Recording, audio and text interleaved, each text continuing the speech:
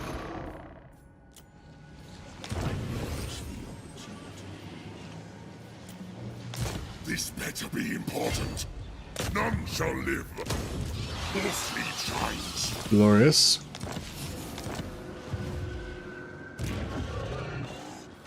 Who needs stabbing? I feel like we could kill this army.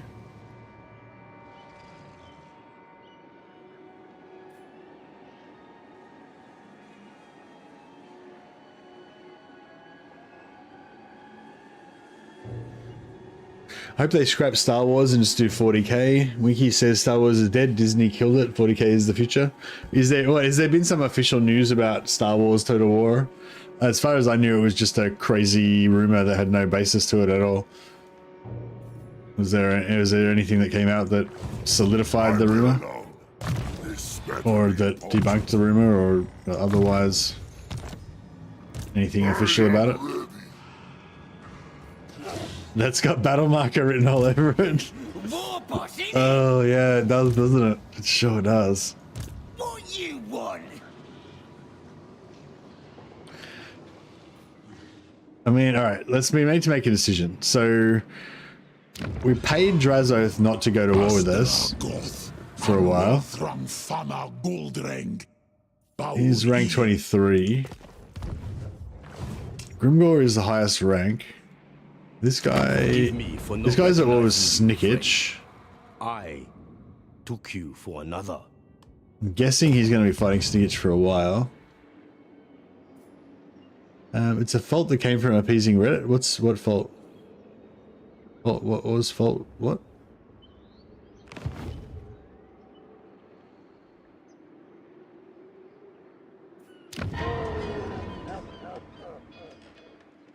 Alrighty, what else do we need to do to build up our economies?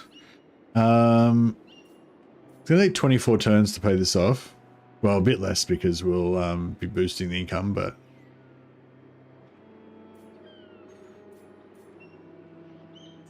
we need a trade partner. I just realized we don't have a trade. We don't have any trade. Alright, who likes us the most? This guy likes it. Jamming likes us the most. Oh, he's only got -10 aversion. Shit. Know that I expect my every utterance to be obeyed. I'm already at war with Clanician. What rank is Clanician? Rank 48. Oh, they're not very strong.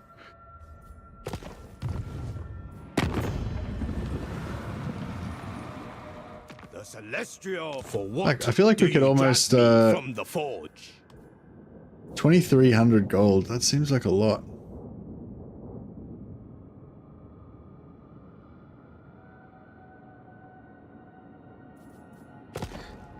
All right, what does he think about? He doesn't care that we attack Greasus.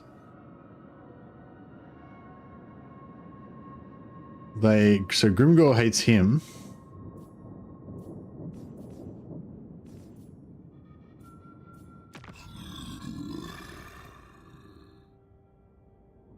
And he doesn't much like Grimgor. Alright, well, if we attack Grimgor, he'll like that. But, he might not like it enough to make peace to trade with us, though. It'd be really good if we could get a trade agreement going with somebody.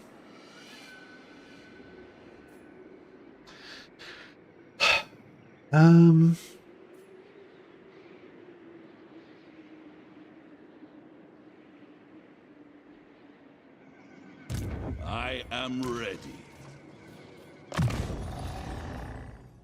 Yeah, I think we need to, I think battle marker, yeah, it does have a battle marker written all over it. I think we need to get this battle marker. We'll never forgive ourselves if we leave those millions of dudes on the table.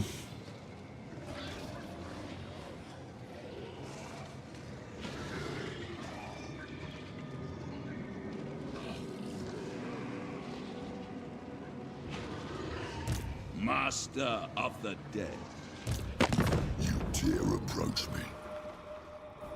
Oh, good news. I'm gonna tenderize you before I eat that. Abuse the orc, yeah. See if Grimgor wants to join your war with Eshin for a settlement. Oh, that's a good call. talking to him. Nah. Good idea though. Let's have you do. All right, we're almost certainly going to regret this, but let's do it. I'm all about getting those short-term gains in exchange for a grueling, unending war against Grimgor. Helman Ghorst. We got any new magic items? Brass cleaver is a good one. Talismans. Get rid of these talismans. I wouldn't mind a black periapt. Book of Ashur is always good too. Channeling staff. I don't think I've got any channeled abilities, do I? No. So this is a good thing about having the 4 Lord thing. You get heaps of items fairly early in the game.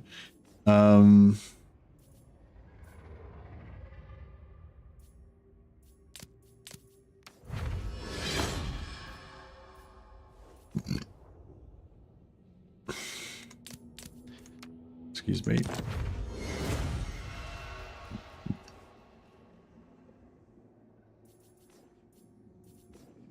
Take all his money before declaring war. Yeah, I should have. I should have taken all his money.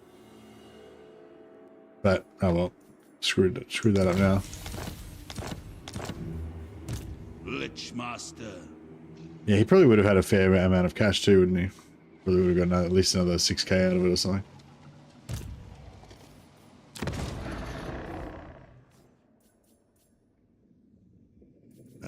Dawnstone.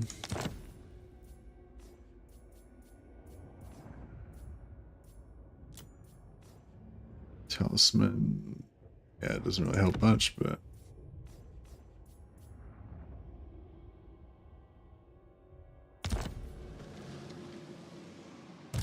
do you get any better auto resolve with Zomzom army? Hey, yeah, I think we do compared to normal factions. Yeah, it should be a pretty good matchup for us because they've got they don't have any artillery, so hopefully we can just sort of grind them down.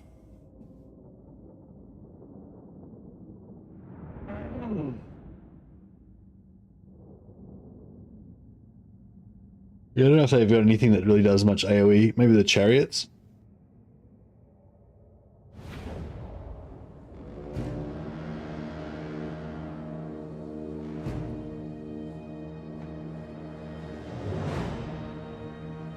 I swear leaked info is just marketing this, guys. Yeah, maybe.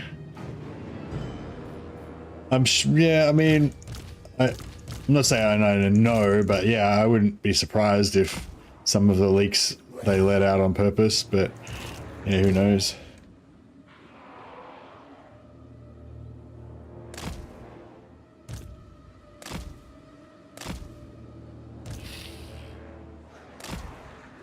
Something like that. I will bathe in their blood.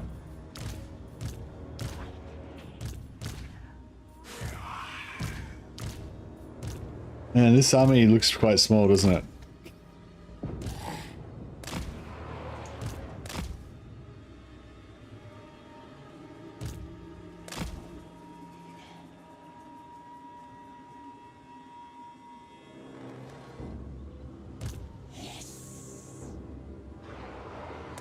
Bit of tree action might be good.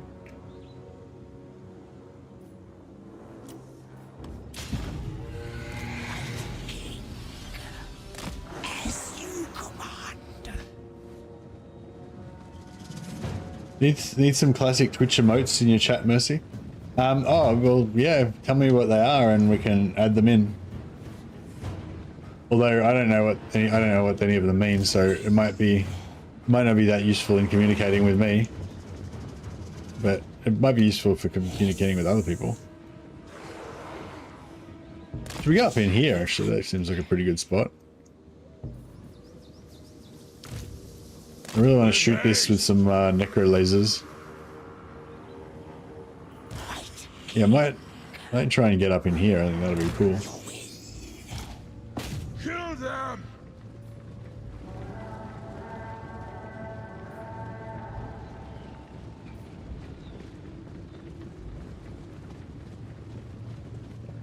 Swiftly!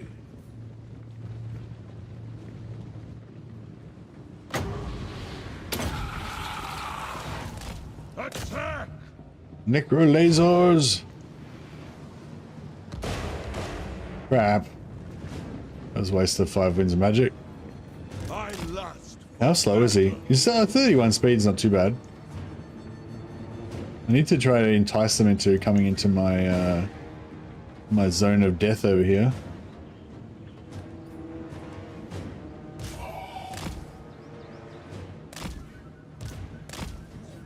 Oh shit. That's not what I wanted to do at all.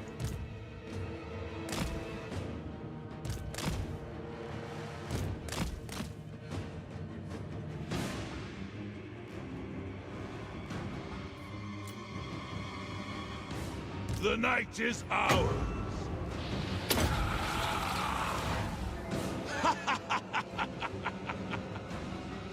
Elman Ghorst.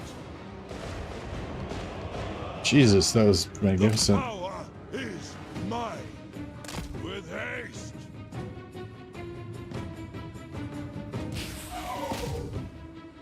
They will come when I call.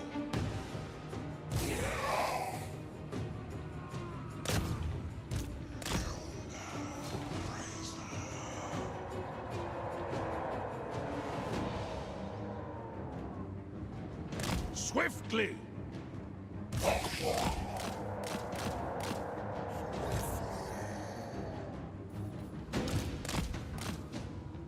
Are they coming? I think they're coming, right? I think they're We coming. are death!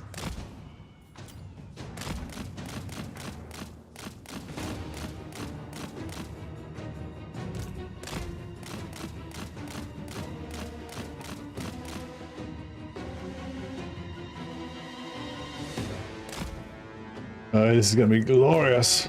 Very well. Cops cat. Now. With haste.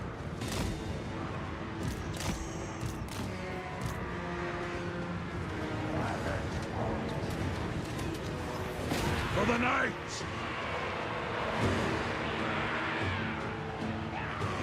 Rise, rise, rise! Ah, ah! With haste! Swiftly! With haste! Swiftly! With haste! Get him Swiftly! back in there.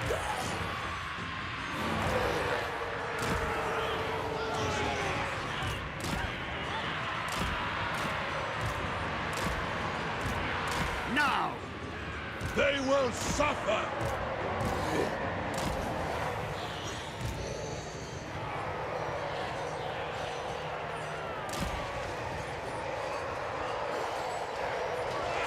All right, now we're getting somewhere. Undead! Come!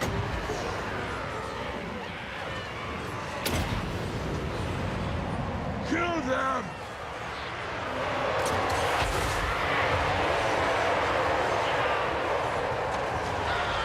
Oh, we got a bounce out of that. That was nice.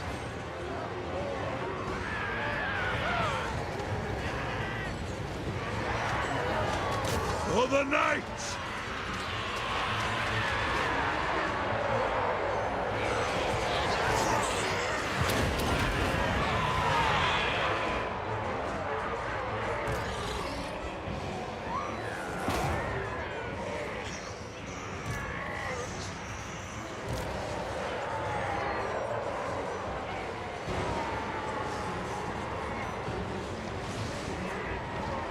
Ghorst!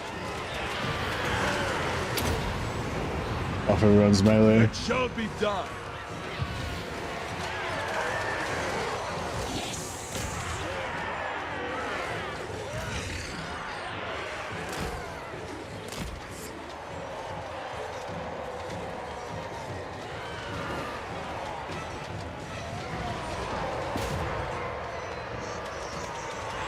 Look at these trolls just running through my lines, messing everything up.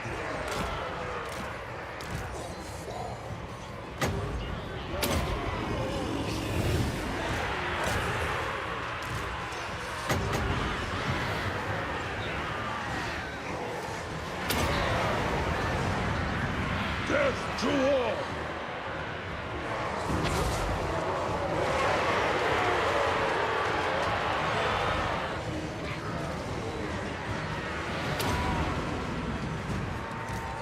Butcher them!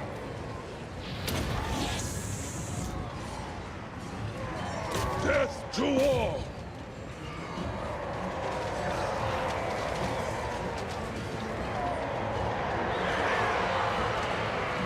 Attack! I don't really want to kill him actually, because if he dies, then they'll rout faster. So we don't really want them to rout. We want them, ideally, when they all come in and die. 700 kills in that Wind of Death. Yeah, nice. With haste! He routed, but he might come back. Alright, we gotta wait till... Oh shit. My corpse cart got out somehow.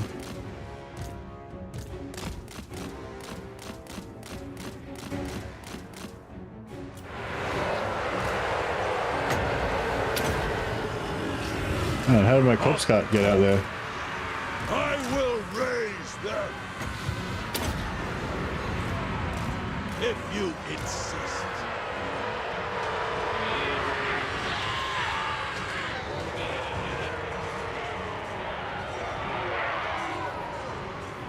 The dead are mine. Serve my will. Of course. Alright, you're ready for another good Wind of Death.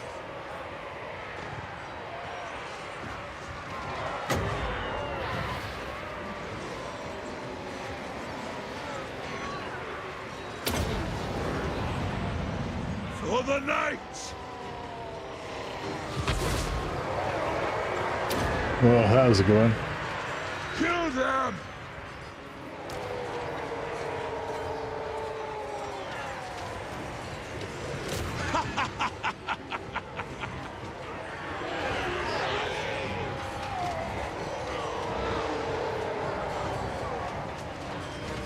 Unleash the gift of undeath!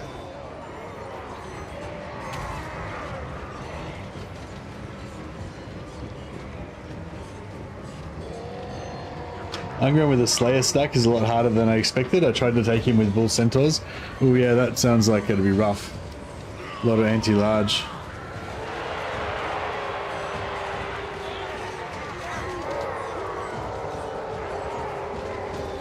Alright, hopefully we can try and get one more Wind of Death in here.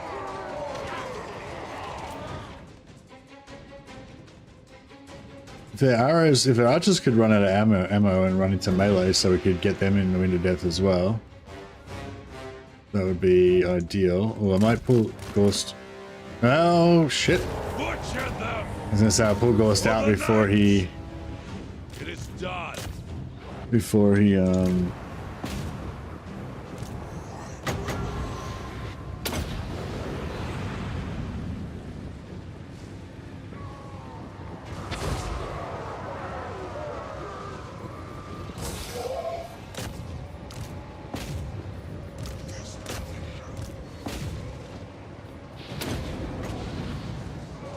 Attack!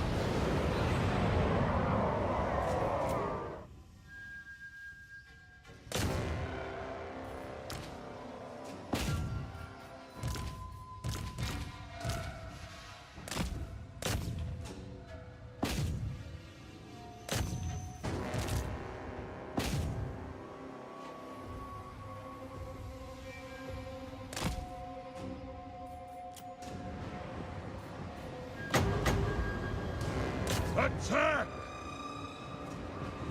we get one more Wind of Death that direction. That'd be pretty good.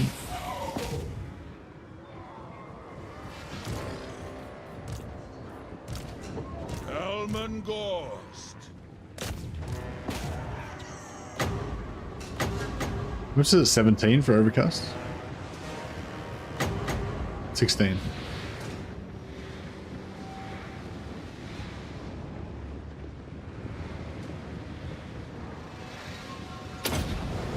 It's not going to help too much, but Butcher them!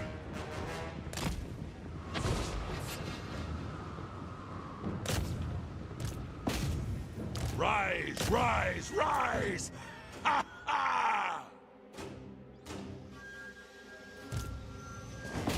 Well, we might get a battle marker out of this, I reckon. Maybe. I mean, Ghorst got... Oh yeah, Ghorst got enough kills by himself to get a battle marker, so we're good.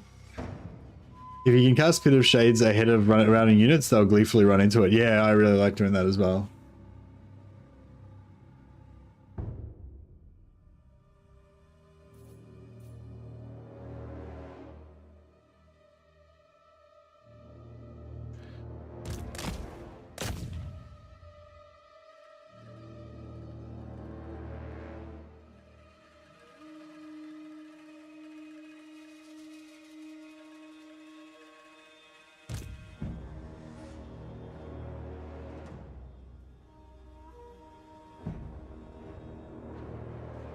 Trying to kill these greenskins. How many is that? 12. They don't survive. Alright, well, that should have gotten us a reasonably good sized battle marker, hopefully. Some of these zombies did alright.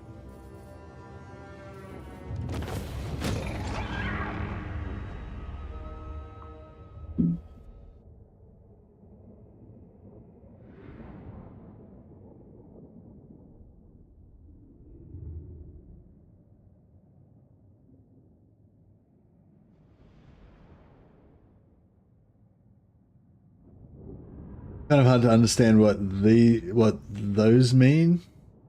I get what the holding your head one means. I don't know what the laughing chin one means, or I don't even know what the other one is.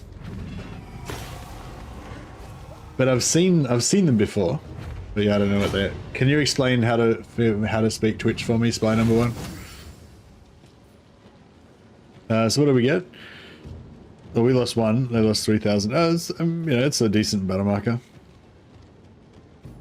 I wonder if they've got enough left. Probably no. I don't think they've got enough left.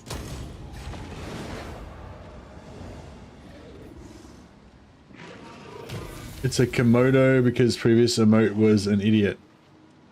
So, oh, lol. All right, you can see what they are. PogChamp. What's a PogChamp? I'm confused.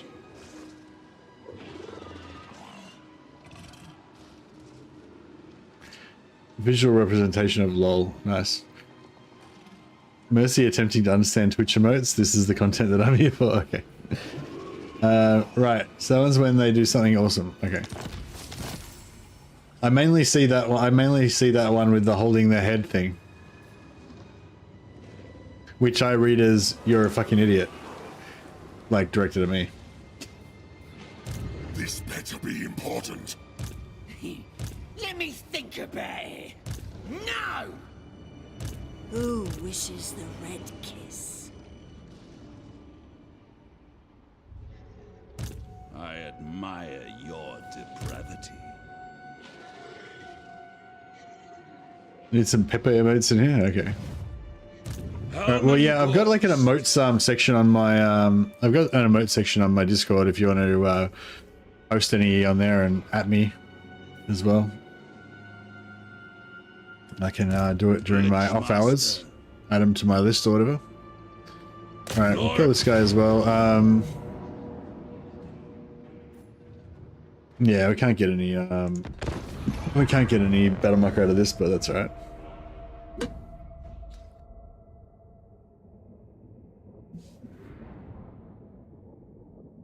But yeah, Grimgor should be good for battle markers, so that's, I guess that's one good thing.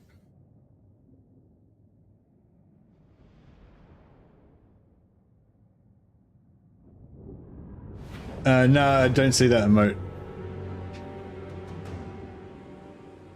Are you technically a boomer? No, I think my parents were boomers technically. But I'm sure that you could use the boomer. I don't think you have. I don't think people have to actually be a boomer to be called a boomer, though, right? You can just call anyone a boomer at any time. I don't think there's any age requirement or anything.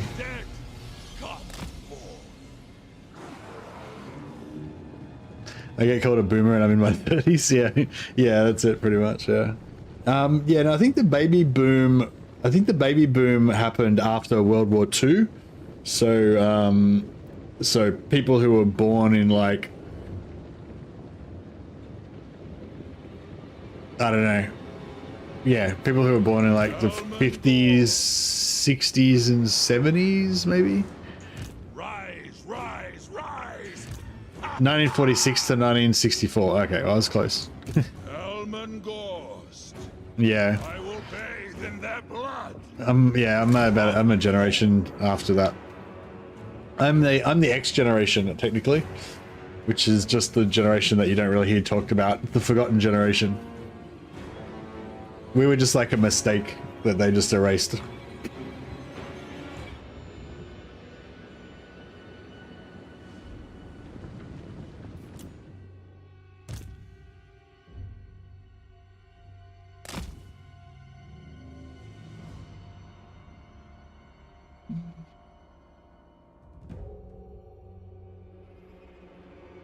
Generation X is 1965 to 1980. Yeah, I think I just caught the end of that.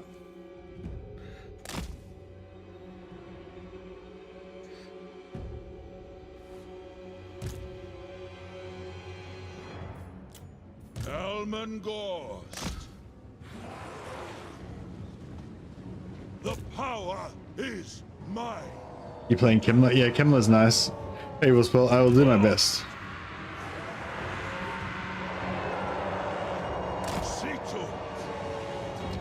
You're a Zoomer? Nice. What's a Zoomer? Is that when you're born after year 2000?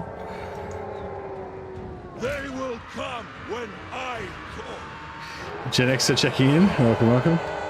God's playing some Vlad. I kind of wish I was playing Vlad. I love Vlad. Vlad's my guy. I used to be fully Team Isabella, but I'm like fully Team Vlad now. I don't know why. I think I just like I like being able to like have just a beast lord, you know, and being able to buff him with lord traits and stuff.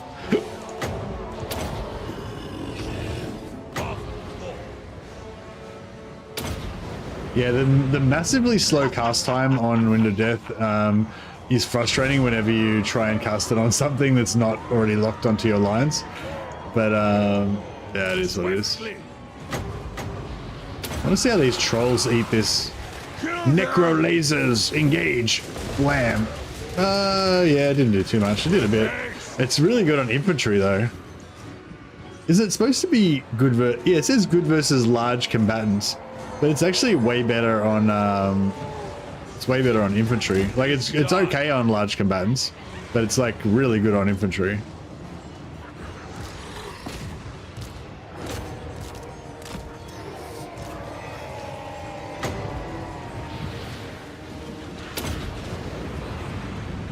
For the knights.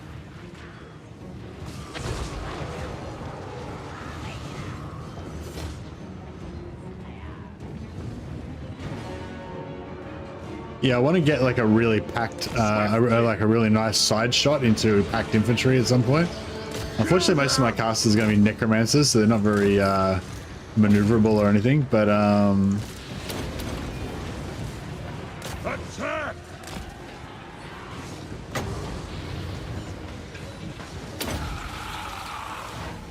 Butcher them!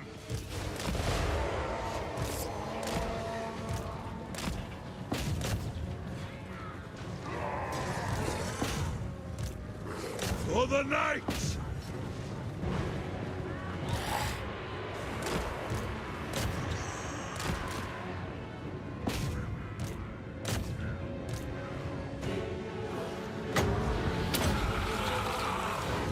Attack!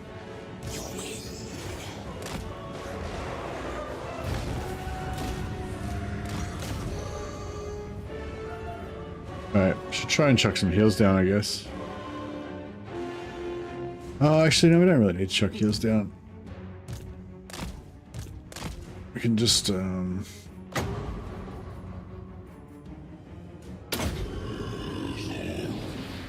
can just muster the dead everyone back up again. Oh, actually, we're not going to have enough time. Zombie group hug for maximum power and friendship. Just googled it. I'm one of the first millennials, or Gen Y, if you want to call it, 1981 to 1996. Yeah, nice. Yeah, my wife's a millennial as well, or a Gen Y.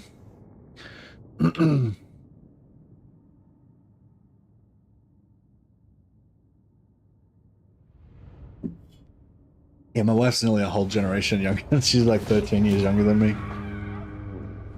But I'm pretty mature, so I feel like it works out. With the WOD, the wind of death.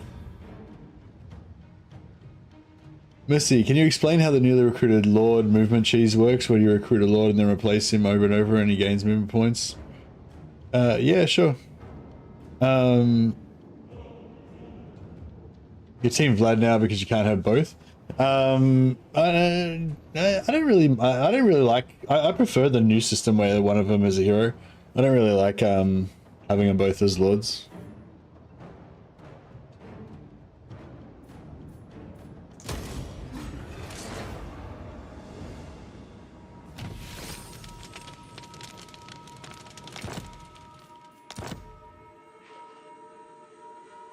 I thirst. Welcome to my court. This better be important. Still waiting for Vampire Faction. DLC's been one of my favorite factions since Warhammer 1. Yeah, me too. Vampires are awesome. Dark magic is mine. They're just so cool. Like, I mean, yeah, somebody, who was it Scott? I think it was Scott. Yeah, that was shitting on the vampire theme, saying that he thought they were like silly or whatever. But yeah, I think they were really cool. I think they were one of the coolest themes in the game. If you want everything to be kind of like dark and serious and stuff, then you know Empire and Chaos are always the ones that you can stick with. But I think vampires are pretty good as well. Scott's withdrawn his comment. Good. I'm glad, Scott. This night, My bloodline calls. Played them all day and it's not that bad.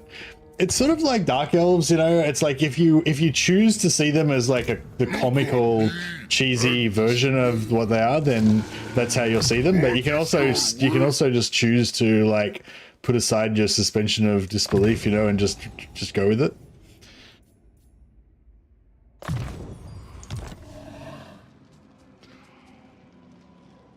Tabletop, I loved orcs for Total War vampire counts are my favorite.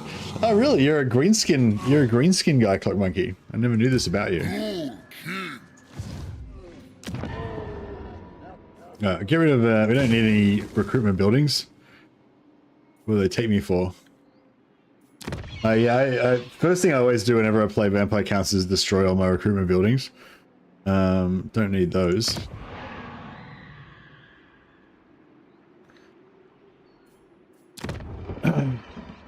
How's our necro recruitment? Yeah, we do need more. All right, let's do that.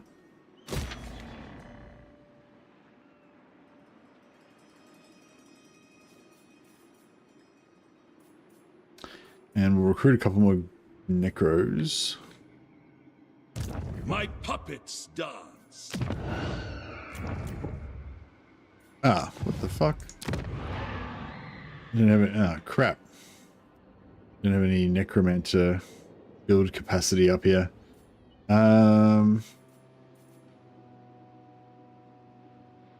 Crap. All right. Well, I guess this is the closest. Or is that the closest, or is that the closest? I feel like maybe this one.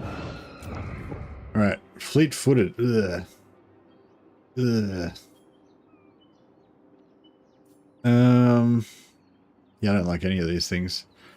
I guess we'll go Dark Majesty. Just in case he's the only necromancer in an army at some point.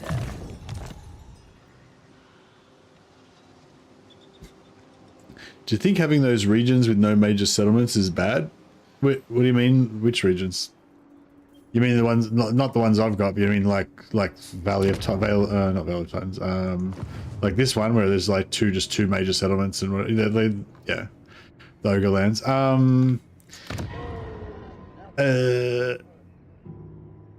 mean, like this one.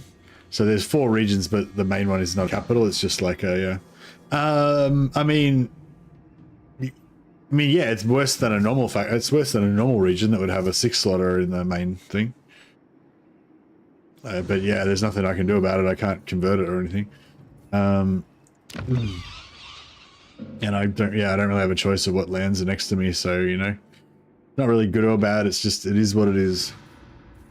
But yeah, I mean, I wouldn't choose to make this my core my core lands unless I was an ogre, because they're a bit shit. There's no upside. No, that's right. I suppose if you want to use them as sack cities, then they don't have any walls, so that's good, I guess.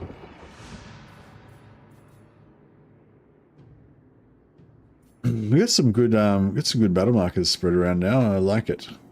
I like it a lot. So we get a bunch more zombos there. We'll probably get more zombos here next turn because we've now got a battle marker. Corruption's looking good.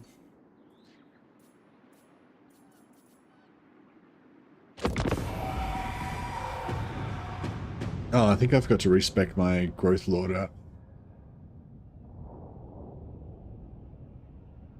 Oh no, I did respec him out. That's right. There's only Restless Spirit and Black Cat that are just +1 and +1 for public auto followers for vampires, right?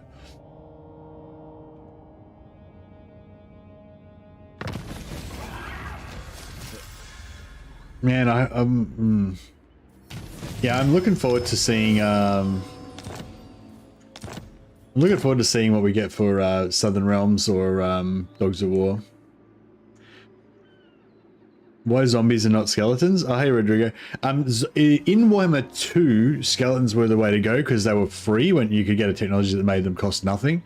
In Warhammer 3, you can't get skeletons to the point where they cost nothing, but you can get zombies to the point where they're really, really cheap. Like even with, what have I got? Even with 16% increased supply lines, they only cost me 20 gold each, and I could get them even lower if I had a necromancer lord in charge of them, I think. Yes, but for this faction that I'm playing right now, Ghorst, he specifically buffs zombies. He's got like multiple. He's got like a faction. He's got like a faction buff to zombies, more raised dead capacity and poison attacks for all zombies for the whole faction. Plus, in his skill line, he's got a bunch of skills that buff zombies for the whole faction. So he's got +12 melee attack for all zombies in the entire faction, and he's got 10% ward save for all zombies in the entire faction. 500% increased healing cap for zombies for the whole faction. So that means they can normally, I think you have 80% healing cap, so you can heal 100% plus. There you can heal back to 80% extra healing cap, whatever. Whereas he's got 500% plus you get another 100% in the skill line, and then he's got this one that gives weapon strength increase for 50% for all zombies and gives all zombies the hunger. So yeah, so basically he just buffs the crap out of zombies. But even when if I wasn't playing Ghorst, I would still use zombies as my mainline infantry. Yeah, is 12 melee attack good? Not really. It's better than but it's better than their base 5 that they start off with. So yeah, I mean plus 12 melee attack is good, yeah, but their total melee attack is still pretty average. Yeah, this goes up to 22 now, including their skill ranks and everything. But you can Van Hels them, put plus 24 melee attack on them. Plus he's got an item that gives them plus 40 melee attack, so they're actually pretty good. I mean, they actually do some damage. They actually do some damage when their buffs are active. But they're still only like, you know, maybe as good as swordsmen, I'd say. But the thing about them is they're way more durable.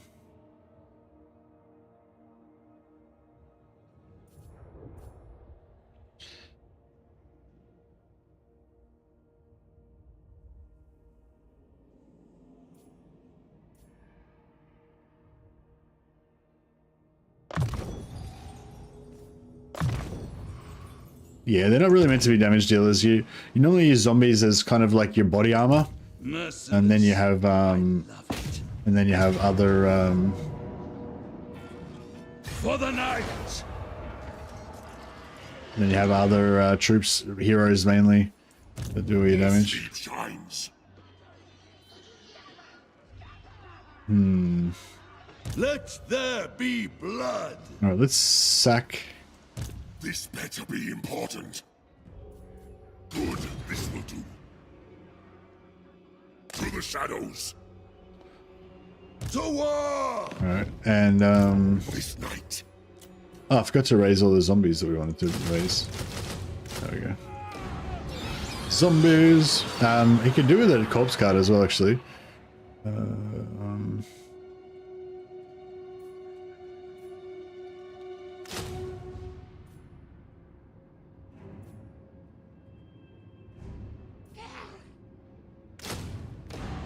Alright, that's a decent, basic, decent sort of army. Death to all.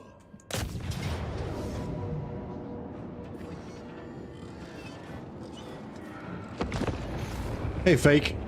Bro, if you're coming to a Helm and Ghorst stream and you're looking for the player to not be using zombies, I think you might be, I don't know, might be looking in the wrong place.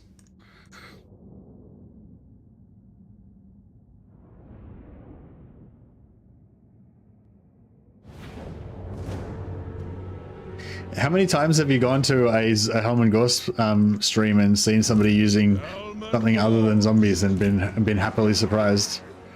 I feel like it wouldn't be very often.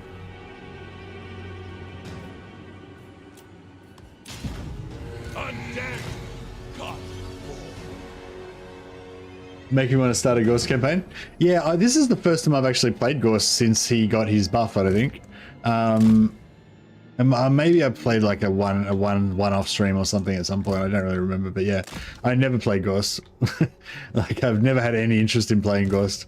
The idea of it was just the idea of setting up his evil money island that basically got me inspired about actually wanting to play him. The whole idea of the zombie thing never really dug it. I never really dug it because I feel like the zombies kind of do their job even without all the buffs. Like you don't even need all these buffs that the Ghorst gives the zombies. It's just kind of like, yeah. Come to me. Swiftly. But it is cool having super zombies.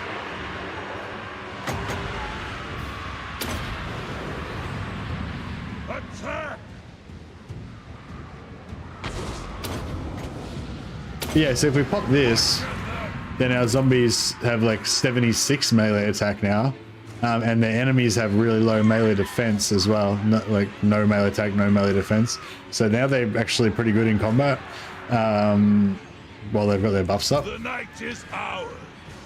Just got Norska long campaign victory. Oh, nice one, Morris. Yeah, I might have to play Norska again soon. Yeah.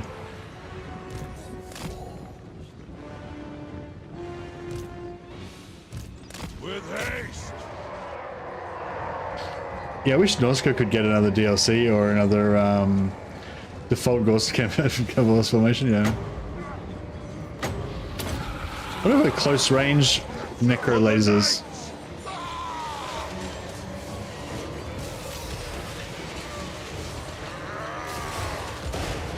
Nah, it didn't really work at close range. Oh well.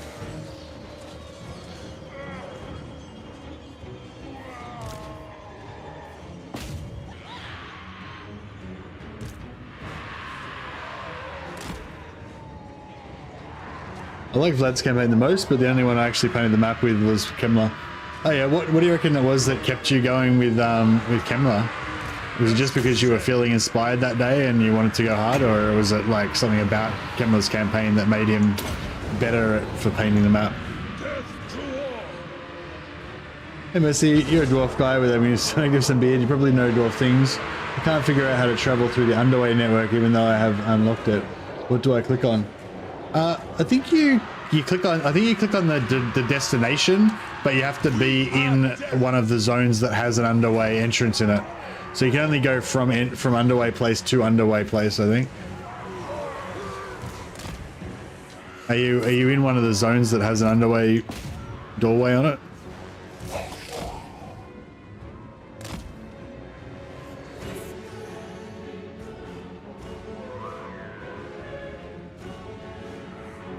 Gentleman Ghorst. Oh yeah, select, yeah, like you said, select the army and select the destination. Yeah, I forgot about that part. Yeah, you would have to select your army that you want to move. Yeah, does that work? Kemmler is over 100 years old. Yeah. Yeah, that's the main thing. Yeah, I gotta say, actually, that's the main thing I like about Kemmler as well, the fact that you get the Red Duke. Necro lasers. Yeah, I had one before where I hit a unit and just like only like one of the lasers hit them, and it just destroyed them. I think with that one, because they were on an uphill, it just kind of went into the ground. But if you can get them on like flat level ground and shoot sideways through the unit, it'll just destroy. I don't think you have to be an underway stance, no.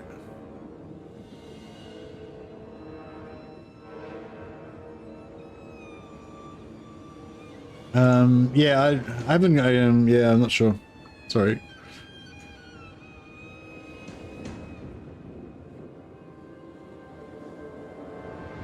But yeah, I actually met Kemmler in one of my novels that I read, in one of the Godric and Felix novels, Zombie Slayer. He's like he's the bad guy in that.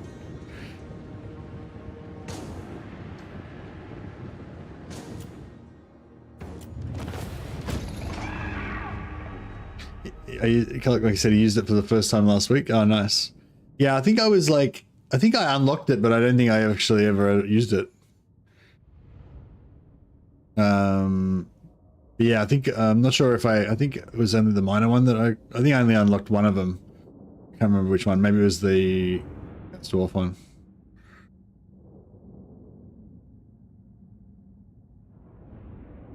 I used to like race stacks with him, but Hex can race are kind of bad in Warhammer 3. Yeah. Yeah, the can race thing didn't really work out that well, did it?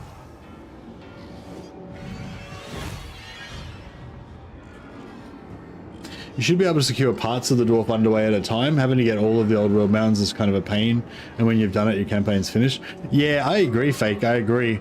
I think it'd be way cooler if you could just unlock little sections, like they're just like, yeah, just an entry and an exit, like 2 sections, and you just have to, or even just unlock them one at a time. Like every time you take over a region, you get that one. That'd be really cool.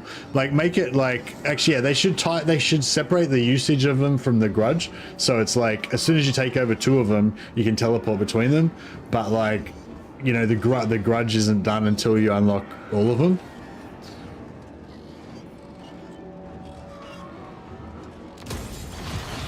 I was trying to backspace, but I didn't work.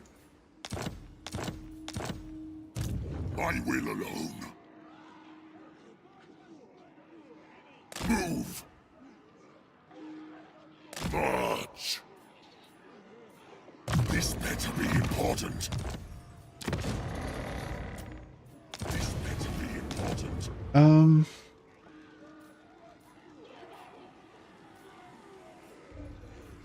Disciplined necros, alright, I guess.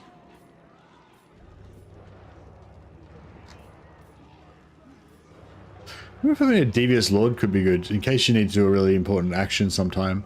Then you could pop them in, buff the local success chance. My bloodline calls. What do you And away you go. Alright. Do you reckon Ghost's army could just basically take out anything?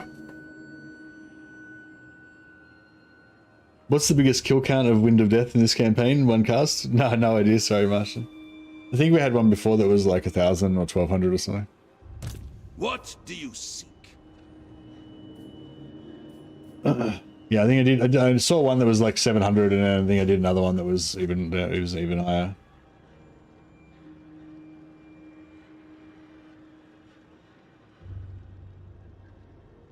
They nerfed Wind of Death stats? Yeah, they changed Wind of Death ages ago. Master of unlife.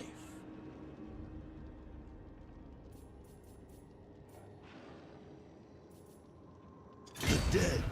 What if I should do an ambush?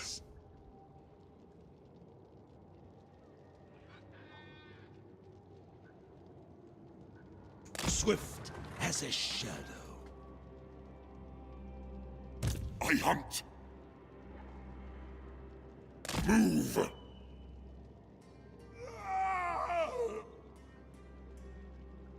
More sleep shines.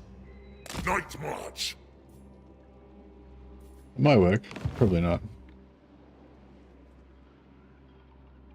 You would struggle against struggle against Cathay artillery with the zombies. Yeah, we need to diversify a bit versus some things. Get some flying things going. But early zombies are really good for making battle markers. So we've made 1, 2, 3, 4, 5. We made 5 pretty good battle markers in our regions. So that once we shift into like late game mode, you know, we'll be able to get like mortis engines and terrorgeists and blood knights and you know all kinds of good stuff. But having lots of zombies early is good because you can make bigger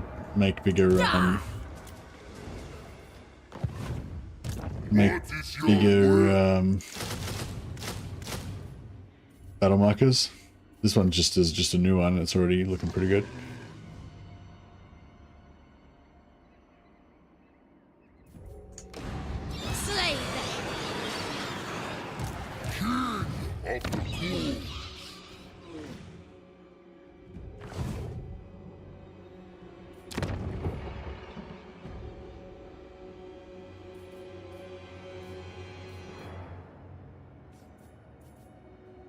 Get those upgrades going as fast as possible because they take a long time. But yeah, as soon as we get some money, I mean, it would be nice to build this, but yeah, I think we'll hold off on that. We'll just go for money. Excuse me. Look on me and despair.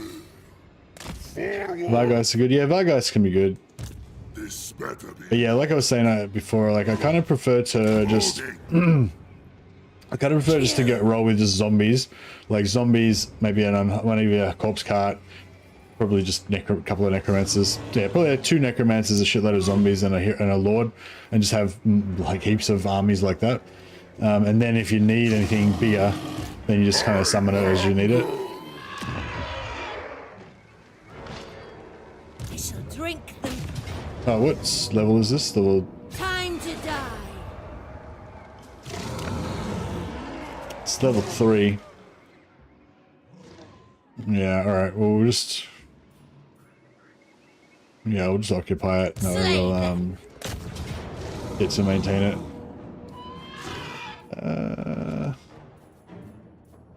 I suppose the lands will point. Prep stack spam for the win? Yeah, for sure. HP trait too. I always kill my own zombies to get it. Yeah, for sure. It's easier to do that when you've just got a single lord, though, like, or a hero squad. Then you can just raise 1 unit of zombies and kill them every battle for like 5 battles or whatever. As it turns out, trying to cast spells near Thoric is a bad idea as well. Yeah, for sure. I haven't played Thoric for a while actually. I think that dwarf artillery would mince a zombie spam. Yeah, artillery and area of effect magic are both pretty bad versus zombies. Although trees tend to be quite effective at reducing that. But yeah, that's what I was saying. Like, yeah, later on you'll need other stuff like a flying goon squad is really good. Like having a couple of heroes on or lords on flying mounts. Tree is better than cannon. Yeah, exactly. Are you able to get mortis engines for Ghorst armies? Ghorst army? Ghorst is a mortis engine, so Ghorst's already got a mortis engine automatically. Gyrocopters are a challenge. I would have thought that like terrorgeists and flying stuff would be good at killing what do you call them?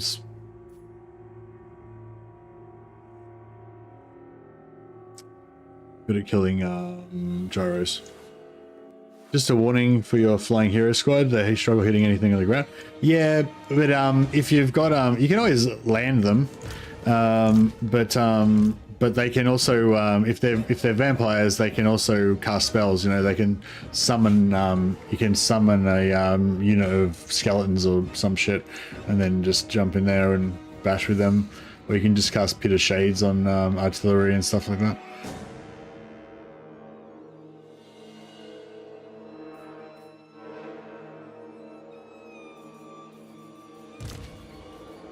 But yeah, I mean, that's pretty much all. The tools that you've got are basically zombie blob plus regeneration to make, like, you know, basically just a hit point sponge.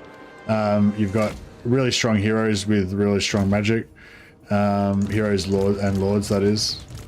And you've got big monsters. Those are kind of like your things when you're playing vampires. Good direwolves as well, but yeah, I find direwolves are a bit shit. I mean, they're good in certain situations, but yeah, in really big hectic battles, they don't live very long. Blood Knight Elite Cavalry, yeah, they're really expensive though. I think Blood Knights are not armor piercing either, but I think they're really good at killing other large entities. I think they're anti-large and they're tough, which is cool. Like the hunger and everything. They got high health.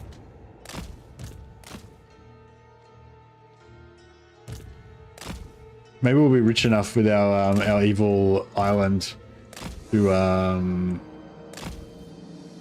they look epic. I don't know. Yeah, I like the ones that don't have the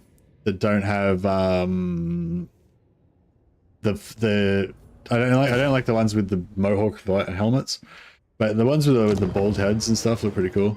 Or the Red Duke helmet looks cool. I don't know. Do generic Blood Knights have the Red Duke helmet, or is that only Red Duke that has that one? Man, I need to.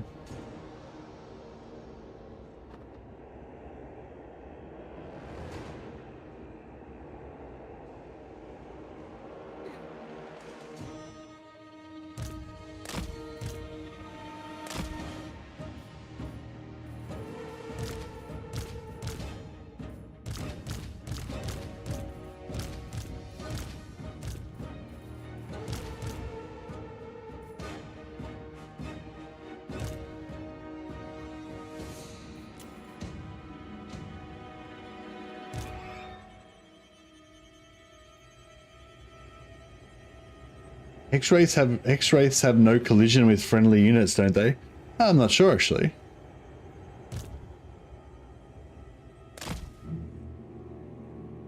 Old Blood Knights were derpy. Age of Sigmar ones were a big improvement. Were the old Blood Knights, did they look a bit like Night Lords, but skinnier, like skinny Night Lords, with like big bat wings on their helmets and stuff?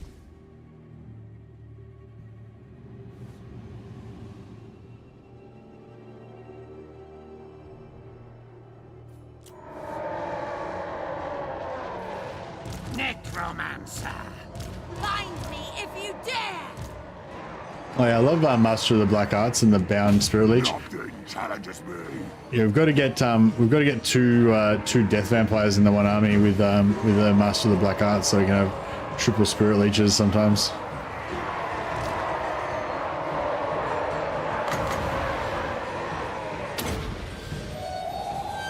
are immortal!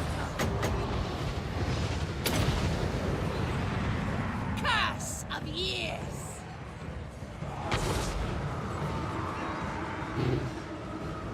There's puddles is left behind. A puddle of that unit. Pretty expensive, but you know, got the job done, I guess. I know. Give them death. Blood magic!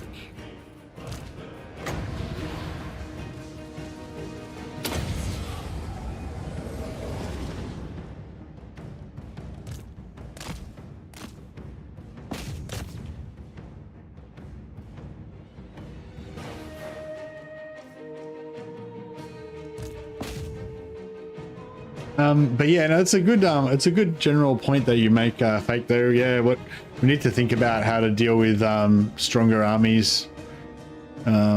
when we encounter them later on. I think I'm going to try to make peace with Cathay and have a trading partner, because I want to have a trading partner and I want to have an ally on at least one side so I don't have to fight in all directions at once.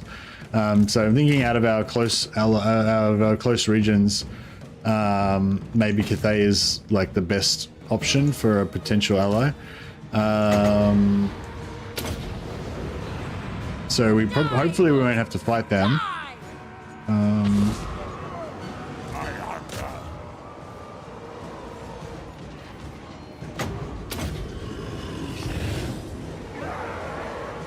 Kazdorfs would be a problem. Yeah, Kazdorfs would be a problem, but I think they're going to get killed by Tretch or someone. I don't think they're that strong. They might come out on top, but I reckon they might get killed by Tretch or Imric.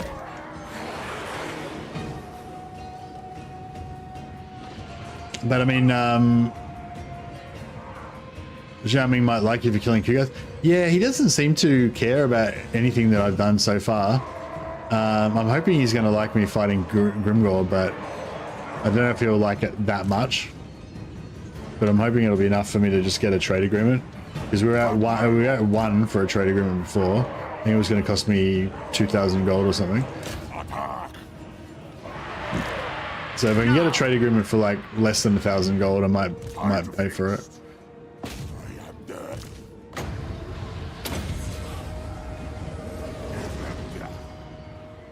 Get Grimgor to declare war on Cathay and then save Cathay.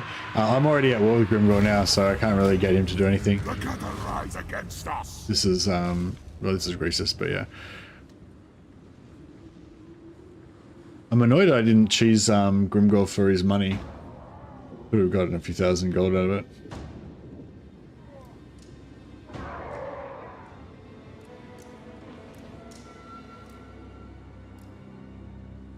Used armor on the ground. Oh, you're saying like pick up the armor from the Noblars and equip that? That'd be cool if we could do that. That's a good point. It'd be cool if I wonder if we'll get any new mechanics with the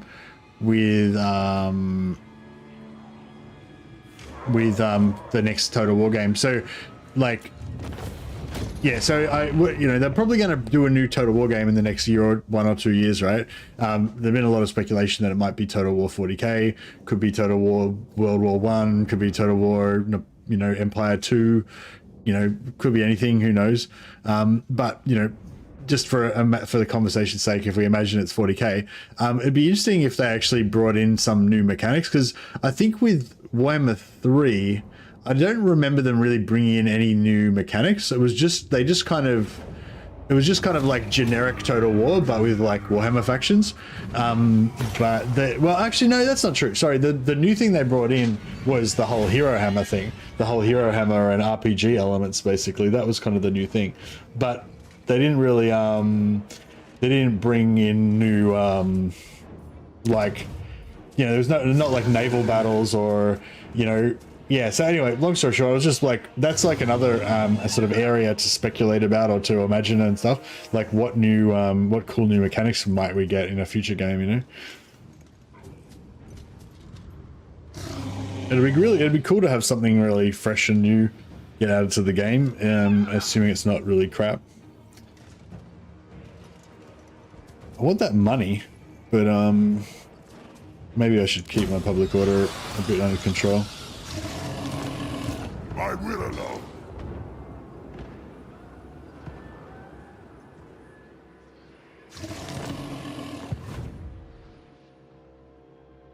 The Grimgor fleecing ship has sailed, yeah. It's all over now.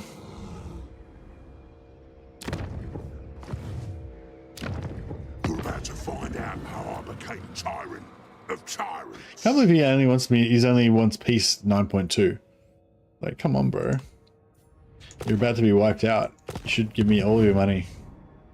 Give me everything. Alright, so hopefully Zhao... Yeah, Zhao actually likes me a bit more now. I will make time. He's still at -1 for trade. But... well, it's only -0.5 for trade. So yeah, I reckon once his relations go up a little bit, maybe we'll be all good. That foot of Gork on zombie blob. Yeah, we've got to watch out for magic. Luckily, there's no shamans in this army. Death Otherwise, that is could be rough. only the beginning. This better be important. Welcome to my court. This guy was just meant to be like a temporary lord. Have we got any replacement lords? Oh yeah, I got a couple of necromancers.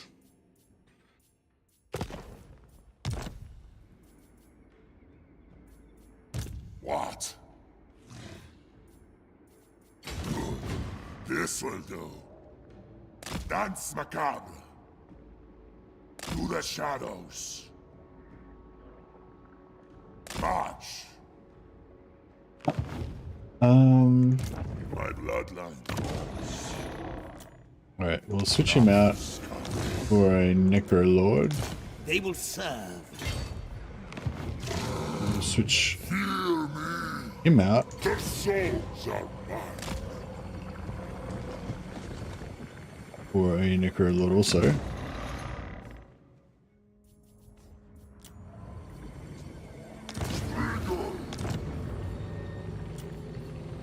Soon I'll be all powerful. He's also got a crappy trait that I don't want.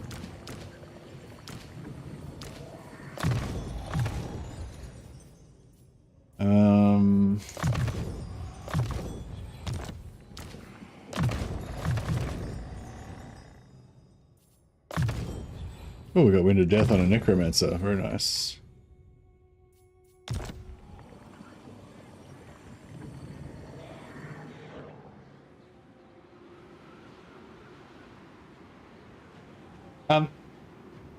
Imrik is also kind of hard to deal with this army. Yeah, there's like many things that Zombie Blob is not good at dealing with.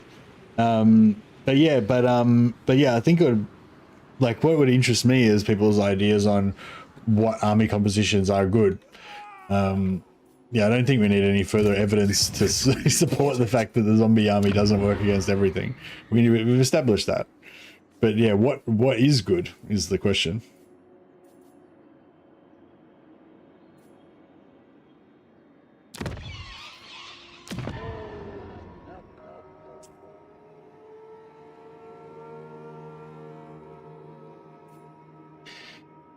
-3 from devastation.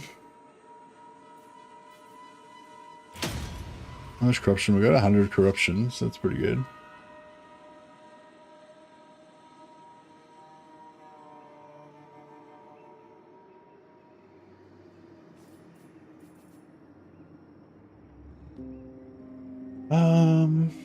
I want some more money.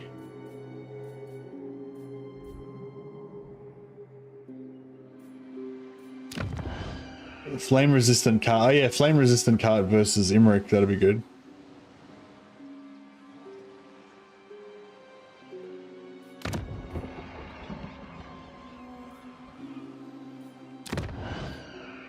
Only 10 turns till tier 4 here. That's good. Be good to get some vampires finally.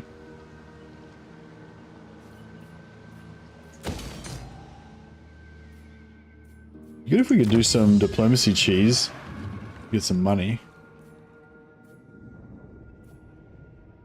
3 turns to get 20% extra income. 5 turns to get extra movement. Both good. 3 turns for melee defense. Ugh. I want all of the things.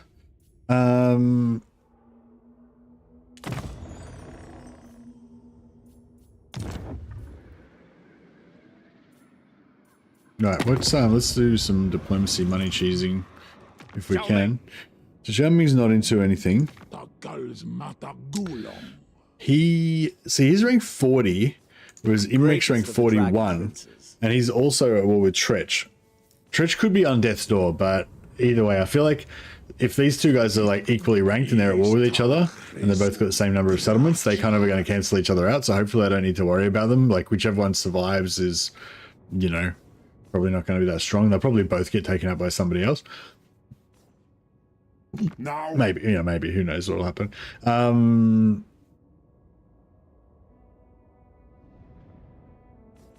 Ghost's not too close.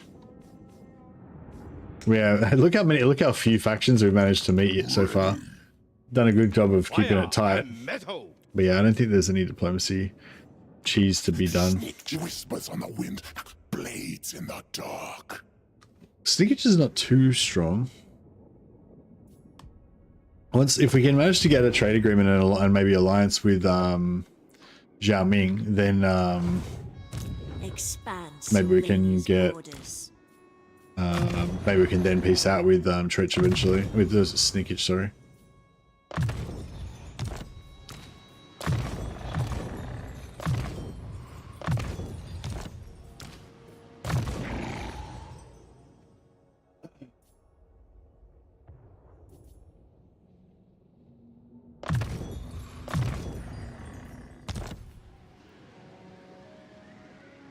You would destroy Sneakage, zombies, mulch Skaven? Yeah, well, yeah, Sneakage is like way over here on the other side of Western Provinces, though. I wasn't trying to peace out with Sneakage because I'm afraid of him. I was saying we might be able to peace out with him so I can get some free money from him. Yeah, we're not. I don't think we're going to get into combat with him unless he kills Zhao Ming. Who shall we destroy? But yeah, I mean, zombies mulch everything that's low tier. But This way.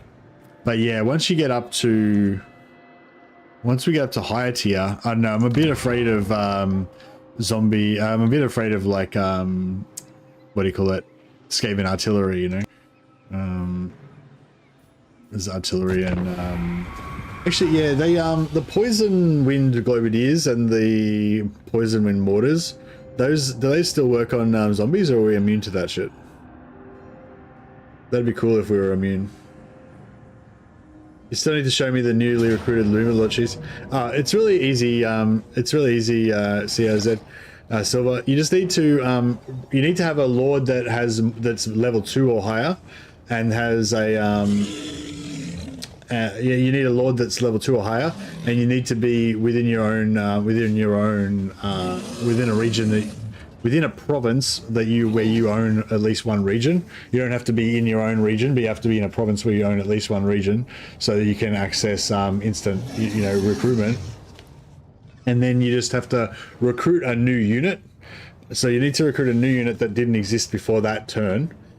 Instantly, right? So if you're Warriors of Chaos, you can just do it anywhere you want because you can just recruit units everywhere. So you just have to recruit a new unit that didn't exist at the start of the turn. You need to recruit it instantly, and then you just need to respec your lord out. And then when the lord gets replaced, you'll have movement. And you can keep doing it as long as you've got more units to be able to do it with. The only suck thing about this is that we can't get the battle marker for the massive, because he's got a war army. I was hoping to kill the war army as well. Yeah, if I kill this army, I think the war army will die automatically, but yeah.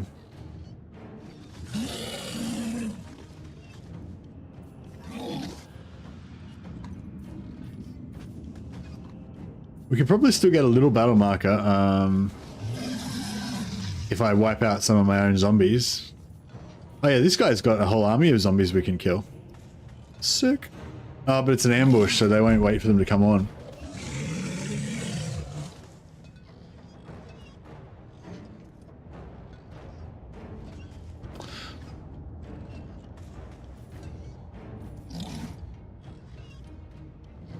Yeah, he doesn't have enough kills.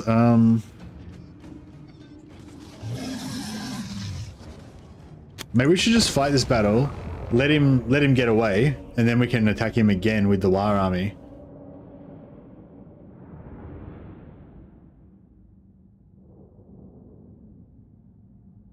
Warp thrower, yes, yeah, warp throwers would be nasty. I murdered the Chaos Dwarfs early before they became a problem. Yeah, I don't really like the Chaos Dwarf lands. I feel like as a vampire, your natural thing is to like rule over human vassals, but which is really cool when you're playing as Vlad, but it doesn't really work for us.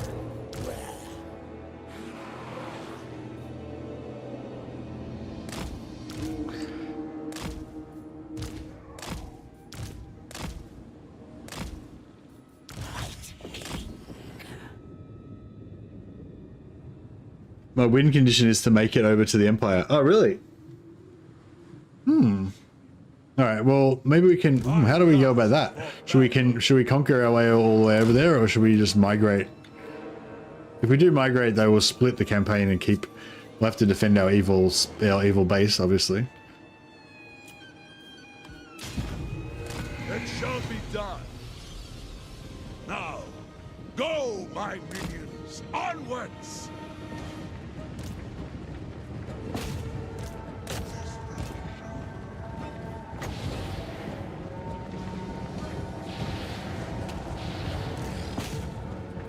They will come when I call. What are they doing? Are they trying to evade my blob?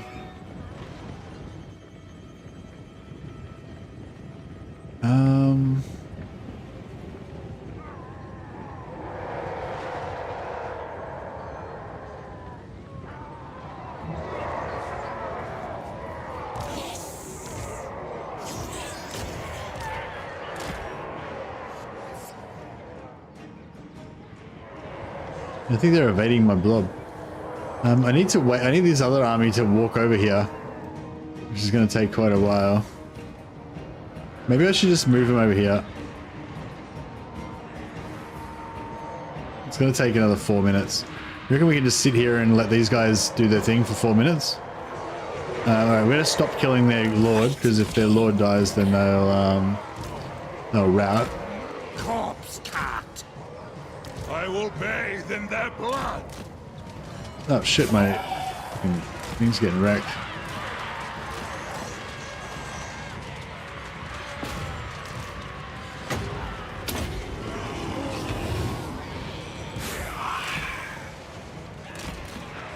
Gonna hang out down here in between our two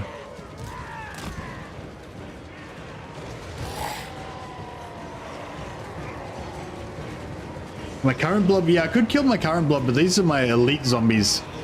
They're my elite rank 5 zombies, so I don't want to kill them if I can help it. It looks like he's pretty keen to fight, so if we can just stay here and try not to check out Ghorst just tanking the archers. 1, 2, 3, 4 units of archers shooting him. What a beast. It is done.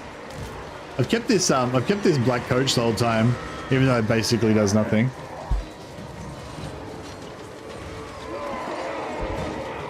Bard of Doom them.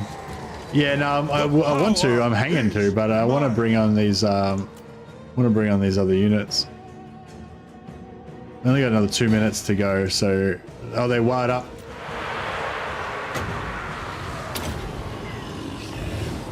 It shall be done. Kill them with haste. Man, they're drilling. Swiftly. Very well. With Trying to haste. kill the poor old Ghorst. Swiftly. Ghorst. With haste. Swiftly. With haste. Swiftly. How slow is my magic coming in? How did Ghorst get With haste. slowed? Swiftly. With haste. Swiftly. With haste. Swiftly. With haste.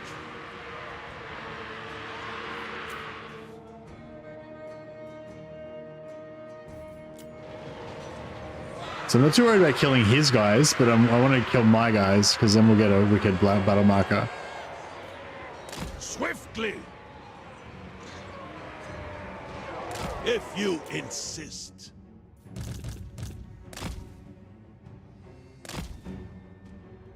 Alright, he's run out of ammo. With haste.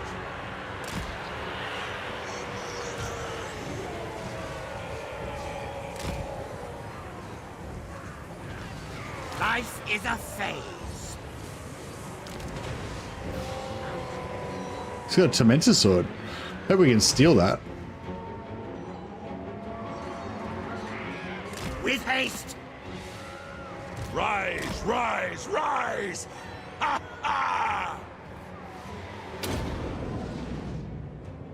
Huzzah! All right.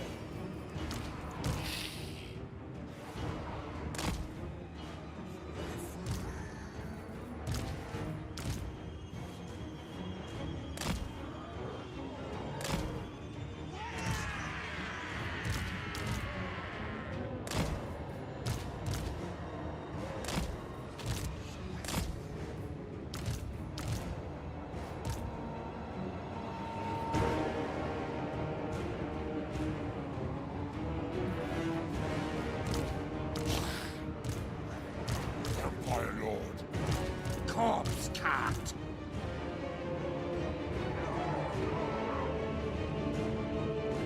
Oh crap, we got heaps more zombies that need to come on. Shit, they're routing. Quick, we need to kill everyone. Ghorst. Oh, crap. Right. Corpse cart. For the night.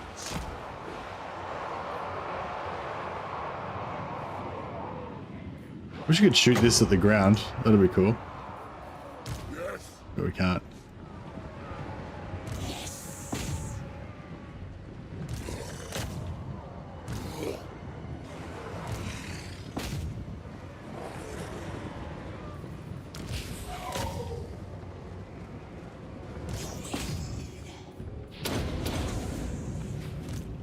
Yeah, I don't know if we're gonna get enough kills. We might.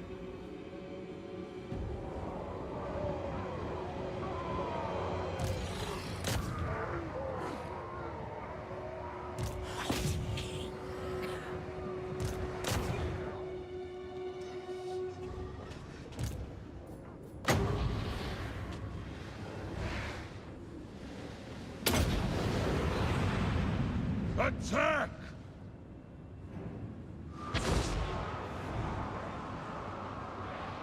Like, it'd be really annoying if we do all this and we don't quite make it. Just don't quite get enough kills to get the battle marker and just murder all of our own troops for nothing.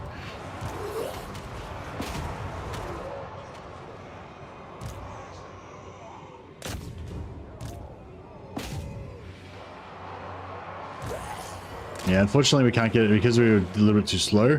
We can't get any of these other guys to come on the battlefield.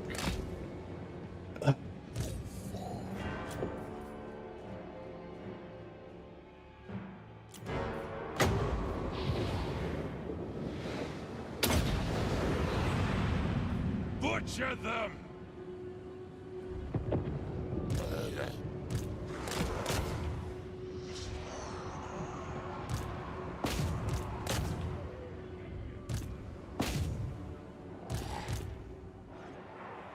Most of these look like they're melting. Good. No, except for this one.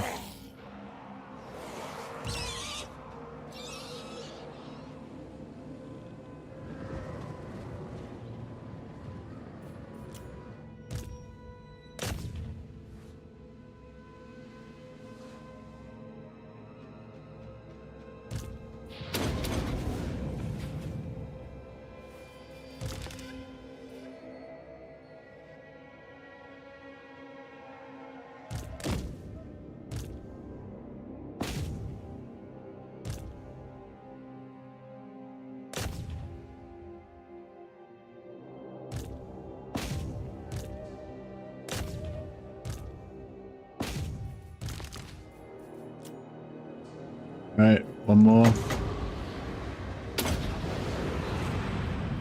Death to all.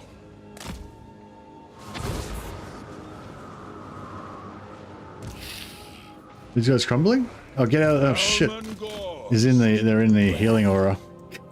Get away from the healing aura. That's right, they're out now. Crap! I was healing them while I was standing too close.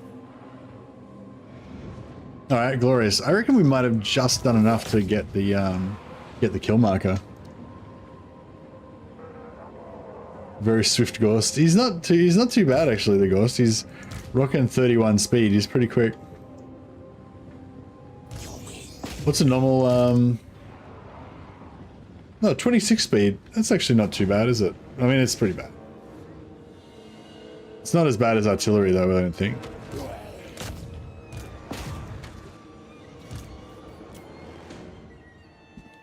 Kill zombos to gain zombos, Warhammer 3 logic. Yeah, exactly.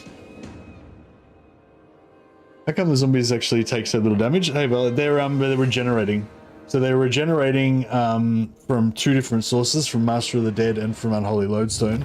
And they also have the hunger, so they regenerate while they're in combat. So I think that altogether they have about 0.3 or more per second. So reasonably fast regeneration. Plus they've got 30 armor and 30% physical resistance because of all their buffs.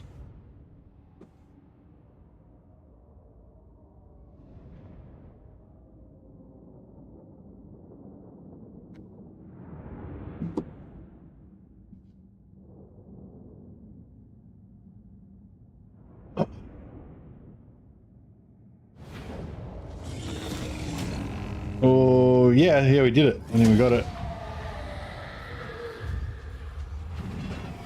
Good to get 20% replenishment.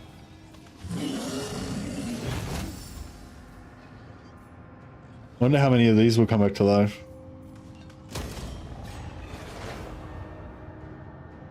Oh, did none of them come back to life?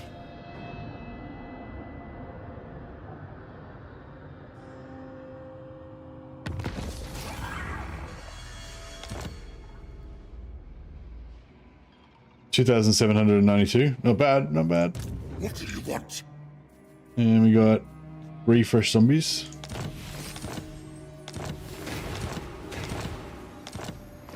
Oh, Nemesis Crown. I admire you. Nemesis Crown would be really good for Ghorst, wouldn't it? Just kind of like boost his already things that he's already does. Yeah, I don't know if I want to deal with this. No way. Although, Not doing that. he doesn't have any magic.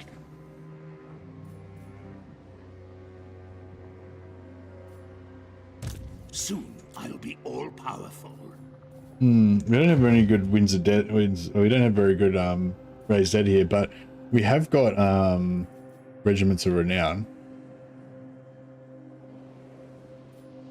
Expand Sylvania's borders. Darkness comes.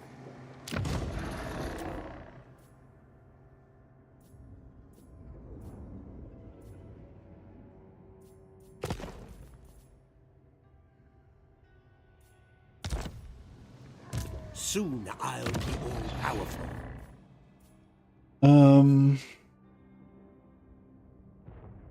Yeah, if we bring back in Faraxon. Ready. My bloodline calls.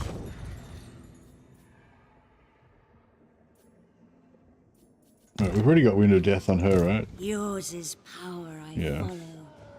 You dare. So he doesn't really need Wind of Death. This better be important.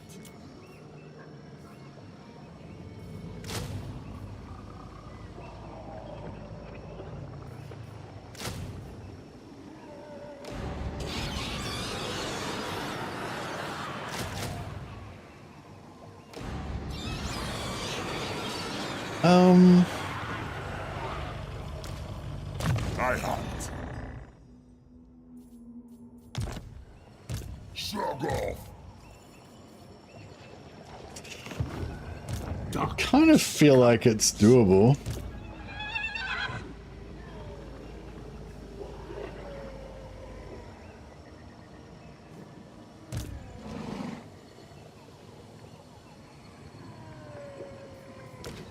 Alright, so what are we going to give this guy?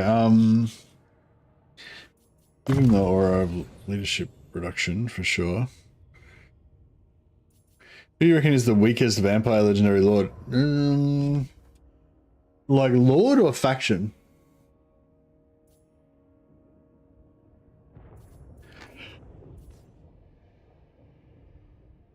I guess Kemler would be the weakest lord. If like it was just a fight, if it was just by himself and he had no Krell. But he's pretty cool. Like, he's got pretty good abilities and buffs and stuff.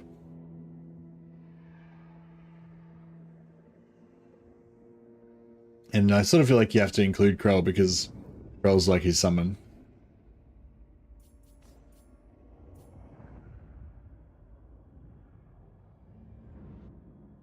But yeah, I don't know. It's pretty hard. They're all pretty good.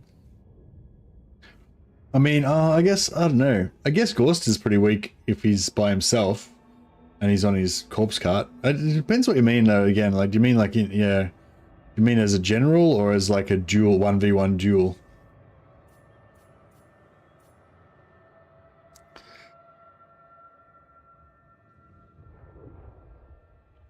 Yeah, it's like it's whenever it's like those questions about like who's the strongest and who's the weakest. They're always kind of like weird questions because it's like, well, it just depends on what your criteria are. You know what your criteria are. You know, you can make pretty much any lord the strongest or the weakest if you just narrow the criteria down sufficiently to, you know.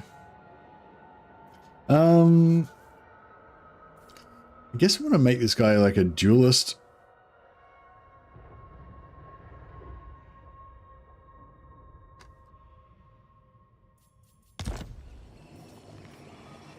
My will alone. Actually, no, we don't want any duelists, do we?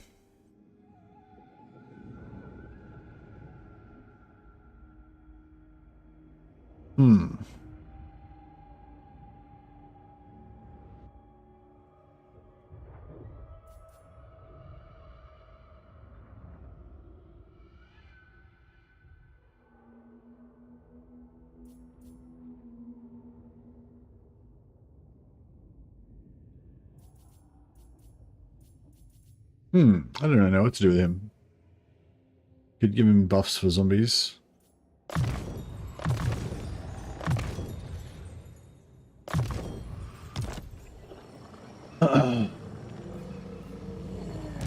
Everything dies. Follow me. What do you want? Moving. Now.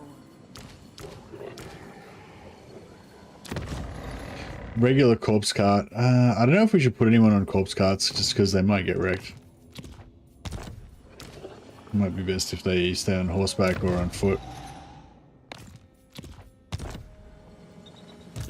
More sleep shines.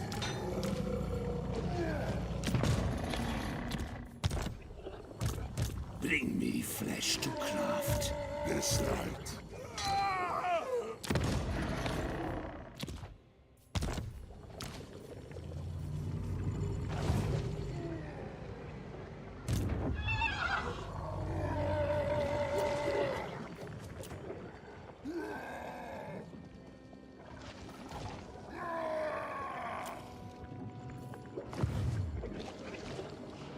Ready. Ready. You dare. You dare.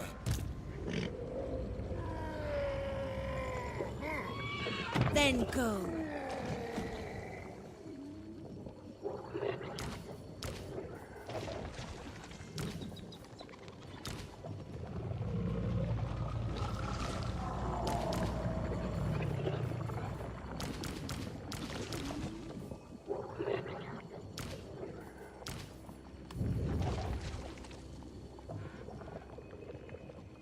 Alright, this is going to be rough, I reckon. Okay, let's give her...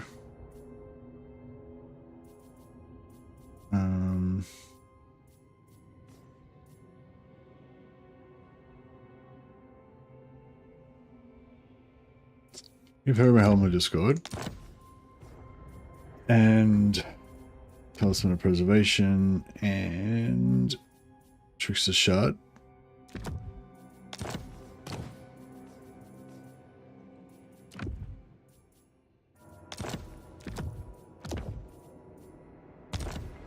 Excuse me, Lever of Hellsteed. We give this guy glittering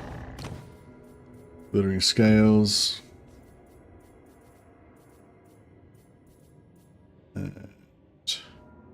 Brass cleaver so we can buff our zombos.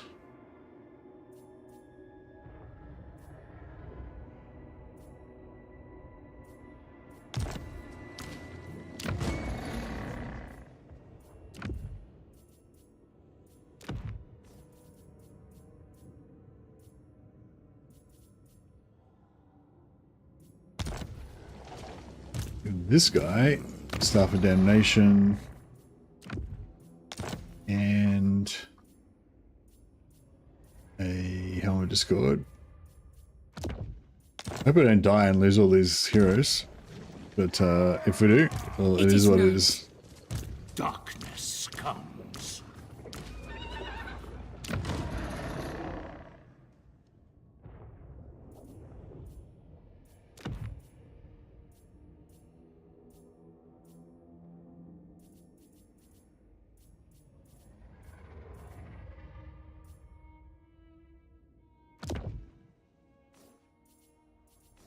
Alright, whatever.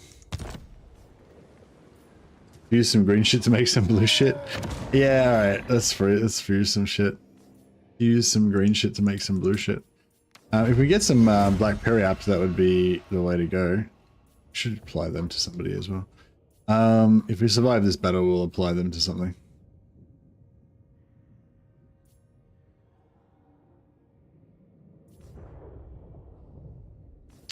Oh yeah, Shrieking Blade, I wouldn't mind sticking on somebody. This better be important. Let's get some terror. Get some terror up in here.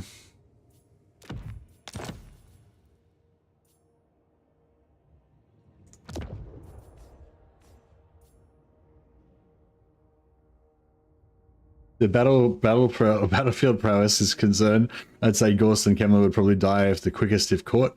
Their bonus is another question though. Yeah, that's right. They're both good faction bonuses and army bonuses, but they're not very good fighters. Alright, I think we've got... My bloodline calls. I'm concerned we don't have enough zombie meat. Bats and wolves gather. I think we might need to... What? Yes. Yes, my sire. Yeah, that looks a bit better, I think. Who Oh yeah, fusing. I don't think we had anything else to fuse really. Oh, we can fuse these. Don't need a potion of healing. Sort of bloodshed. Actually, maybe I can fuse those. Scroll of leeching. Come on. What are my black periaps? Yeah, I guess we'll just keep the rest of this crap.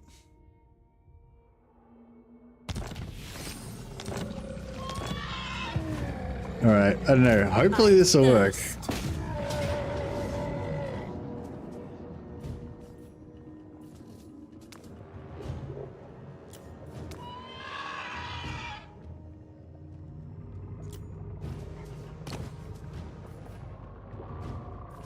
Alright, this is gonna be rough.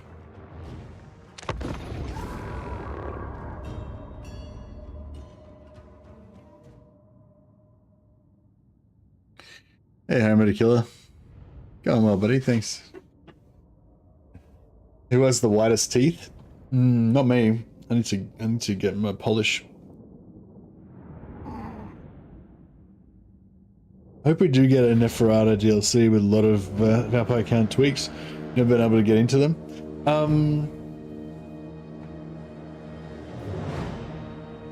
Yeah, I think I don't really want the vampire, like, I don't really want anything essentially tweaked or changed about the vampires. Like, I really like them as they are. This is just me personally. I'm not saying they shouldn't be tweaked, but just, yeah, I'm just saying for me personally, I like them as they are. I don't really want anything changed about them. I just basically would like more content, you know, like maybe I'd like the blood kisses thing to be expanded. Like, I guess I'd like the Karl Franz treatment. I really can't get over how good the Reichland update was. Just for me personally, for my tastes, you know, I feel like they just did a really perfect job of basically upgrading Karl Franz while still keeping the exact same flavor of the faction. You know what I mean? Like the way that he deals with his elector counts and all that. I feel like they just did a perfect job of sort of updating and making it fresh and cool and sort of Warhammer 3 style, but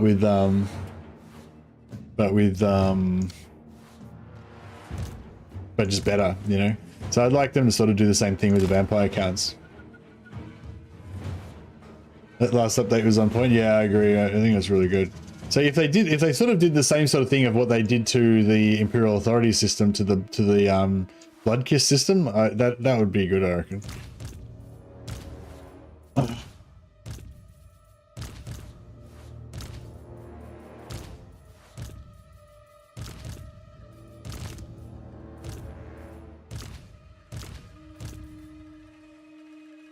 Yeah, sorry I keep sneezing all the time, guys. I'm a bit of a sneezer.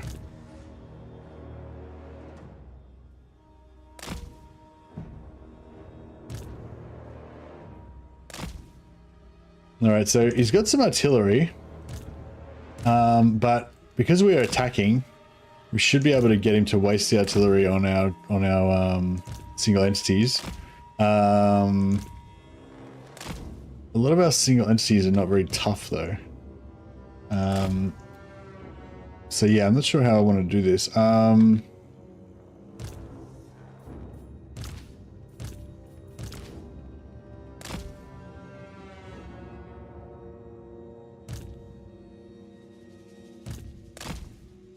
What's the range on this thing? Okay. So I was sort of thinking I'll rotate him. I'll like send this guy in. He can get shot in the face a few times. And then we'll go to the next one and next one.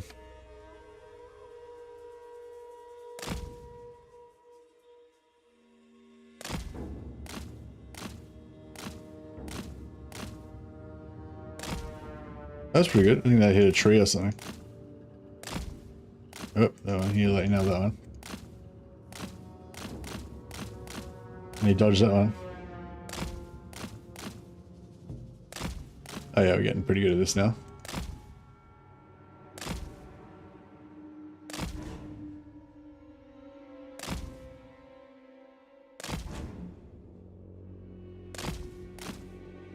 Oh, they nailed it that time. What's the ammo on it? We're down about a quarter. So yeah, that guy's been shot enough. Next guy to get shot a bit now. I'll save, I'm gonna try not to use the necros in combat much, so I've probably got too many necromancers actually.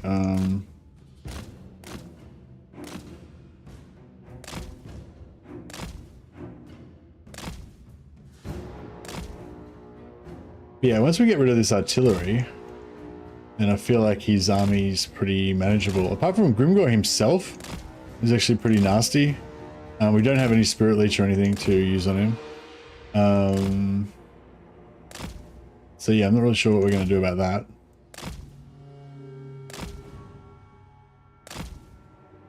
The zombies can't really hurt him. And we don't have unlimited magic to be able to... We might have to just kill everything else and then just...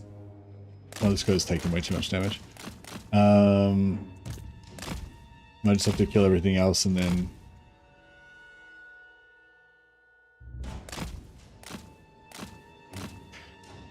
Actually, we've got... How much more stuff have we got to bring on? Oh, is this our whole army? Oh, I thought we had more than 40 units. Alright, never mind.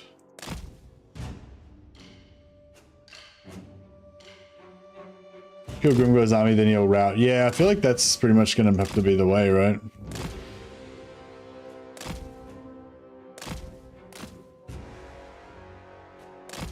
I didn't really see how we can kill him. But if we just Wind of Death this entire army to death, then that should do the job. Alright,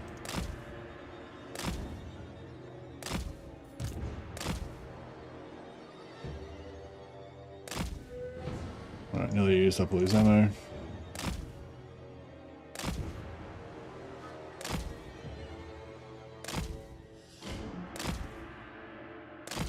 Trying to dodge behind this tree. Yep, missed that one. Didn't dodge that one. Dodge that one. Nice. Yep. Yeah, nice and small, these necromancers. They're easy to dodge with.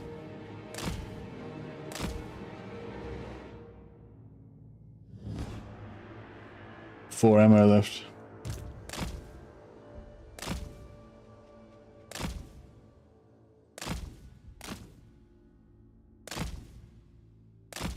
I don't think even Nagash could make me want to play Tomb Kings again, even without some sort of rework. Yeah, I don't really like Tomb Kings much. But that's just, yeah, just my personal preference thing.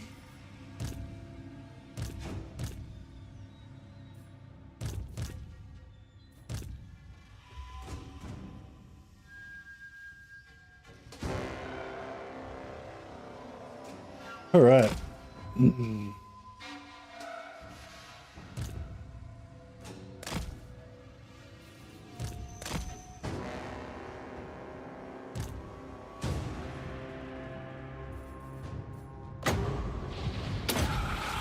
don't know if this is gonna work because the level. Nah, yeah, that sucked. We could try and do it over here, but then I mean this guy's gonna die though for sure. Actually, that's stupid. I'll just yeah, we'll just get her to go and win a death him. I should overcast it, shouldn't I? Even though we don't have a good line.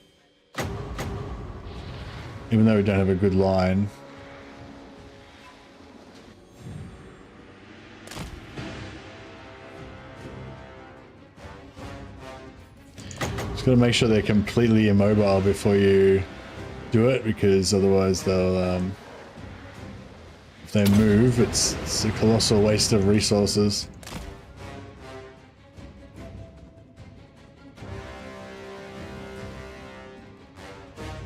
It didn't go very far.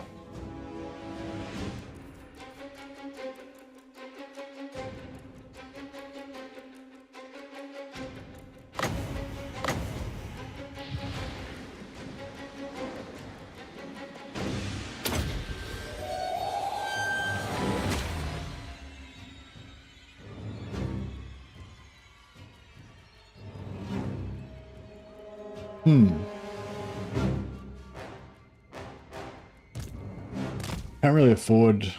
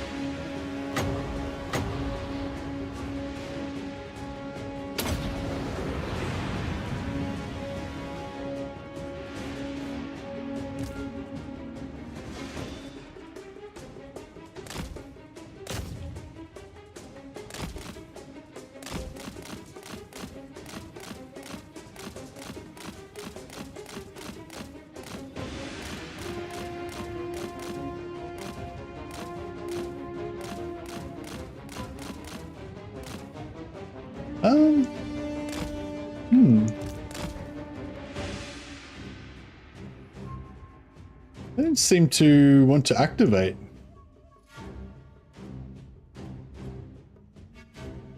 Maybe it's because they can't see my army. Maybe if I just move forward a bit.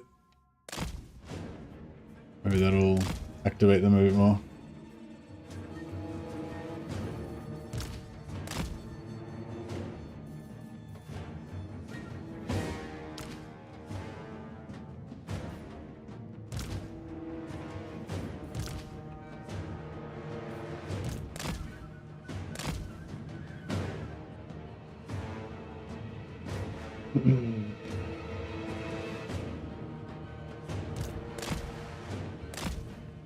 I mean, I guess we could waste all their archer ammo as well.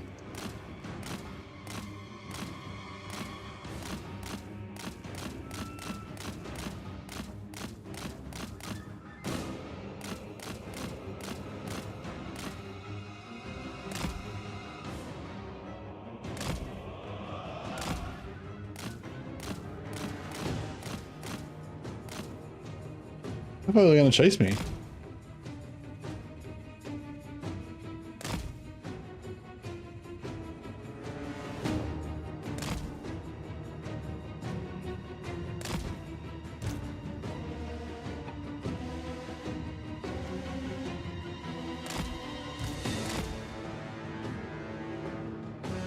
Wounded dash damage type. It's armor piercing, non-overcasted, and then it's non-armor piercing once you overcast it.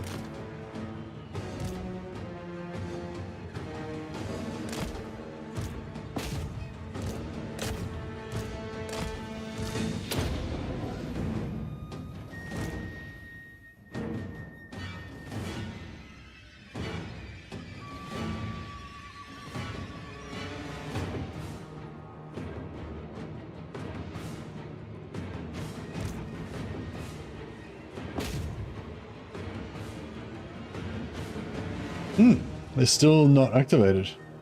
That is weird. Oh yeah, it's magic. It's a wind spell, so it's magic damage. If it's the only things that like direct damage is only direct damage. Like it's only direct damage spells that do direct damage. I thought there's no wind, vortex, or bombardment spells that do direct damage. Is there? I thought, yeah, I thought that was the whole thing with direct damage. It was the type that isn't, you know, isn't a wind or a bombardment or whatever. But yeah, I'm not sure. Should have marched. I mean, they should have marched from the shooting. Like I killed a heap of their stuff with magic. Yeah, and also my Master of the Dead is not activated either.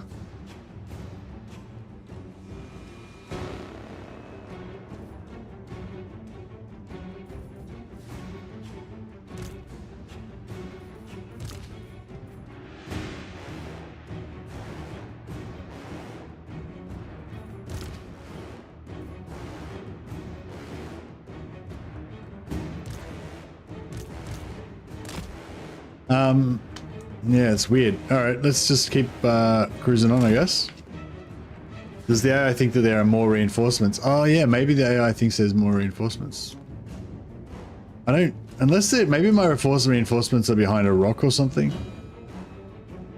I thought maybe I would have more than... I've got the corpse cart, so maybe this is everything.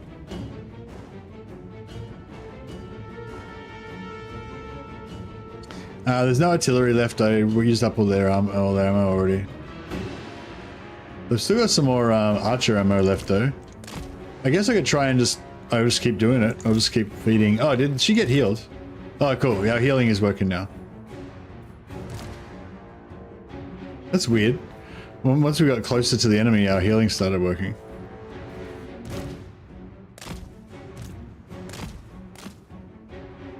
What if we get these other unit of Blackhawks in to die? That'd be cool.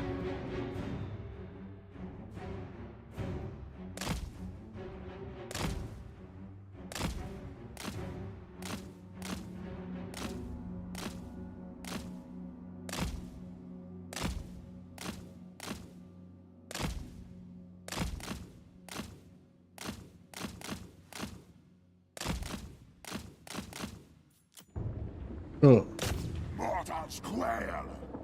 That's weird. They almost made it. Their time has come. If I had been over here, I reckon we would have made it. Very well.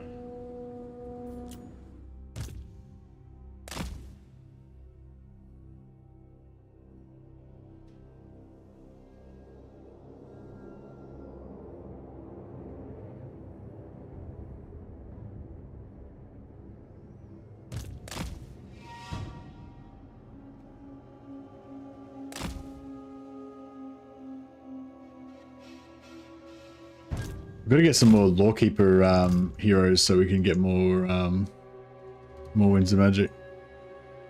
That blob is not dense enough. No.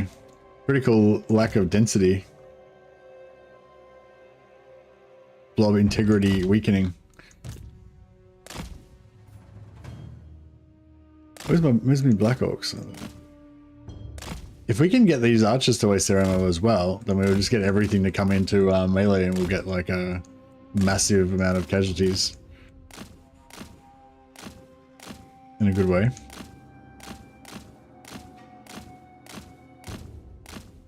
It's actually quite cool with vampire counts how you can basically bank, like you can bank deaths and to give yourself future strength, you know?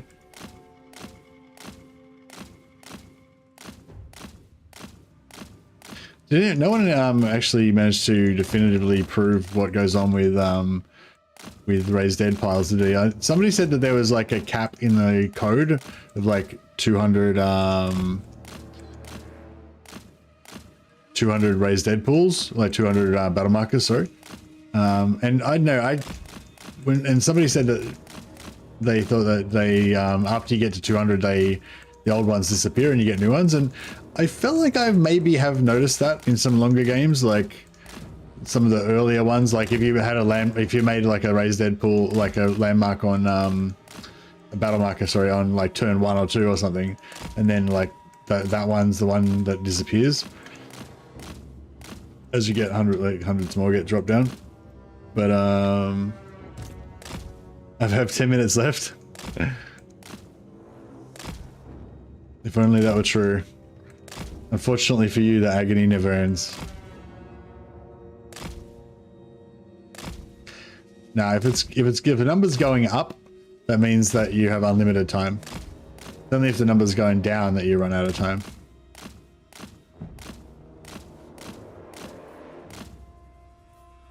Oh, how come I feel like we were way closer this time than last time.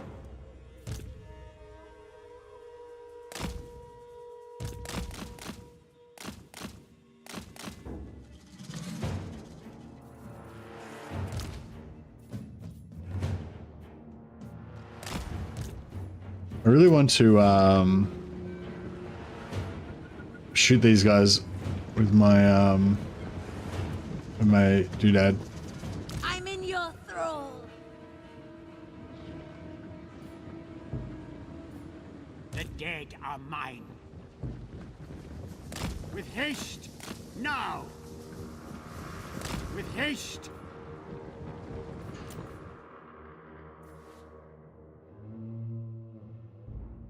Alright, so this is going to be the one. This is going to be like the most beautiful cast ever. Now!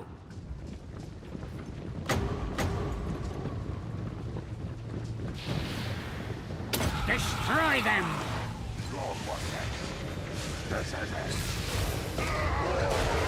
Oh, that was glorious. That was pretty glorious. But still not really worth the Winds of Magic cost, but yeah. Lord and Master. Vampire Lord. Yeah, it costs 11 Winds of Magic though. Time to finish. I wonder if it's probably more efficient just to cast it non-overcast, right? Vampire Because I think it only, oh shit. they were because they were moving, they weren't attacking. With haste. Swiftly. But then they stopped. Swiftly. With haste.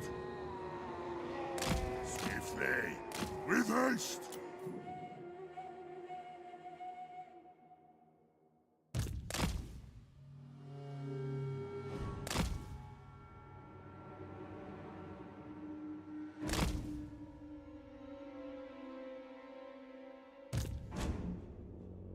Oh, there's rocks there. Crap.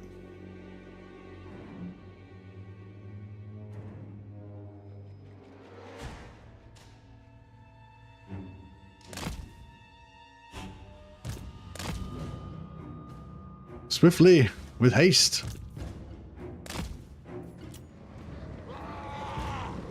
Your time has come.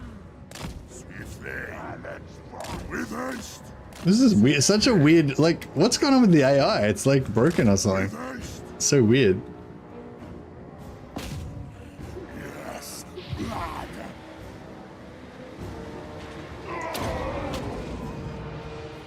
Lead them. Yes.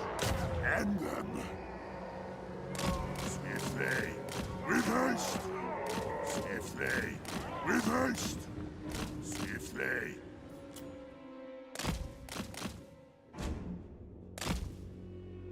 So weird. I don't know what's going on. Vampire Lord.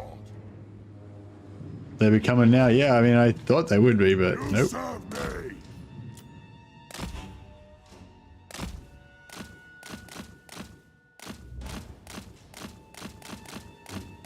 Even if we just waste like half their ammo, it still means that there's...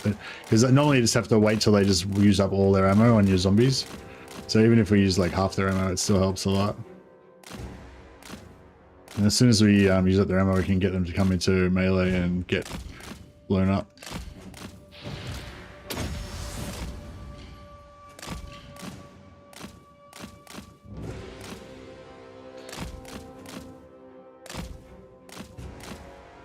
But yeah, we've only got, what, 4 wins, 5 or 6 wins of death. 5 maybe.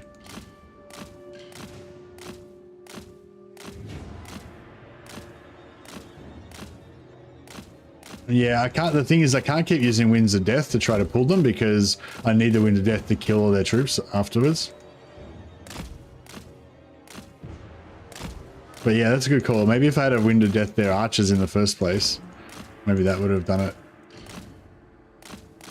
But because they've still got like missile superiority, they think that they're in defensive, you know, they're going to stay in a defensive position. Fight invader. With haste.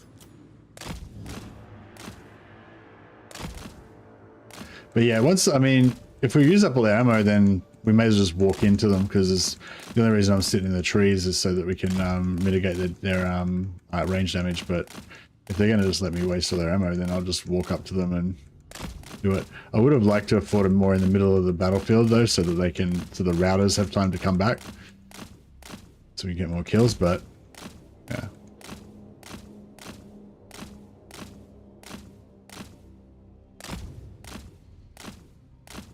Yeah, we're not losing, that's for sure.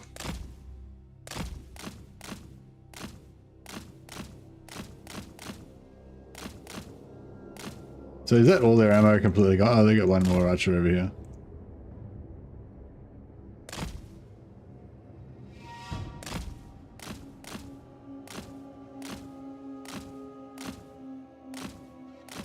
This game, oh yeah, this battle's gonna crash for sure as well. After I spend like an hour on it. It's all worth it though for me because I'm just waiting to see how big this battle marker is at the end. Hopefully we can get a good 4 or 5k out of it.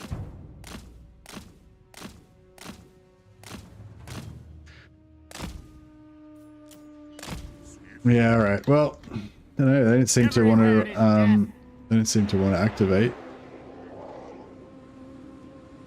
It will be. With haste.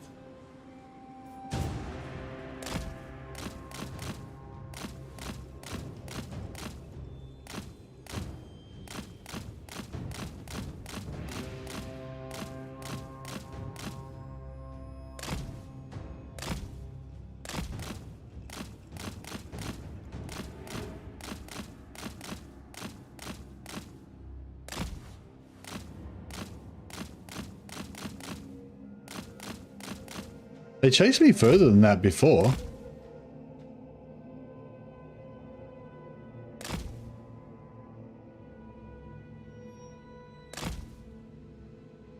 There we go.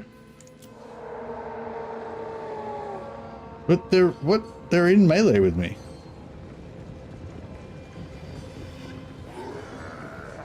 I just killed one of my dudes and ran away. Such a weird battle. What is going on? Understood. The AI is chasing the player. Yeah.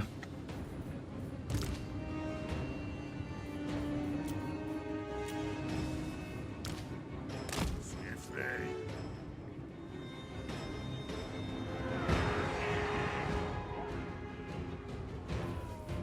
Vampire.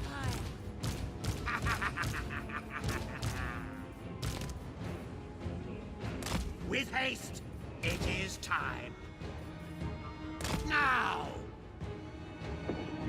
Master Necromancer. Oh shit. With haste.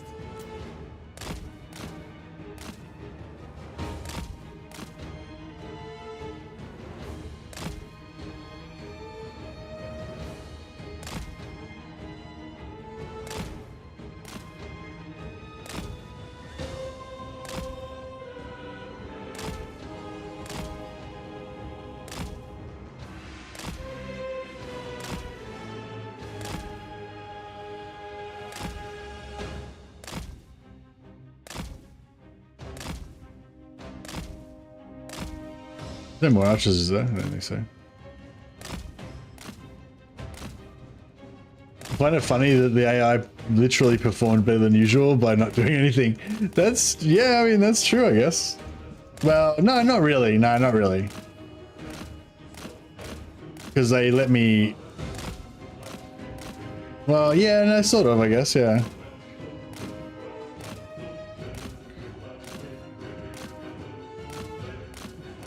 They certainly did a better job of frustrating me.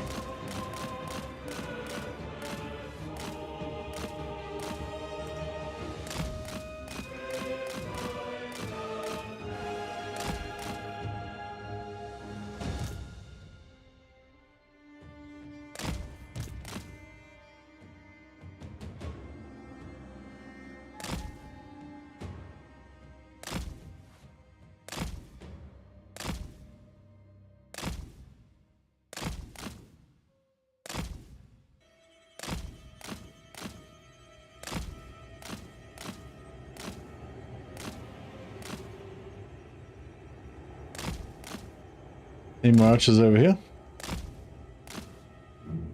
No. Alright, well I guess we're just gonna walk into them. There's nothing else for it. Yeah, Black Prairie would have been nice. I think we can still, hopefully we can still do it. But yeah, I mean, if we can just mulch up some of their,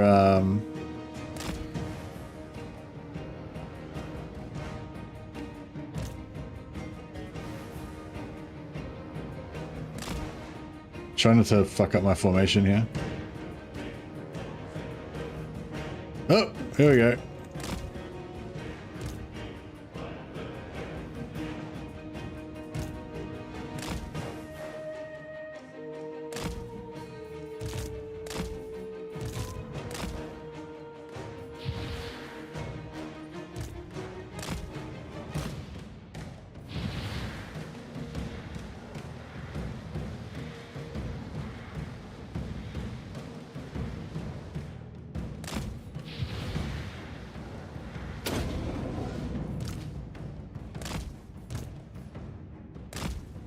No, he's Grimgor coming.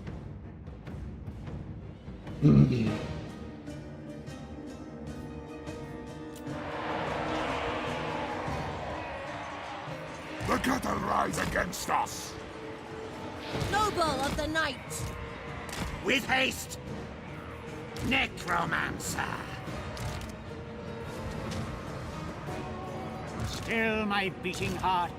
Master Necromancer. What is it?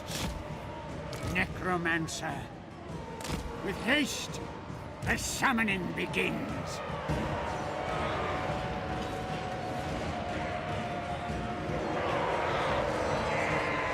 Vampire Lord.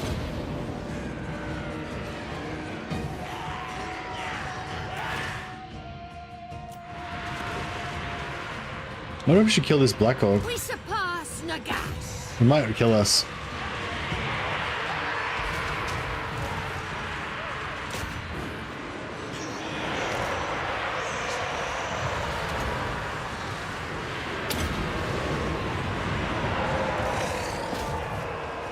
Vampire. Night has fallen. I mean, should we do a... I don't know if I should do a Wind of Death or not. Vampire. Die, mortals, die! All life must end. At once. You think that's worth a Wind of Death?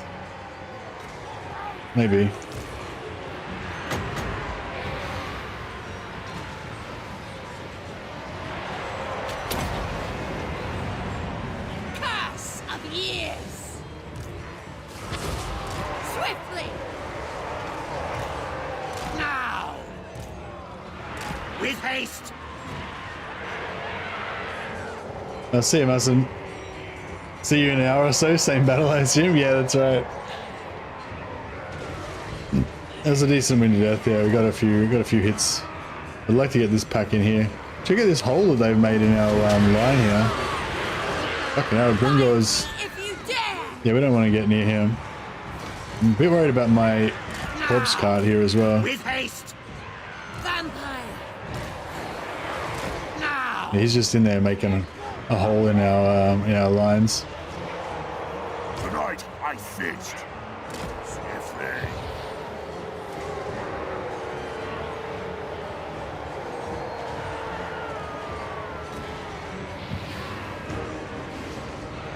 Feel the night.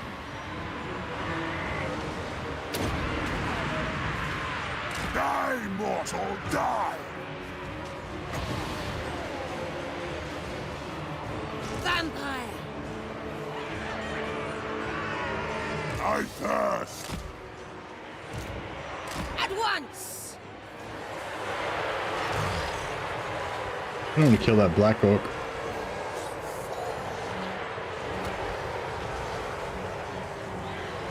Should we go for a win of death down here? Vampire!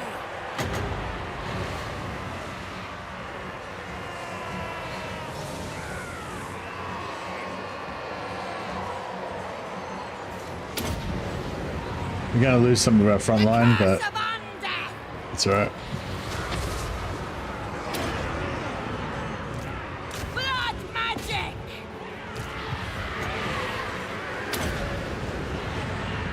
Undefendant. What? Yeah, we're doing a pretty good job of staying away from Grimgor so far. Death to the living!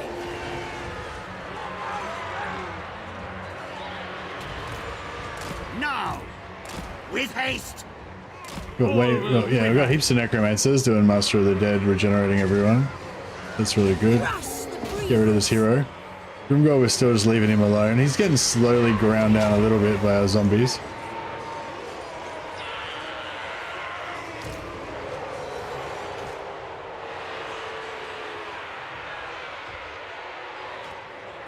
Kind of want to do another one here.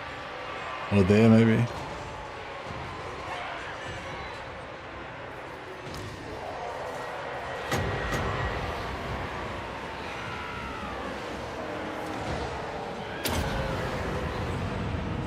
One giant tar pit, yeah. Die! Indeed. With haste. Rip their souls out. Bleed them!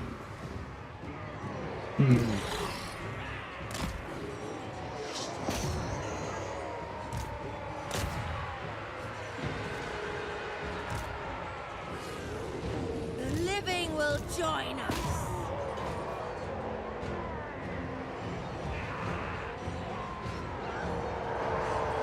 No, cleared that out with the Wind of Death.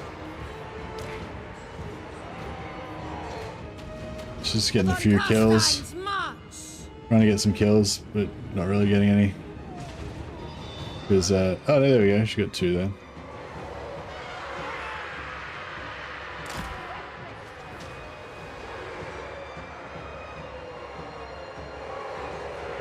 Alright, got one Wind of Death left. I hunger. To war. Should we go there or there?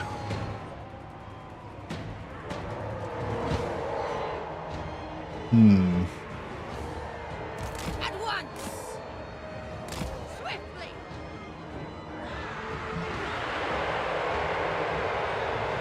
Straight through the middle and you can do both sides? That is true. That is true.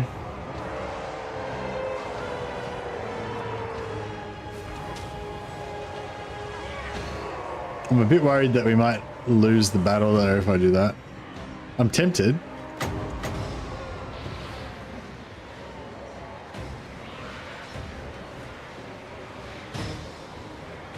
If you cut across the corner like that, that should be fine. Curse of years!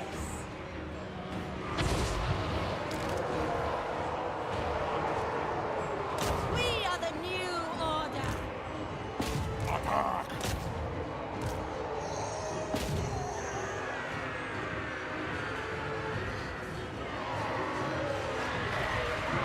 To right. war! Let's take out these Black Orcs over here.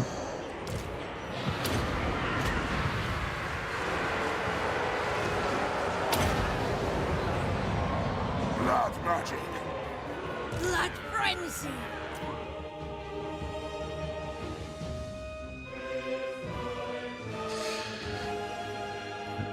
Yeah, now if we just fight, then that's probably going to be the best.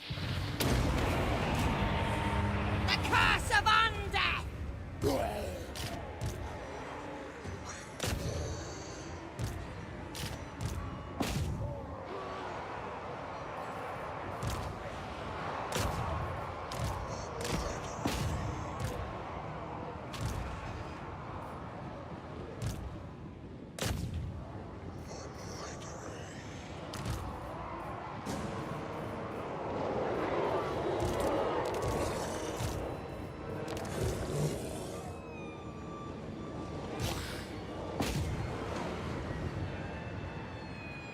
Your desire?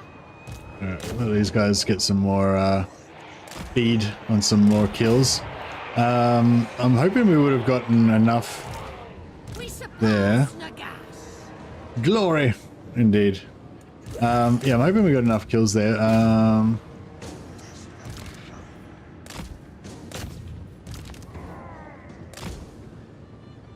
At once!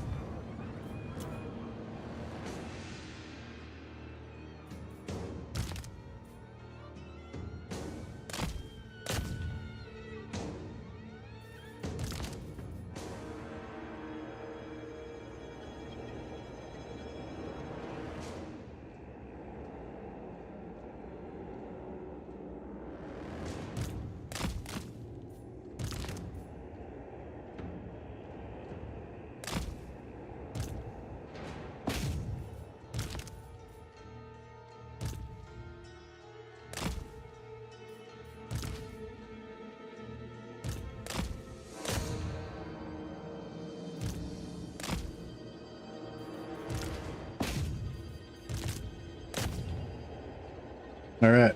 Hopefully that was good enough to get a good battle marker.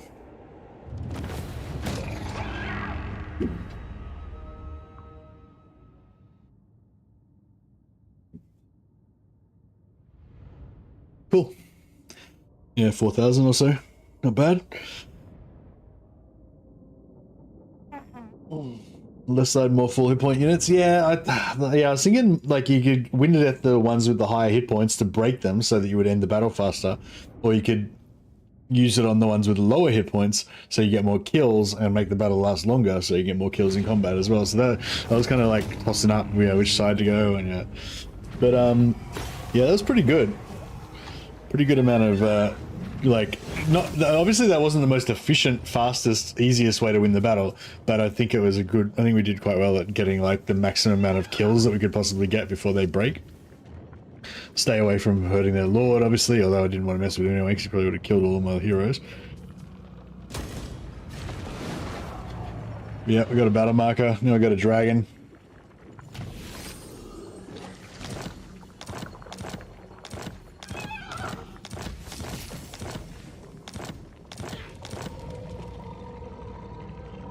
I thirst. This better be important. Not gonna happen.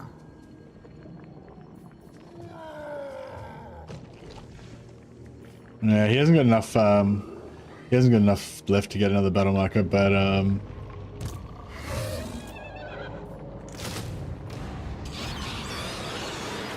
Bring me flesh to craft. It will be done. Yes, Neferata was right. Darkness comes. Strike out. You dare some more magic item drop chance. make the And get armor piercing damage on extra armor piercing damage on this guy. Alright, so there's no battle marker for this one, so just try and kill him as fast as possible without losing too much stuff.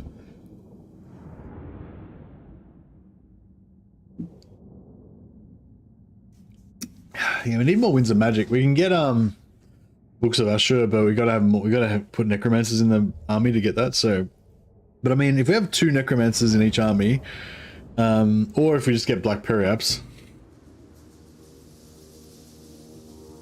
I've seen a Ghorst guide where a guy created a battle marker with 11,000 casualties at Blade Rock.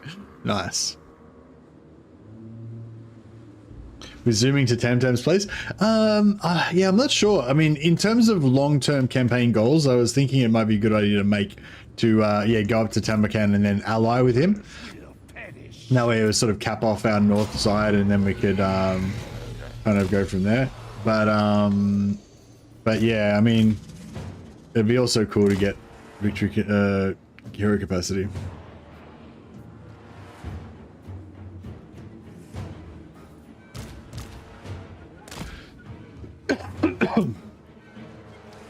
Yeah, I'm not sure if do you reckon that having really high amount of do you reckon having really high battle markers makes a difference? Like if you've got like a battle marker that's like got 7,000 or 8,000 on it, do you think like having a one that's 11,000 is like a lot better? I think about 9,000. I don't think I've had one that's been 11,000. I think it's the bigger than one. I think I've had some that have been like, you know, maybe 7,000 or 8,000, something like that. I don't know. I've fucking made so many hundreds of thousands of battle markers in the game. I have no idea really, but that sounds like a big one, especially to get really early.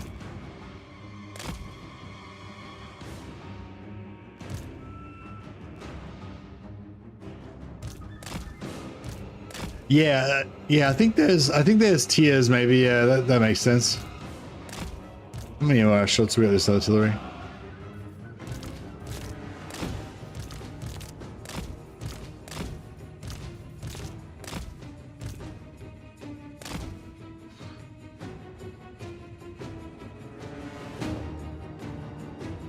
You don't bother with battle market farming? Yeah, I don't know. I mean, it's a good way to get powerful units pretty early in the game without having to build any recruitment capacity. Our dogs are going to be sacrificed. That's right. I was going to disband them anyway because they're too expensive. And they're not zombies. They're not the zombie master race.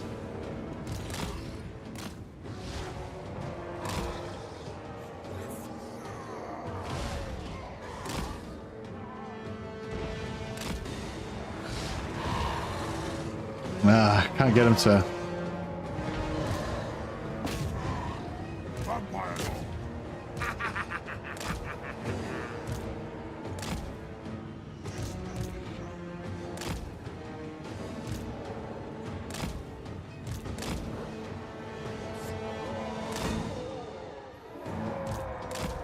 We are the new order. Blood magic! Swiftly! At once! She gets Grimgore, that's not going to be much fun. There we go. Master Necromancer.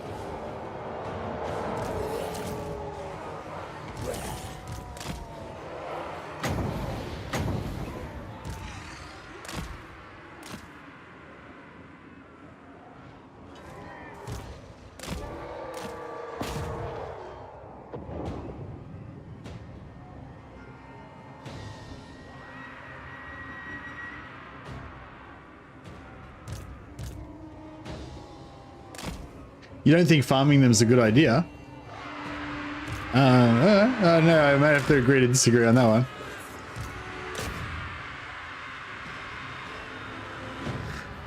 I'm not saying you necessarily have to be just concerned only with building battle markers every single battle you do and in every single situation, but as a general idea, I think they're really useful, really powerful. It's basically like having a free garrison or free armies ready everywhere all the time, you know, without you having to pay for them. So it's sort of like saving up money. Like if you saved up 100,000 gold then 100,000 gold's not doing anything, but it's ready to go if you want to raise a huge army and go and invade somebody, or if you need to raise a huge army to defend.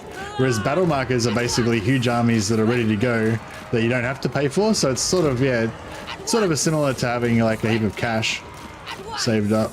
Man, this dragon is really shit at getting out of... I can't even push out of a unit of skeletons. What's the mass on it? 4,000.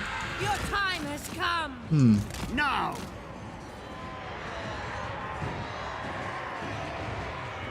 I'm in your... Oh, you mean you don't think it's worth trying to make a huge one? Yeah, I mean...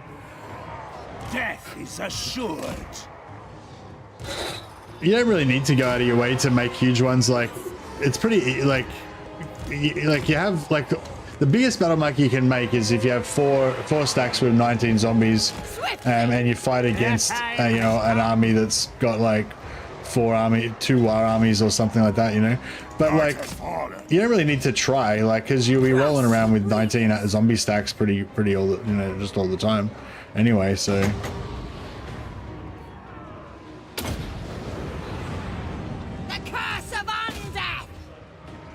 These guys don't seem to want to die too much, do they? Vampire.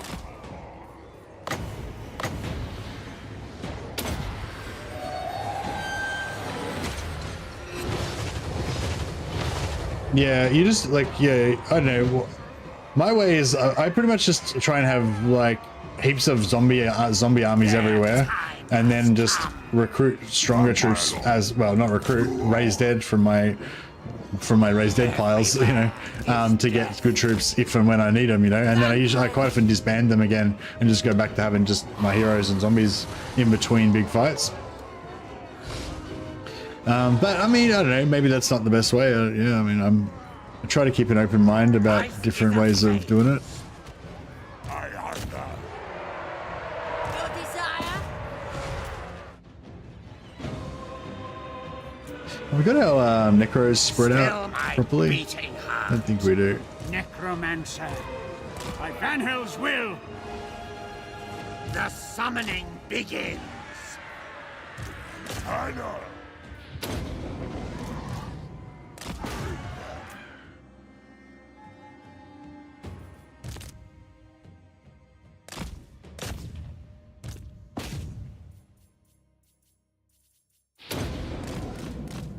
What's this guy doing? Just walking over.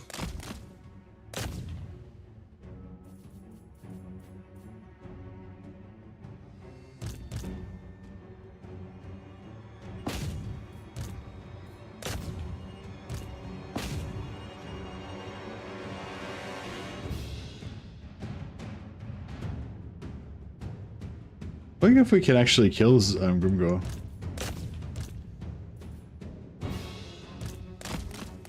Shit. Look at that, he just got smashed. Smashed. He's sad now.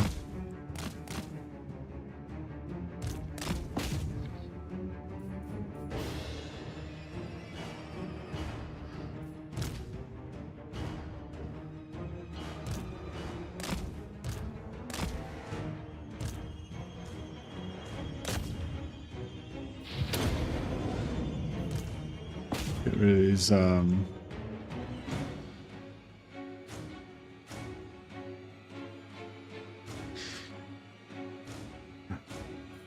yeah, it's, I mean, I definitely have been caught out once or twice when I've, you know, just destroyed 2 full stacks of my own troops just to get a battle marker, and then, you know, the next turn I was like, oh, I want them back so that I can fight a battle.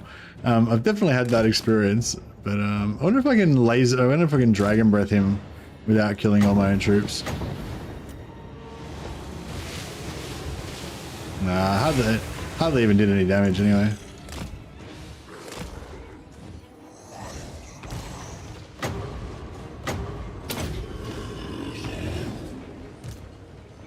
Rip their souls out. Slowly get him down.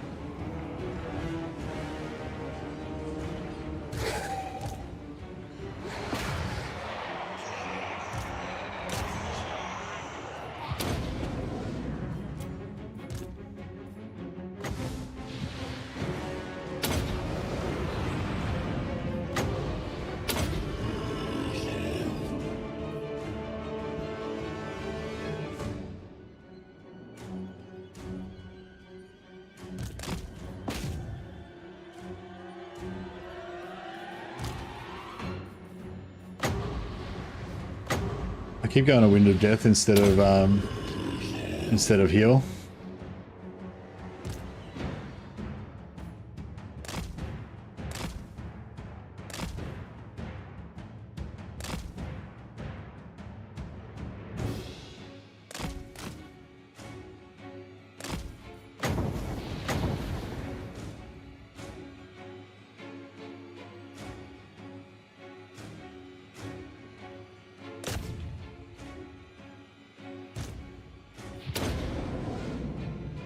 Man, this is taking ages to kill even this crappy army. Bleed them!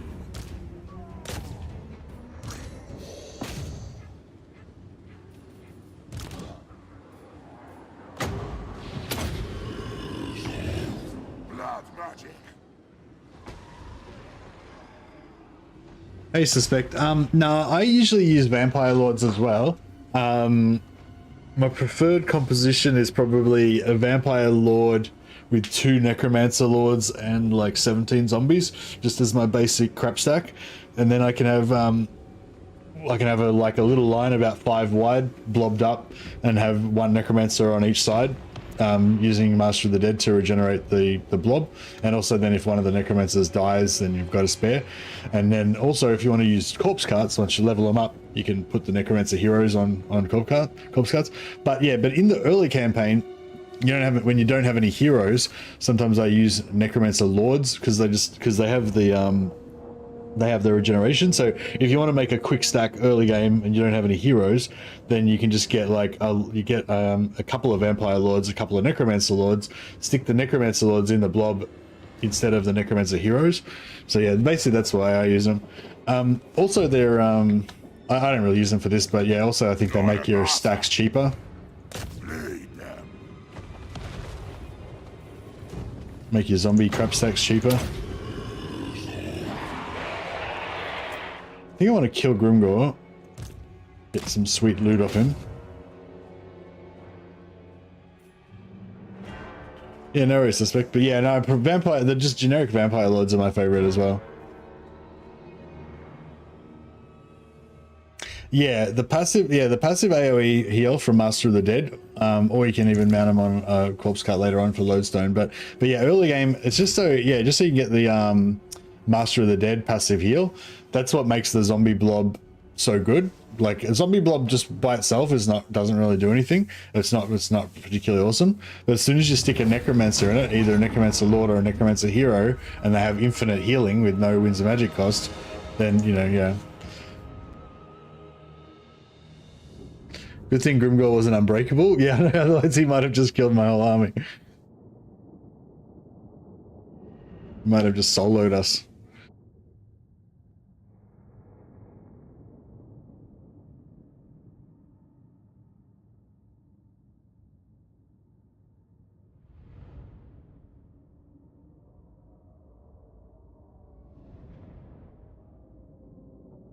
But yeah, I never really, that was interesting what you're saying, Vasily. I never really noticed the recharge rate on the raised dead pools. I only really pay attention to the, like what units are there, you know? That was how I was kind of judging how, I guess, leveled up a raised dead pile is.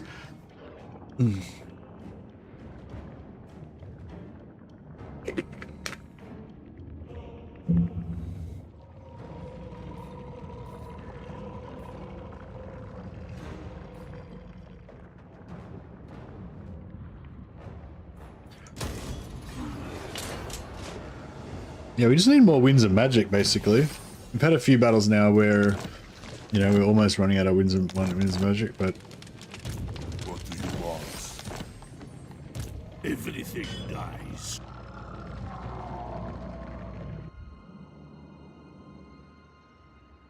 It will be done. I hunt. Dance macabre.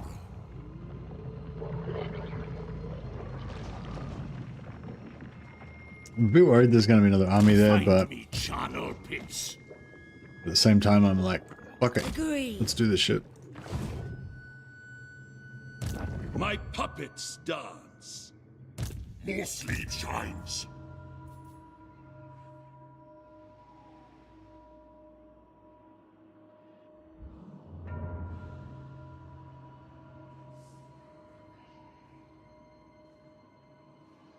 I go. I will attend to it. You dare? This suits my cause. But yeah, so if we go raise dead here, so where does it show the percent recharge rate? Oh, here, right.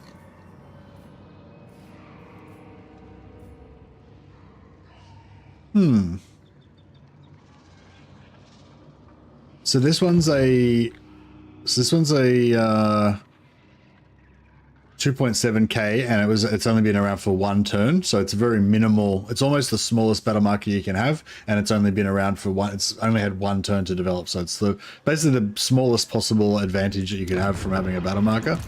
And from that we got 3 instant zombies, or 3 zombies, and 114%. So if we look at, like, I don't know, this joint doesn't even have a battle marker. Oh, actually we don't have a lord there. Do we have some spare lords? Not really. Oh, that's right. Well, if you look at this one, so this one's got well, it's got a 3.8 battle marker, but it hasn't had any turns to develop yet. Yeah, so it's yeah.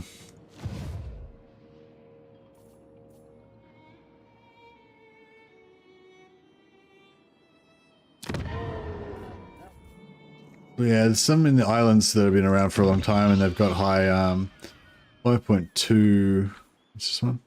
5.7, 5.2. Yeah, both 5.2. All right, let's just raise the lot here just to test it out. Everything So yeah, so zombies are only at 101% on this one.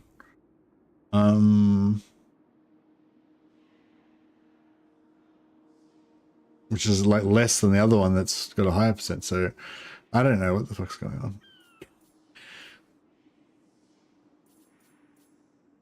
on. So yeah, that's weird. Doesn't even seem to be a correlation between the level of the battle marker and the regen rate. Don't know. Some units just show up only once, it seems. Yeah, I don't know. Yeah, it just sort of adds units over time. Like over about 5 turns or so, they kind of level up once you build the battle marker. Plus you've got your corruption that boosts it as well.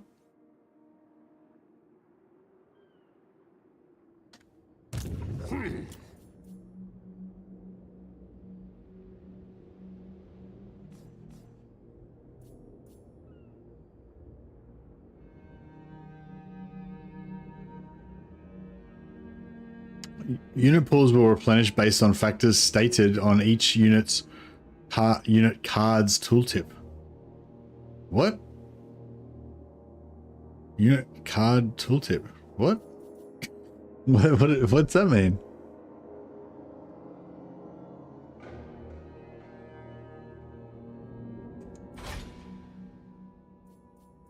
Alright, well, maybe those tooltips aren't very good. Hey, Cannon Fodder Weird just subscribed on Twitch. Thanks a lot, Cannon Fodder. Much appreciated, buddy. I will name one of my mighty lords in your honor. Or maybe one of my nefarious necromancers. This one might actually survive long enough to become immortal. Good Dread Incarnate as well.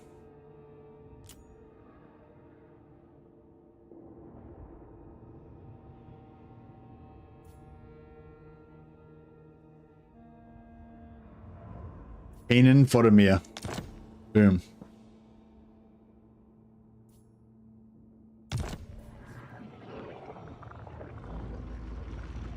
That information is listed for his chaos units. Oh, okay. Like when it says, you know, that you got to be in the mountains to get giants and stuff like that. It is night.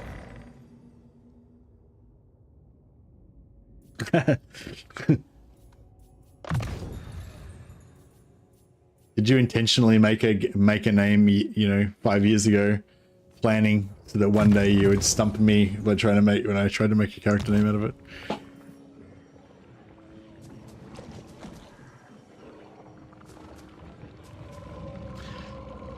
Yeah, I don't know what's going on with that replenishment percent chance replenishment thing.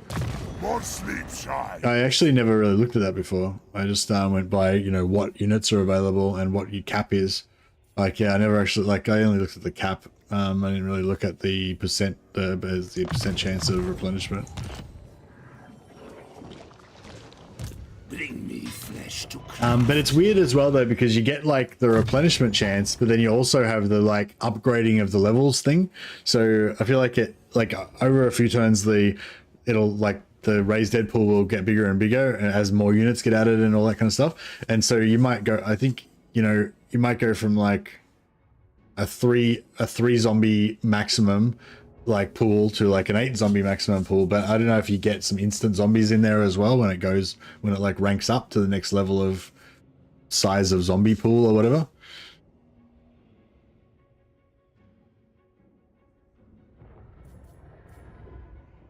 I like to always get this. The leadership helps your zombies not die, and the enemy leadership helps you win the battles.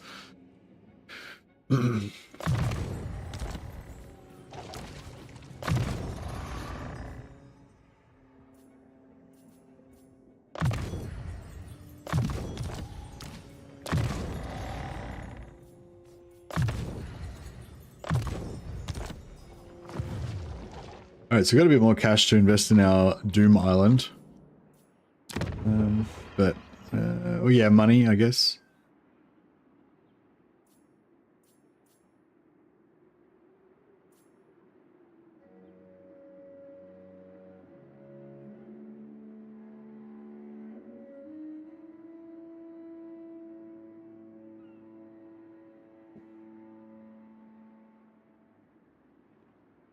See, I kind of want to build a heap of tier 3 ones so we can get heaps of plus recruit rank, or at least build 10 of these so we can get recruit rank, or 9, I guess, so we can get recruit rank 10.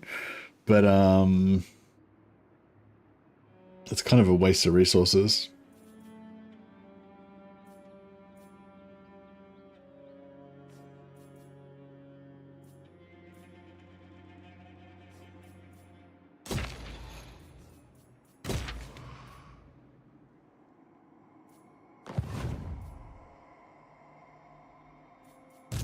I will alone.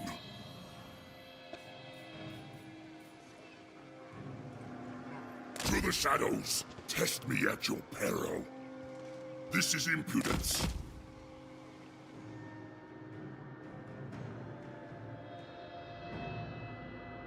Found any good items? Yeah, we found some. We've got two helmets of Discord, and we've got one of the buffs.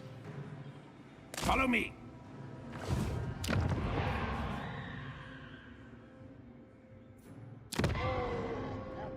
But we still don't have any Black Prairie apps. Oh yeah, I forgot to do my blood kisses. I don't know. I'm not sure if I save up for level 2 Necroc so we can get the extra Winds of Magic. I think it is. Oh shit. Or maybe it's a good opportunity to get some more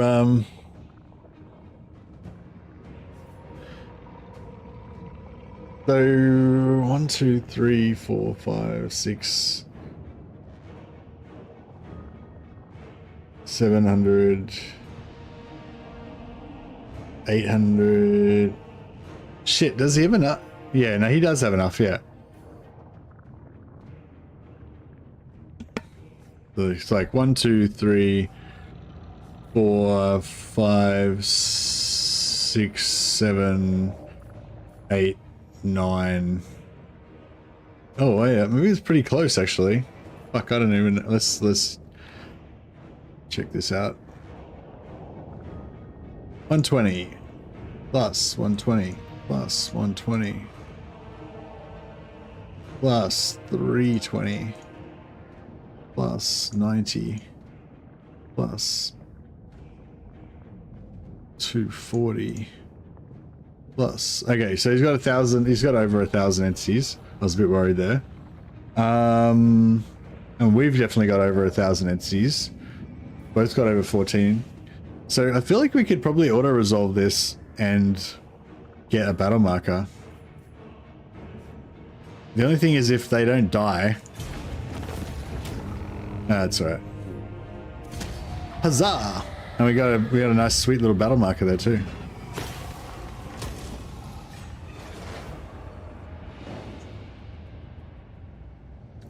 Taking over Salt Spikes Island. Salt Spikes Island. Salt Spire? Nah, we're really far away there. Bye bye, Mr. Vampire. Oh my god, who did I kill? Oh shit, I didn't check. Oh no, Firaxon.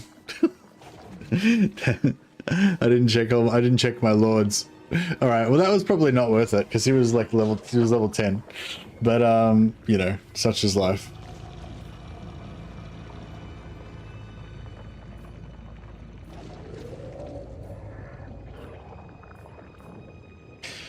Tactician's okay. I think that was one of your bloodline lords. Nah, that was one of my generic lords. He's one of the ones that I recruited on turn 1 or 2. Damn it, I sort of did a quick scan, but I didn't quite check all the way down. Foolish.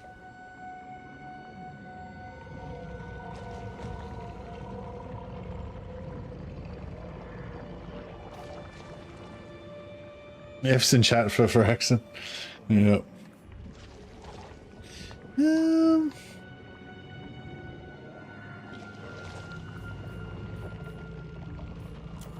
What do you want? But check out this sweet battle marker.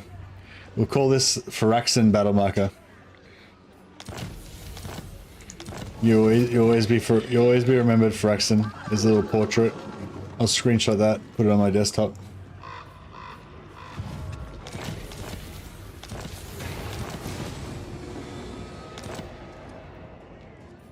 Actually, that's a good point. We could, so I want to go for this one, get the 15% extra capacity, but we have to save up a bit for that.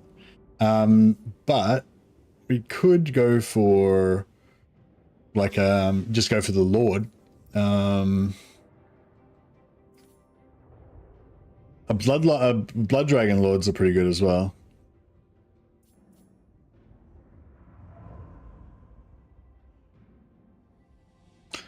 When cast on Lords are okay. It's what he would have wanted, exactly. See, I really want this Winds of Magic, and then I really want this 10% upkeep reduction, so I just want to go all the way down this line. But it just takes so long, and it'd be nice to get some more Immortal Lords in the meantime. I never really used Strigoi Lords. What are Strigoi Lords good for? Like the legendary ones? I guess buffed and Crypt Horrors and stuff. We can rename Veil of Titans to Firaxon Veil.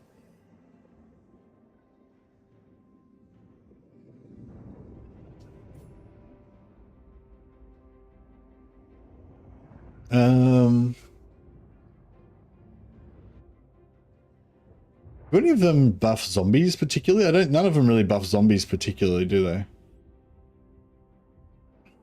Yeah, I don't think so. Maybe Necrox, I'm not sure. Strugois are Terrorgeists. Again, they're tankier.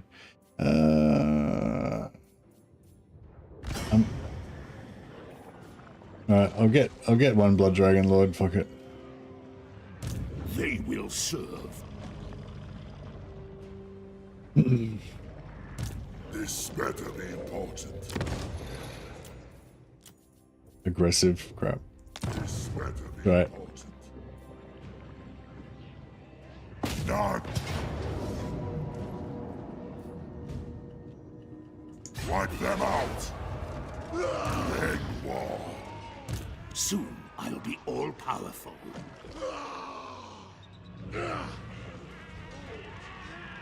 Necropolis awaits. Then go. Alright, we'll just might just chuck some heals down.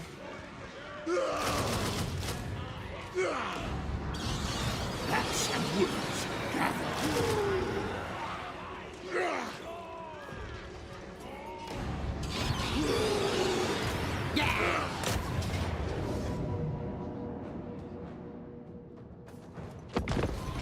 Let's heal up our guys. Necro can summon a lot of zombies. Beyond that, they are magic users. Yeah. And they're pretty good healers, I think, as well.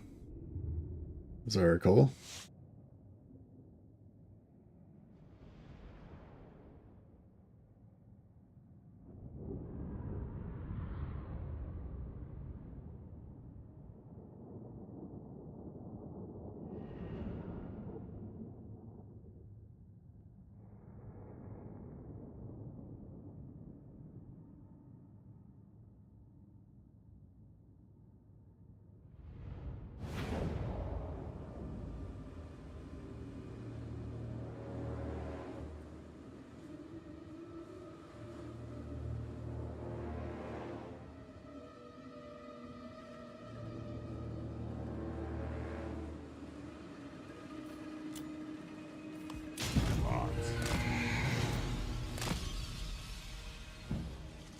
Hey Mercy, do you think Creative Assembly will do a Vampire Counts DLC in the future? I have no idea, sorry. Vacuum. Yeah, I mean they don't share their long-term plans with me. Yeah, no idea. Not sure what I would base, what I would base an opinion on about that.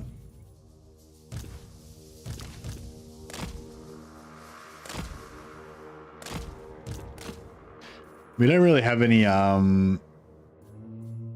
don't really have anything to base, because it's like, so like in Warhammer 2, we sort of settled into a bit of a rhythm, I guess, where we got used to how their marketing worked and how their release schedule worked, and what we kind of came to understand basically what their philosophy was about releasing content and stuff like that, I think.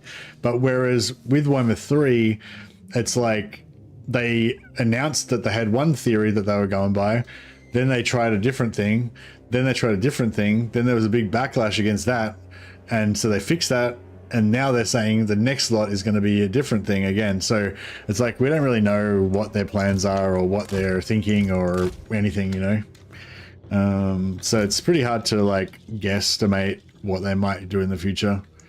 Yeah, the only thing we've got to go by is the leaks or that Legend's been reporting. So have we got? Yeah, we're getting healed.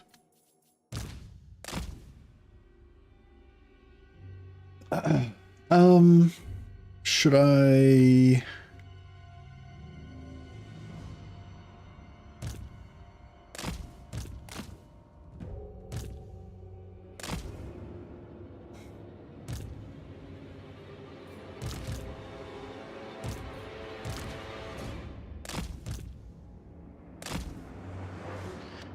Yeah, and all we've got to go on really is the leaks that have been reported by Legend and other people, but we don't really know how reliable those leaks are or if they're reliable at all. But yeah, there haven't been any leaks about anything to do with vampires, as far as I know. But yeah, that's, that doesn't mean anything really.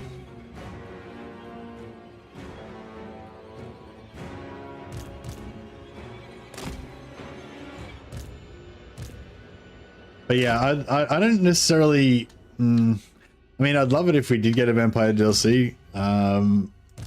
There's heaps of characters, and pretty much every faction still has heaps of characters that would be cool to get, But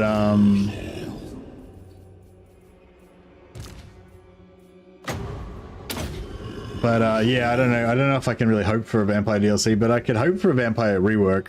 I'd really like it if vampires got a like I said, a Karl Franz type rework, where they made the blood kisses more expanded and more interesting. Like, yeah, but if they basically just gave the vampires Karl Franz's decrees, except for they made them cost blood kisses instead of prestige, I think that would be pretty awesome. And it would just, yeah,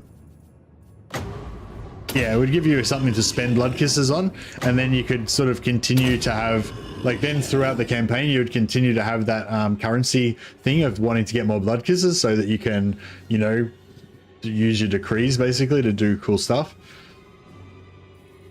Because at the moment there's no real blood kiss sink. After you've unlocked all your blood kiss lords, then there's no, then you just keep getting more and more blood kisses and there's no way to spend them.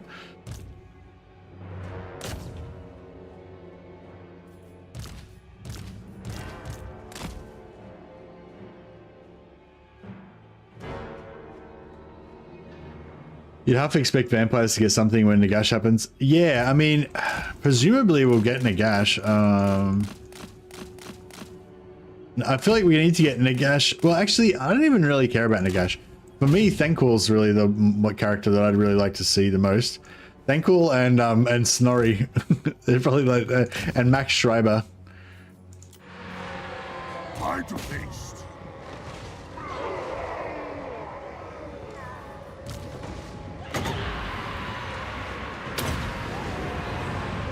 Blood magic!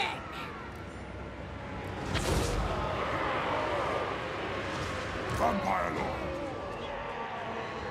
Yeah, I don't know. Well, I mean, it like it's obviously it doesn't really matter what I'm interested in anyway. But I hunger. But yeah, so people seem to be pretty sure that Nagash is going to be is going to come out at some point, and I think Legend also said that his leak source also confirmed that. Yes, it is done.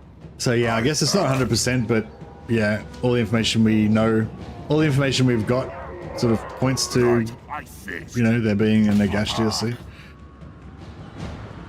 But yeah, no, that gives me that I feel pretty optimistic about that. Thanks for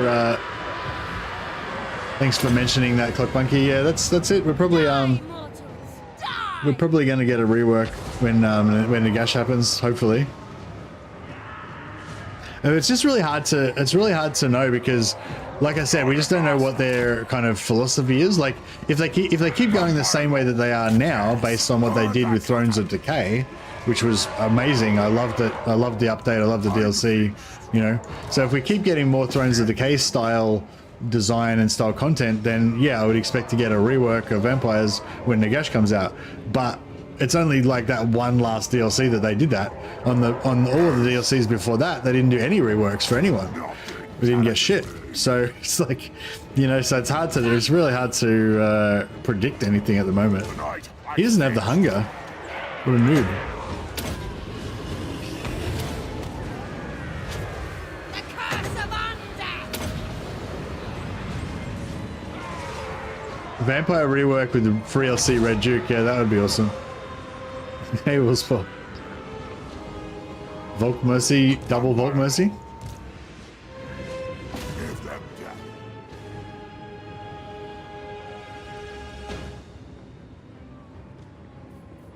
I'm gonna run out of Winds of Magic. Yeah, I'm gonna run out of Winds of Magic. We are immortal! Alright, I guess we could bring our Zombos up, but I mean, they're not really gonna do much.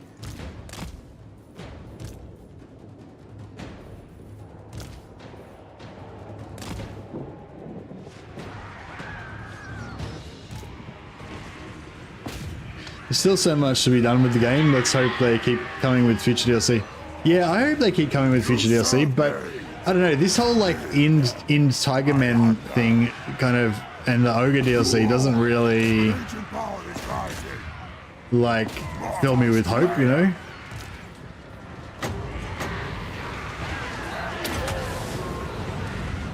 Curse of years! Like if you wanted to make a DLC that the majority, like there's a lot of people like me that would just always buy every DLC regardless, right? Fanatics that just don't give a shit. We just love it and we're going to buy everything.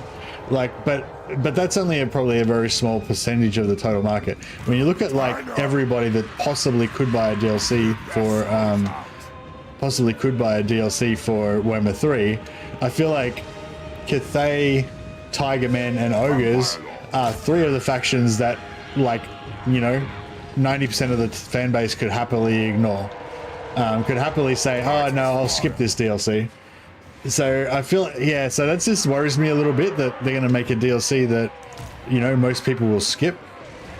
Not saying it won't be a good DLC, it might be a fantastic DLC, but I think there's just a lot of DLC for this game, and a lot of people have that attitude of like, oh, I'll only buy the DLCs when it's, you know, a faction that I like or whatever.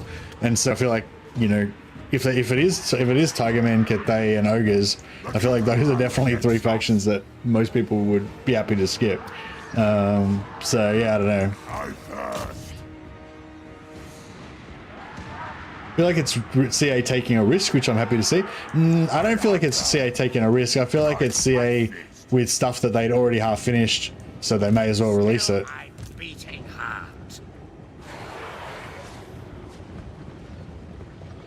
Like, I feel like it's stuff they planned when previously they thought they were going to do another 30 more DLCs, and you know, it wouldn't matter if there was one that was a bit less popular, because you know, there'll be other stuff coming after that people will want, and you know, yeah, do you know what I mean?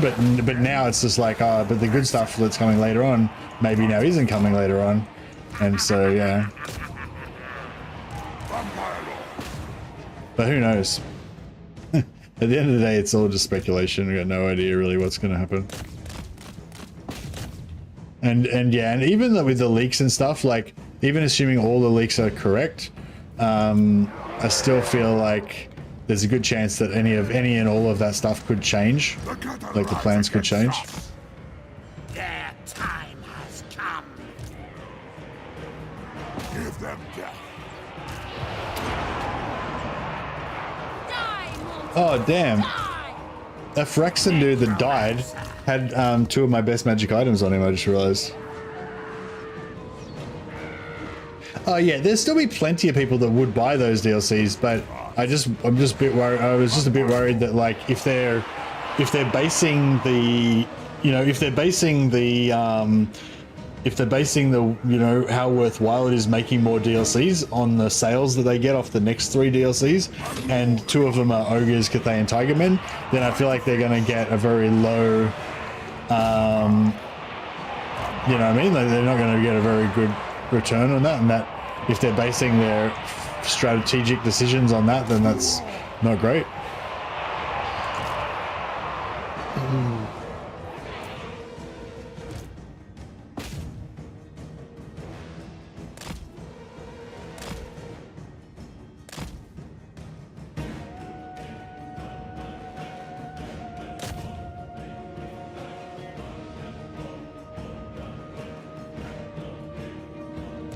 Zombies, zombies, zombies.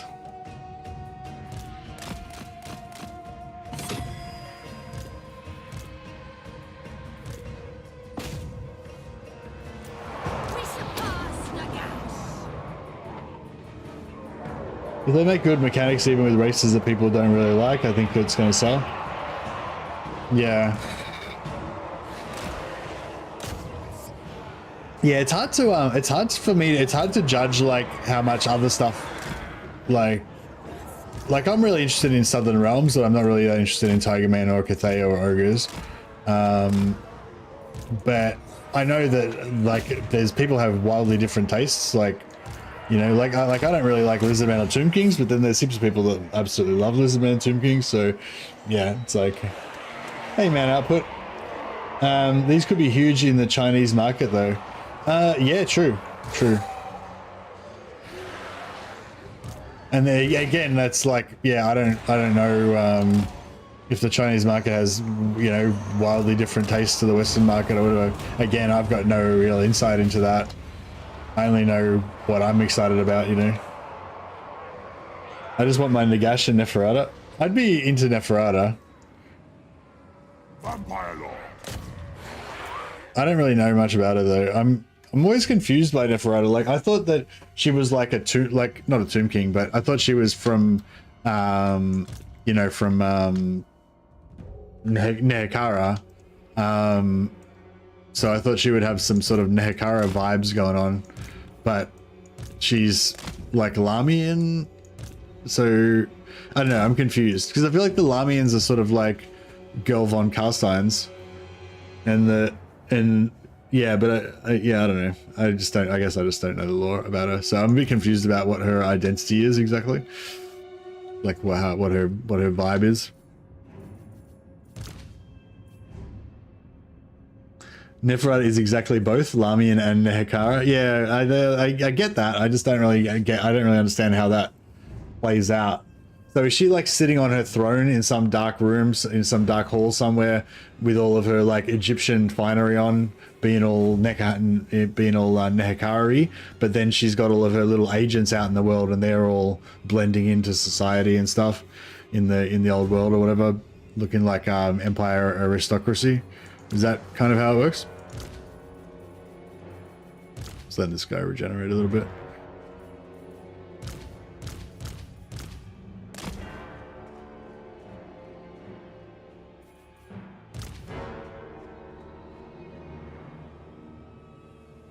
Lord Master, so take did a cool video about it. Okay, cool. I might have to, yeah, maybe I'll check that out.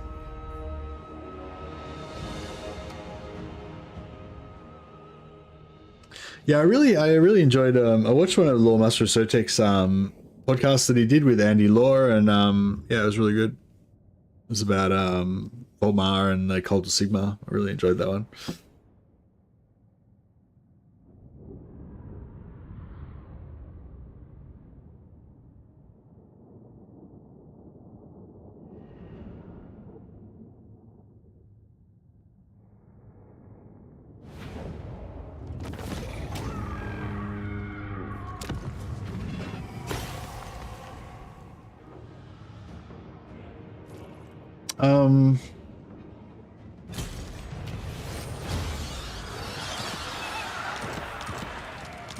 I'm actually really gutted now that that guy died.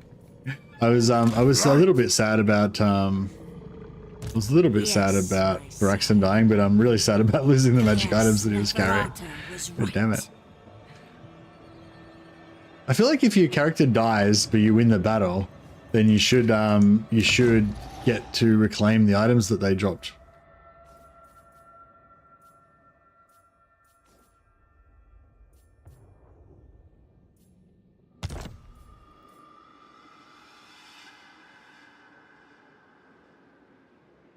In my headcanon, she would change her style once she became a vampire, and the Lamian style, so to speak, is all Neferata. Hmm. Oh, so are these Lamian vampires? Is that not the correct look for a Lamian vampire? I've just been going off this game basically. I just assumed the Lamian vampires looked kind of like von Carstein's, you know, like just aristocracy, basically. I thought they just blend into all different cultures depending on which culture they're hanging out with. But yeah, in the Empire they would look like, yeah, von Carstein kind of heroes. What sleep shines? It is night.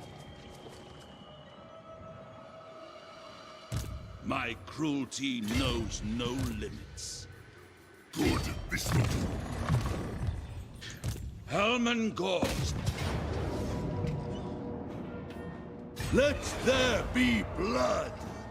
I will butcher. So this is tier 2, so it's going to get knocked down to tier 1 anyway, so yeah, we'll just sack it and then we'll go for Karakazorn. Butcher. So that's the victory. So we can auto without losing anything. Glorious. Sack it, and then this guy will... Dark magic is mine to command.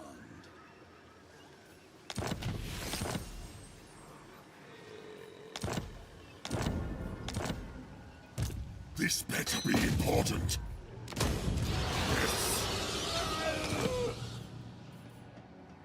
Darkness comes. Master of the dead.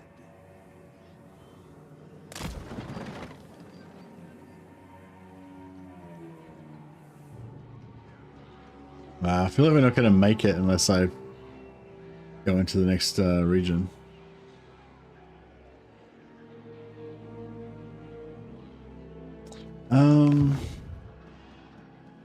I am ready.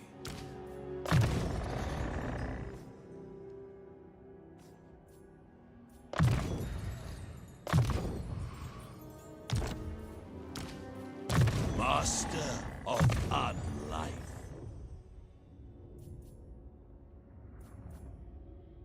Oh, I should have taken that ages ago. Could have gotten 10 more research.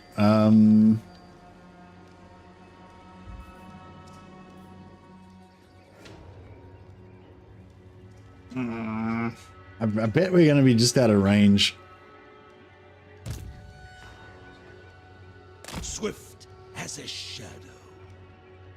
For the night. No, it looks like we might make it. Maybe. I don't know. Maybe not. We'll see. We don't. A wise action. Death is only the beginning.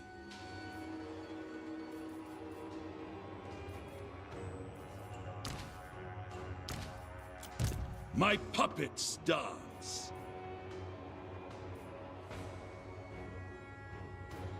Your wish, master. Necropolis awaits. We're good. Alright, let's just go for some cheap monies on these ones, because we might lose them again anyway.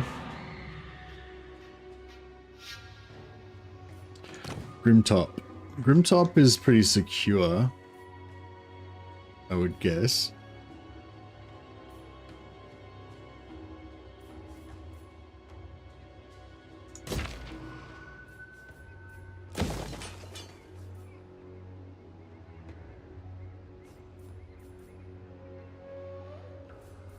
How's our Death Island going?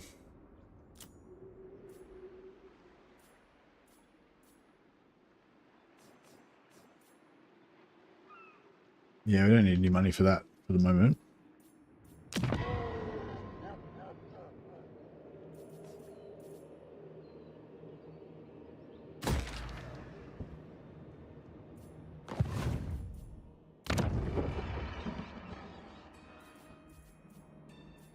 Alright, looking pretty good. Now, all fleet shines.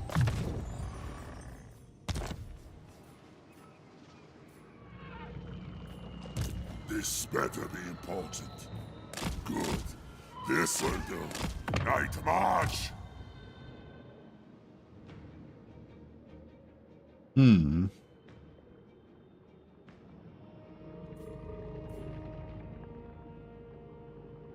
Strike out.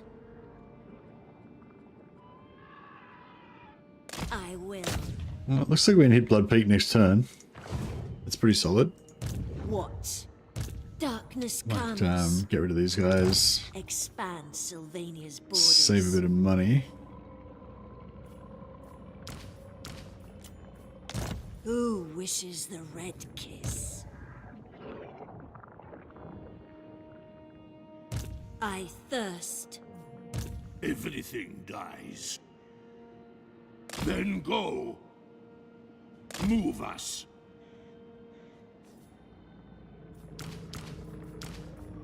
You dare.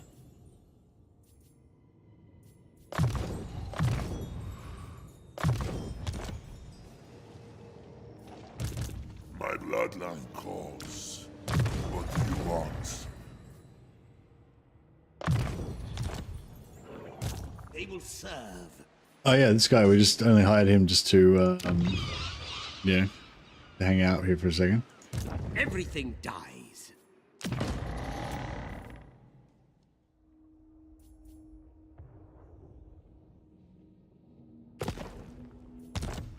How much growth do we need? Could I afford? I could afford to have another lord here, couldn't I? Yeah, alright, let's do it. So, we're getting 320 per turn right now. Soon I'll be all powerful.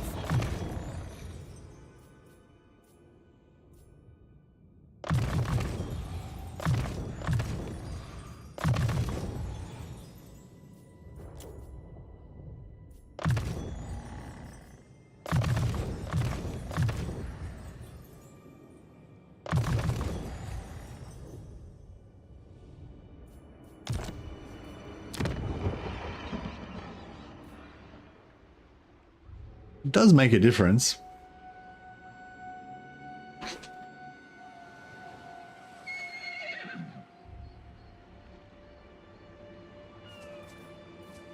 They will serve. Bats and wolves, gather.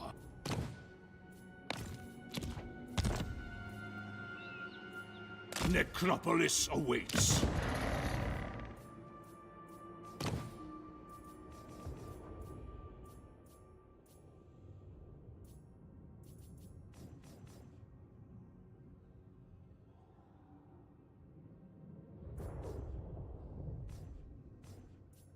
All right, cool. Bring me flesh to craft.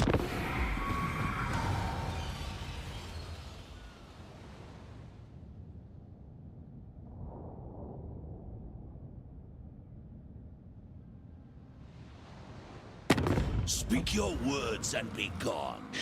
Yeah, I mean, I dig that. I can see. Oh, here we go.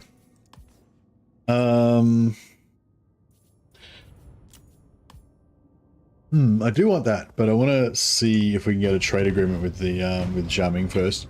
Forgot to check at the end of the turn, but yeah, we've oh shit. We're not in forced march, so we can lose this battle and withdraw if we need to.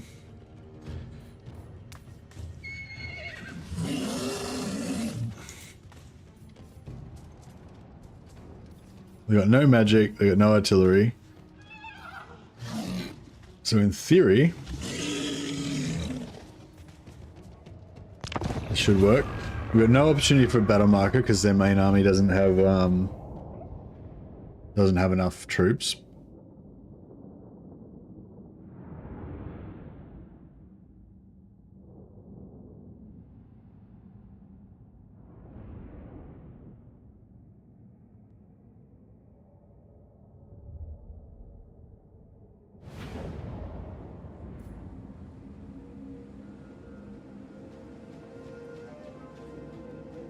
Brazov Enjoyer said it was actually Chinese Total War fans that approached Creative Assembly with a fan-made map and concept for Cathay.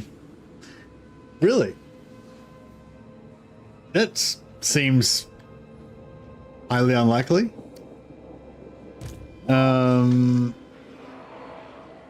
Like, I mean, because Creative Assembly. I imagine Creative Assembly couldn't do anything with Cathay unless it was approved by Games Workshop.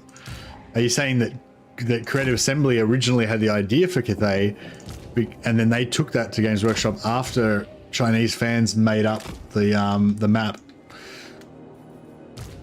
Necromancer. What is it?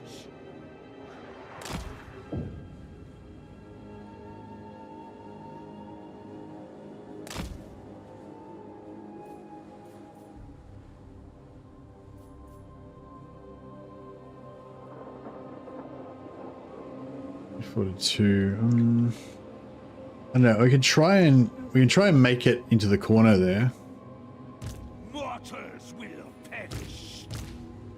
Oh yeah, we can just start off over here. That kind of work. The only thing is, if these guys can't make it over there, fuck, these things are slow as shit. They'll probably wait for their garrison, won't they? Alright, fuck it. Maybe we'll wait. We'll start here.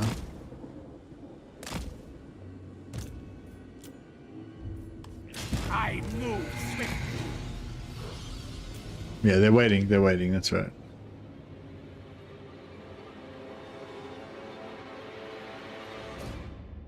That's kind of cool.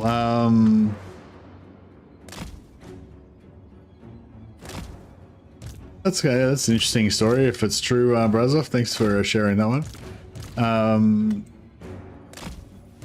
Like, that's one thing that I like about like the older days of Games Workshop, how it felt a bit more like they were driven a bit more by the hobby.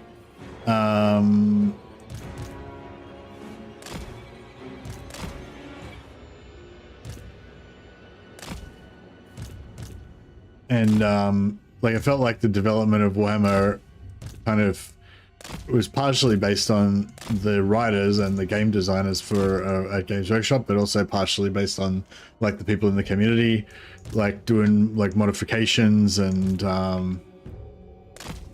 doing modification conversions on their miniatures and making up their own backgrounds for stuff. And not that like all necessarily made it into the game, but it was sort of like I don't know. I like the idea. I don't know how true it is, but I like the idea that it was sort of a melding of both the games company and the community. Yeah, I'd be interested to know a bit more about that, like who the people were that came up with the map concept, and you know, if they're big you know, Warhammer community people members or whatever. And like how much it was based on like bits and pieces of old lore that were, you know, found in you know, Godric and Felix novels and Skaven army book and stuff.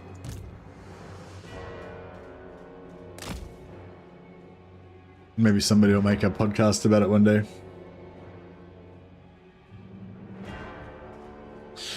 I don't know, I'm a bit concerned about this. I mean, on paper our army's much shitter than their army.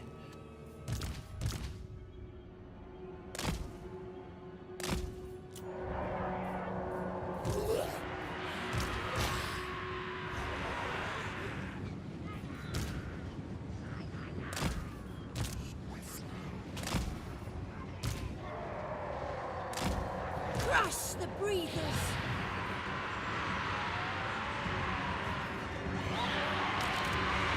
Swiftly! At once! Swiftly!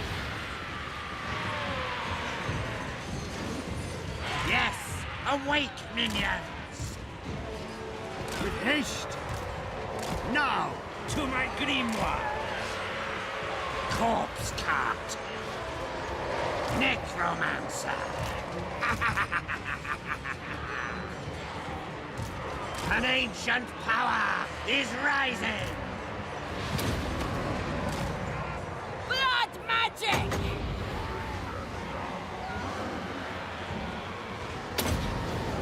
Alright, hopefully that'll get things started.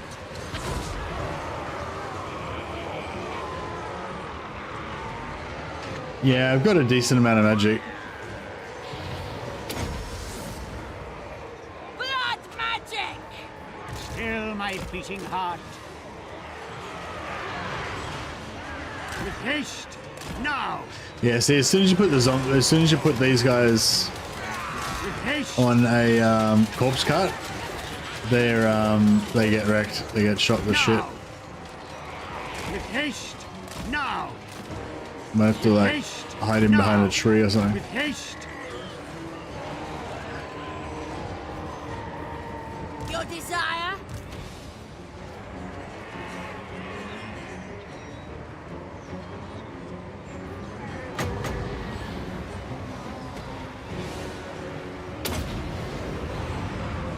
Curse of years! Your time has come! Yeah, they all routed. It's good. It is time. Arise, legions! Arise! Still my beating heart.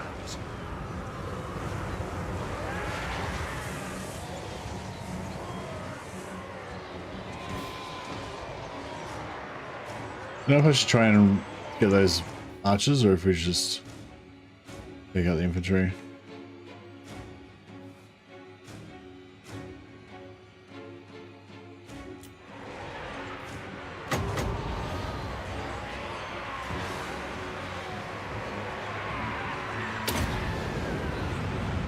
Die, mortals! Die! Huzzah!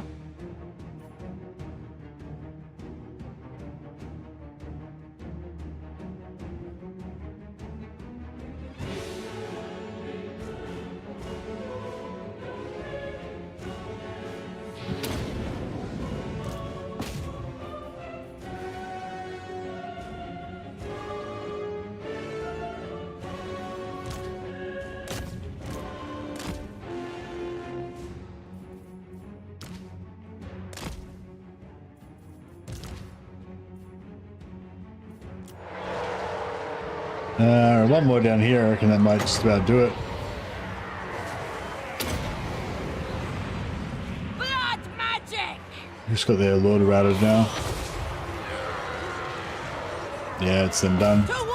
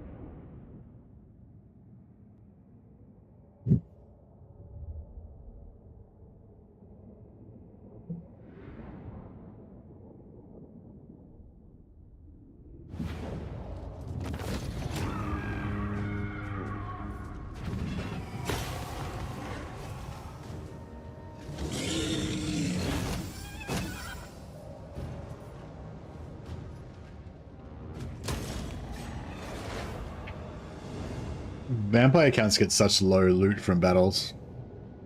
Kind of sucks with that. Speak your words and be That's right. gone. At least we get like really cheap troops. Look at this pissant ogre faction declaring war on me. What's that about?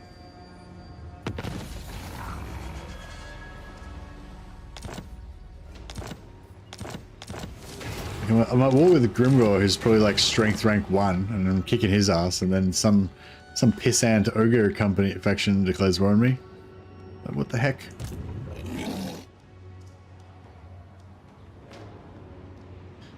We had that. Do we have the bug where we didn't get the reinforcing army didn't come in, or This better be important. not sure. Who wishes the red kiss? Necropolis awaits.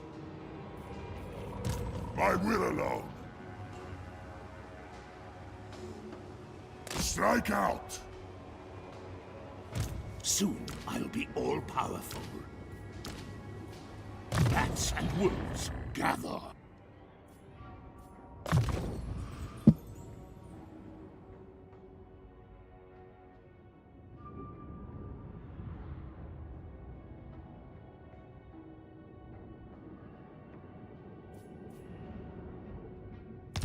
My zombies can tank better than his Black Orcs, my yeah. Lord of Death. A bit like that, isn't it? Yes, my sire. I want to get my red lines to make my zombies even better, but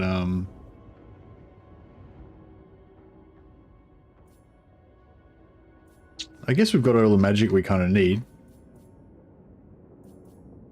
I want to get this stuff as well. I want to get this stuff. I want to get all the stuff. I want to get blue line. Yeah, we'll buff our zombies.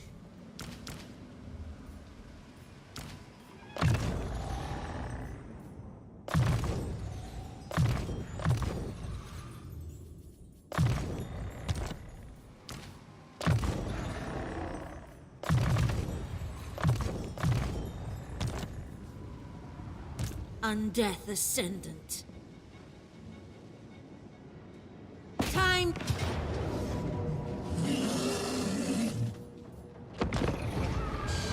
Take these guys out. Can't get a battle marker again this time, so just try to take the minimum amount of casualties. It's like if no battle marker, you have to fight it manually to get the minimum amount of casualties. If you can get a battle marker, then you have to fight it manually so you get the maximum amount of casualties. Unless they've got a big army and their auto resolve will kill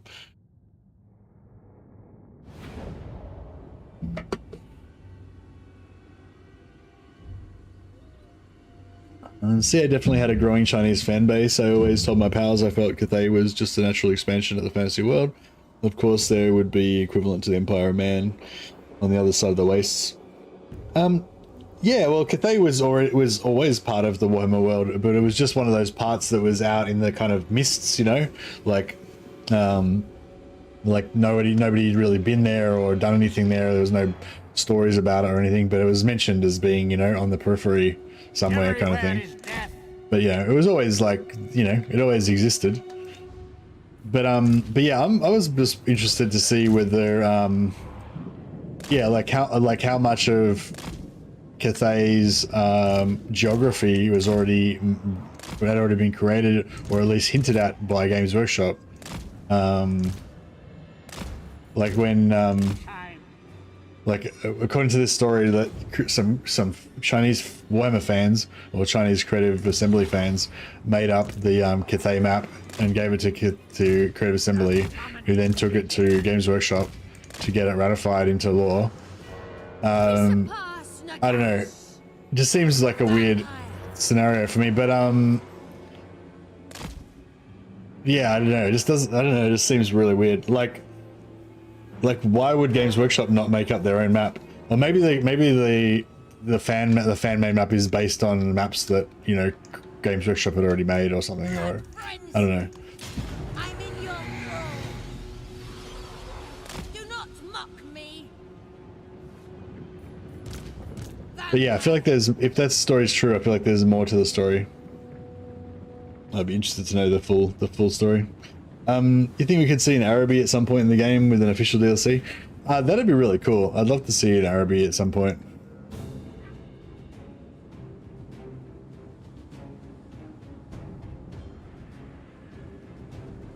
But yeah, I mean, I guess yeah, I guess an Araby DLC is a lot less likely than a China, like a Cathay DLC. You know, obviously DLC already happened, but just market-wise, you know, assuming the Chinese market would be a lot better than the Araby market.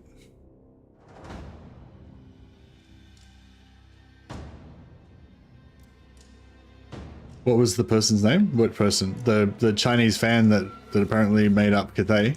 No idea.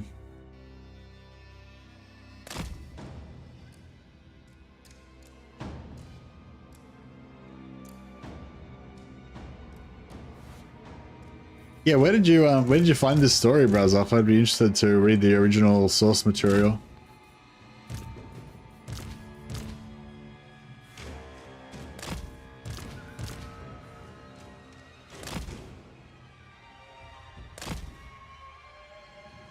Like, I could sort of imagine it if the fan was like a tournament player who'd like played in heaps of Games Workshop sponsored tournaments or whatever, and was like a well-known and respected member of the community or what have you, you know.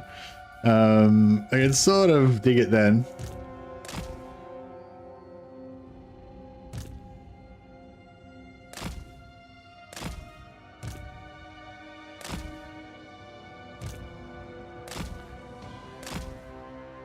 I suppose it doesn't really matter.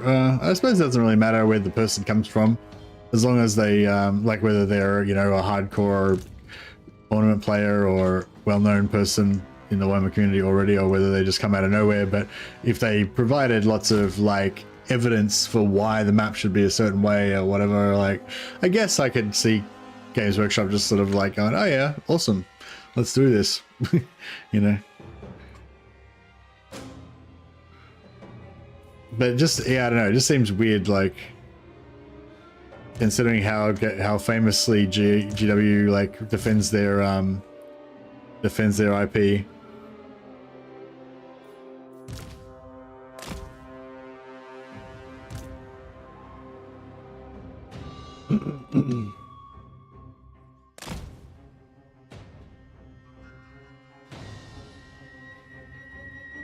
But yeah, like I said, I do like that stuff as well. Like when, yeah, members of the community. Well, so it's like it's a two-edged sword.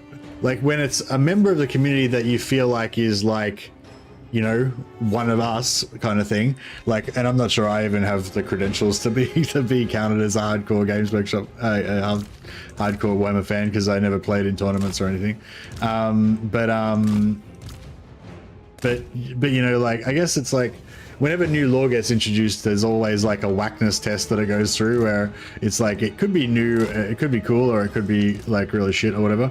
And when you have like the idea of a fan creating or a fan creating stuff, it's like if the fan's like creating cool shit that fits in with the Warhammer world and like is, you know, legit, like when, you know, whenever something new comes out and you think it's like yeah, that's awesome, that's Warhammer as hell, like that's how it should always have been, and that guy did an awesome job or whatever, you know, like, whereas when you hear the other story about like Amazon forcing Games Workshop to change the lore of 40k so that they can do a deal with Amazon, like, you know what I mean, it's like this, like, yeah, like if Games Workshop just does it themselves because they want to sell more miniatures or whatever, like that's you know, we're used to that. That's just normal Games Workshop behavior.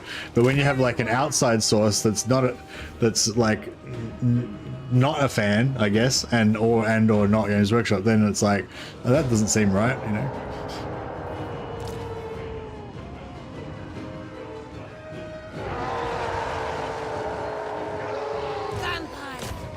Life is a phase. It's like, I'm sure that all the executives at Amazon say that they're Warhammer fans as well, but I'm not sure that I believe them. Now it is time.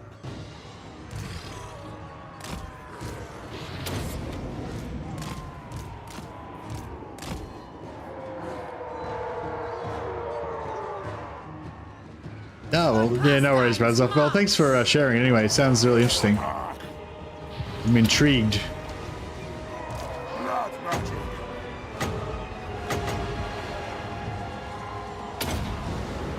Well, I casted it and they're moving. No, it's still good. Beautiful.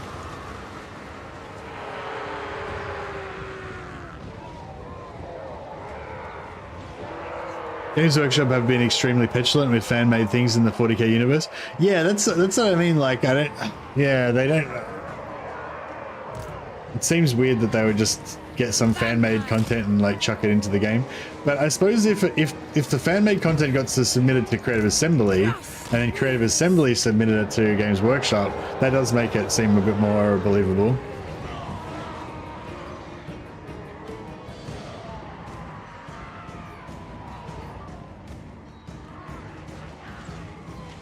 But yeah, but a lot of the fan content is sort of bullshit though as well, you know. So that's fine. In most cases, I probably agree that I don't want it to be included in the official canon. Like, even though it might be amusing, like there's a lot of, you know, fucking Gilliman having sex with Eldar and whatever, you know. It's like, yeah, it's whatever. Like, you know, a lot of fan fiction is just bullshit. It's not, doesn't fit in with the world properly and stuff. But there's a lot of really good stuff as well. But that's sort of what I mean. It's like, it's hard to really define exactly how you would judge it, but you can just tell, like, when a new stuff gets made up, it just either it fits or it doesn't, you know. Die, mortals! Die! Die. Oh, man, what's going on with the AI being so weirdly passive and not attacking me and stuff? Is it just the new AI is balked, or is there something to do with the formations that I'm doing or whatever? I'll send them a fishman map. Yeah, you gotta send them a fishman map. No, you gotta send the fishman map to Creative Assembly and then get them to take it to Games Workshop as part of their contract or whatever. Oh, god damn it. They evaded me. Oh, they might have activated. Ish. You serve me. For Isabella! Still my beating heart.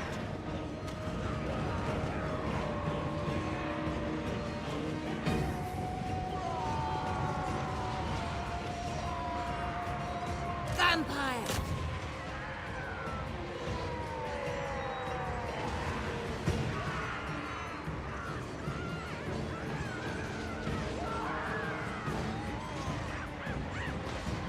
Noble of the night!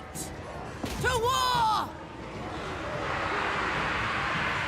At once!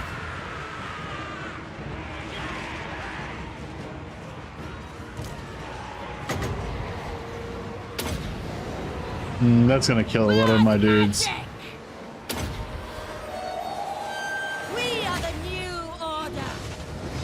Yeah, that's a bit better. That didn't do too much damage. Curse of years! End them! Vampire! Must be close to routing now. All life must end!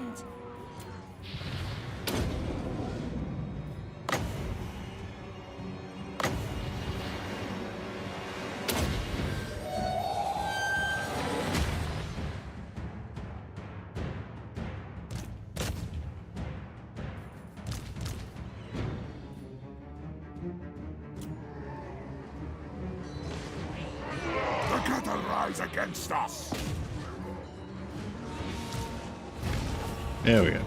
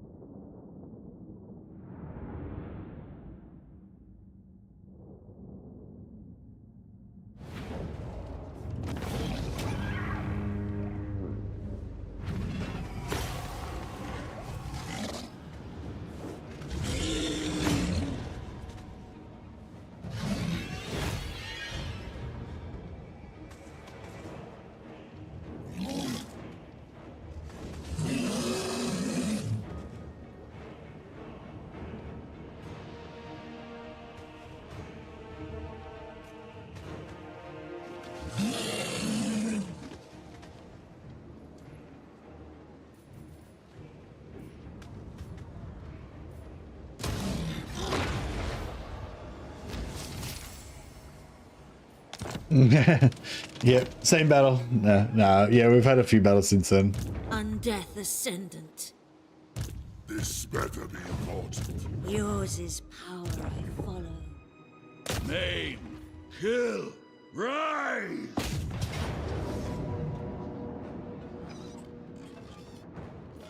I think our other army can make it there in this turn. This better be Yep. important. Glorious! Pyrrhic Victory. Pyrrhic Victories are good for our bloody trait.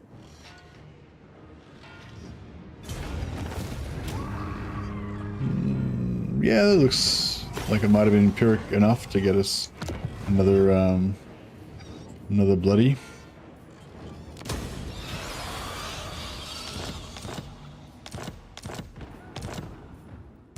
I admire Has he gotten any yet? It's like no, he hasn't even got his first point yet. It's because my zombies are all leveled up. I don't want them to get murdered.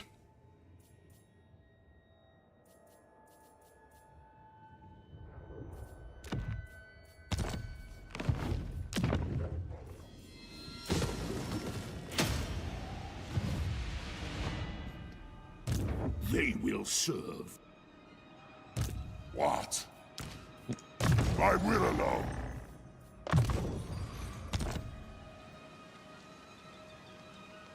Does the special banner from Kemler even stack with all the bonus effects from Ghorst? No. The I'm pretty sure. Well, we have to check it yourself. Actually, I'm not sure, but I'm pretty sure the Kemler banner is the same exact effect that Ghorst does to all of his units, so it wouldn't stack.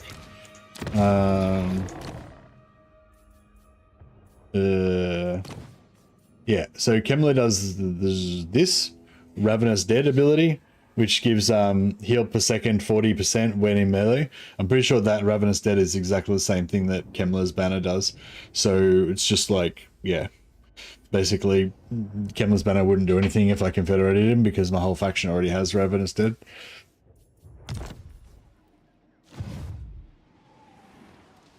Unless it's got a different name, but I'm pretty sure that's the exact same name. as Kemler's ability. We need some more zombos, I think. We're a bit short. 0.4 is crazy good. 0.4 is crazy good. Now. Yeah, 0.4 from that. Plus you got 0.1, I think, from Master of the Dead. 0.05, sorry, from Master of the Dead. And plus, we've got 0.05 from Unholy Lodestone. So when they're in combat, they're getting like 0.5 regen. What do you want? Soon I'll be all-powerful. And when they're out of combat, they're still getting 0.1.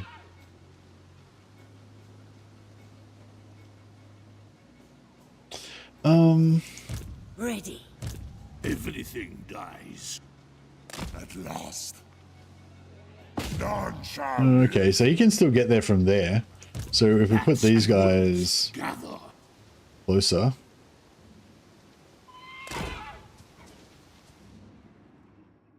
We don't have any enemies nearby, do we? Master of unlife.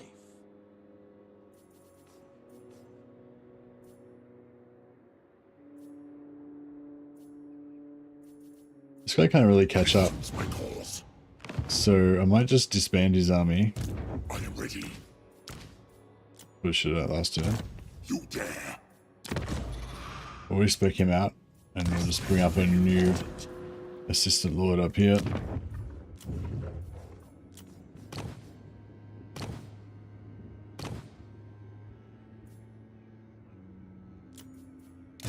What sleep shall you dare.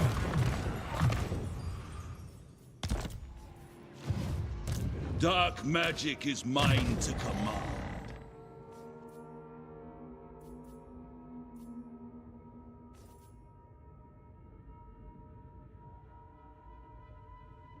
Oh, 35% increased effect range for Vigor Mortis. That's really good. Jesus. Just loaded up Kemler's banner. It's also Ravenous Dead. It's kind of sad, to be honest. Well, I mean, like, the zombies are already pretty much fucking indestructible, so I don't know what more you want, you know what I mean? Yeah. Like, if it didn't stack, like, what, you know, like 0.4, or 0.5 regen is already pretty crazy. Each time you mention experienced zombies, I can't help but think about the senior workers in my office job. Yeah. My puppets. Are they a bit zombified, are they? They've lost their will to live.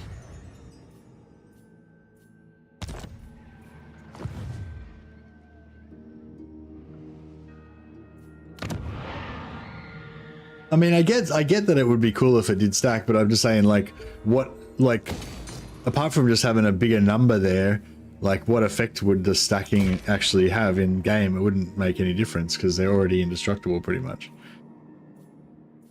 Like, short of them getting one shot, they pretty much don't die. They will serve. Bring me flesh to craft. Alright, we need more necromancers. Gotta get these necros leveled up. Coffee regenerates their hit points. They work better, but they still seem dead. Nice. Alright, we need to get some more necros up in here.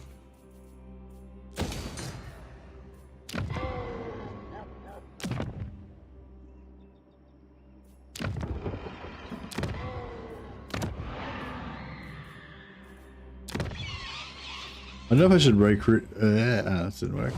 I don't know if I should recruit any more or if I should just.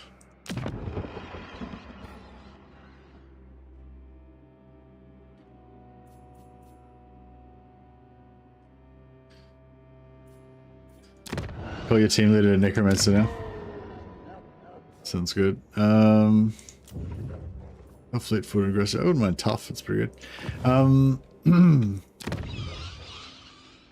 Actually, probably should put our level 10 growth guy over here, because this could actually get to tier 4 relatively quick.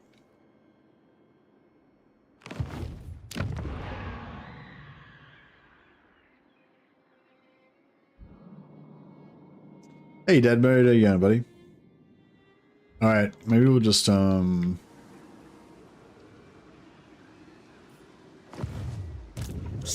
I'll be all-powerful. get some more Zombinators. Yes, my sire.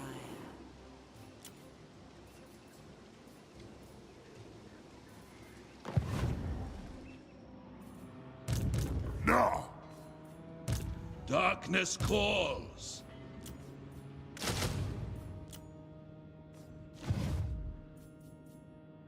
You dare. Bats and wolves, gather. How's the technology going? 2 turns till we get the increased movement speed. All right.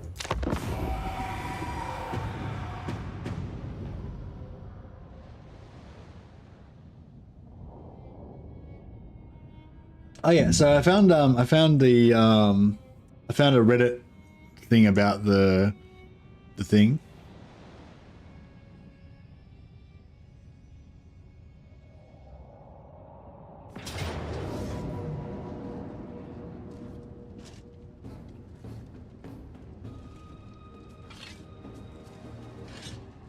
There's no article, there's just a picture of it.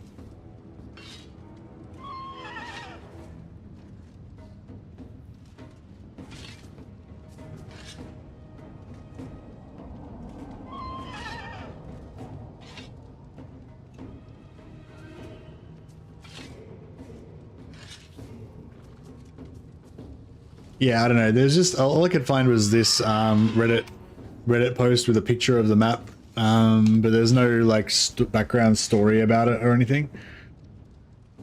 Just said, yeah, in 2018, a Chinese Total War community member sent Creative Assembly a fan-made Cathay map as a gift, and now Cathay will be in the game. Huzzah! And then there's this map of Cathay.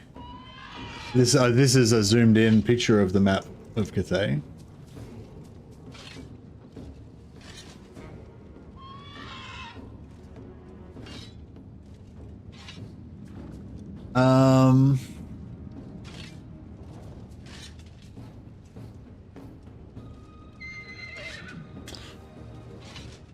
Kind of looks pretty similar, doesn't it? Can I zoom in? No. Doesn't seem like we can zoom in. Oh, can we?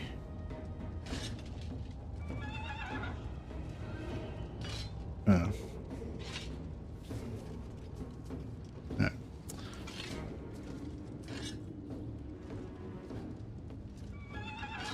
Wait up, let me, what else can I do? I want to try to zoom in on it somehow, but I can't really do it. Oh, here we go. Okay. So we got Weijing.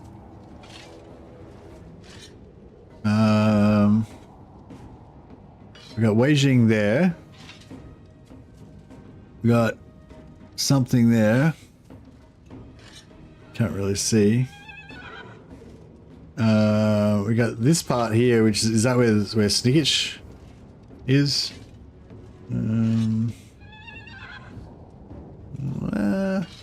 I don't know. It doesn't seem. This Shanyang. Oh wait up. He says Shanyang's down here.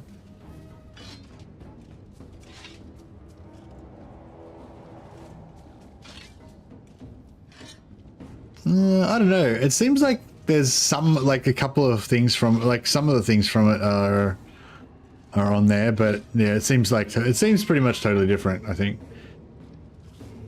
I don't know. What do you guys think? Does this look like a map of Cathay? I feel like it doesn't. I feel like there's bits and pieces of it, but I feel like overall it's not very accurate. Oh, there's the Great Moor. There's Shanyang. Ah, I don't know. Maybe it is, but it's like it's distorted. You know, like.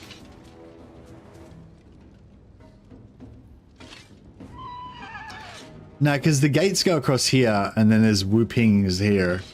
Weijing's over there. Is that, what is that the one? Is that fucking that? Is that the place where Lockyer starts off with? I don't know. Anyway, you can check it out for yourself if you guys are interested. This is the closer look at the map link. But yeah, yeah, I don't know. So I feel like so it seems like if that was what inspired them to make Cathay, the fact that the Total War fans sent that in, then and then they took that to Games Workshop and made Cathay, then yeah, that is pretty cool. Okay, so we're not in range of of the backup Lord.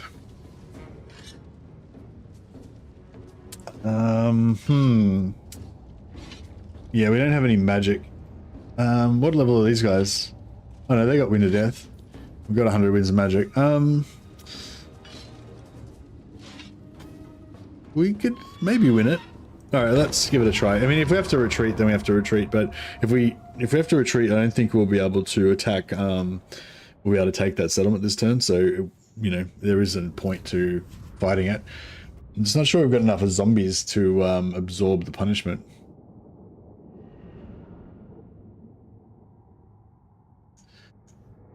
We do have some experienced zombies though, so if they drink their coffee, they might be alright.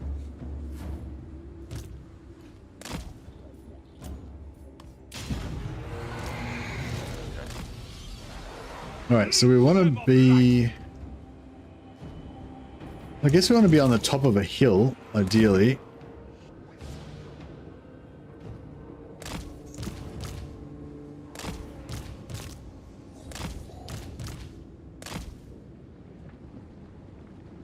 Yeah, we don't have enough. No, we don't have enough zombies, I don't think. I'll fight for a little. We'll fight for a little bit, and then we'll just retreat if it looks bad. Hopefully, when we retreat, we'll be in range of our other Lord.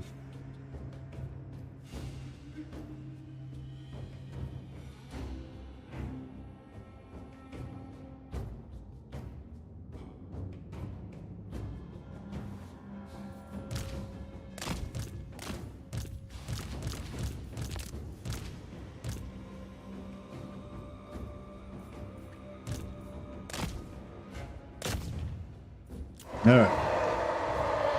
Everywhere is death. Swiftly.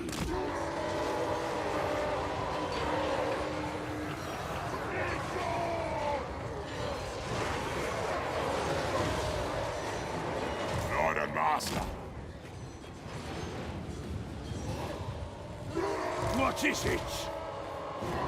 Everywhere is death. The summoning begins. All will wither. Alright.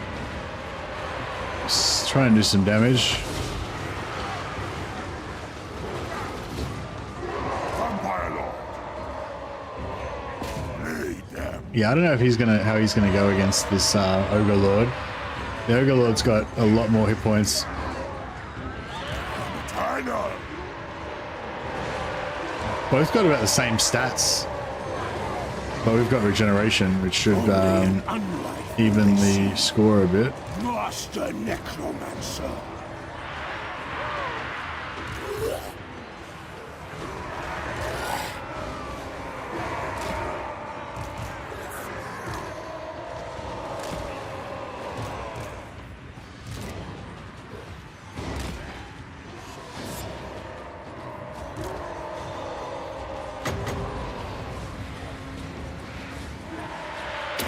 Alright, this should do a bit of damage.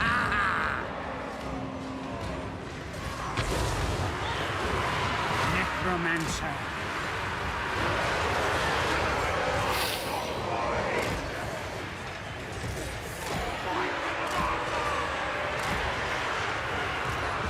I move swiftly.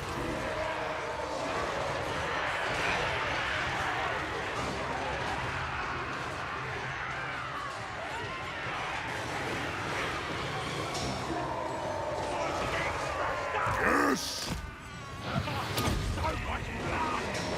Blood magic.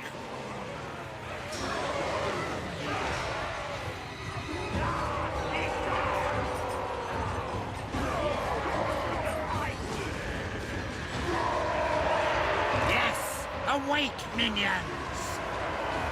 Slaughter the livestock, boys!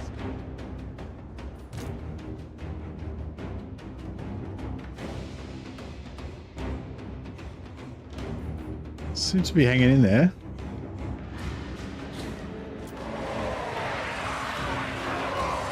Necromancer!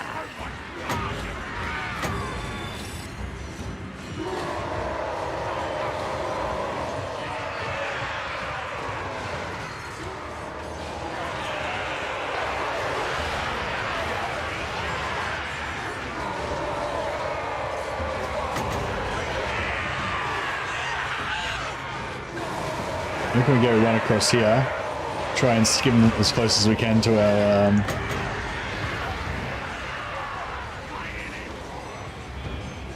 Beautiful! We're probably going to take off a layer of zombies off here, but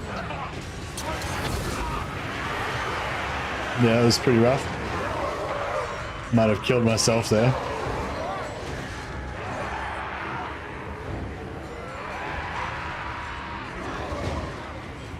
Tonight, I feast. Necromancer! Yes, awake, minions! Yeah, I need to chuck some heals down. The cattle rise I against nearly got their us. lord down. I might have this. Are mine! Now is undeath.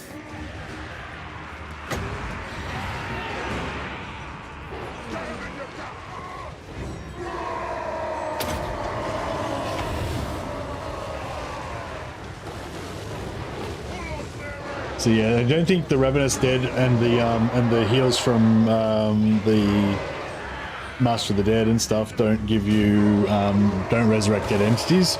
So you got to do Nehakara, Invocation and Hex, sorry, to get them back to life. But yeah, it looks like our zombies are going to win the day with their indestructibleness.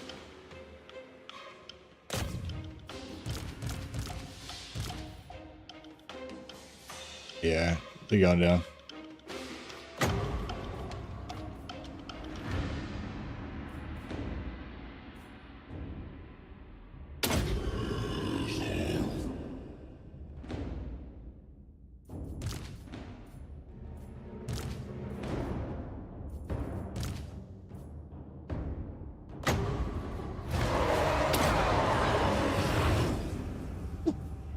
It's me.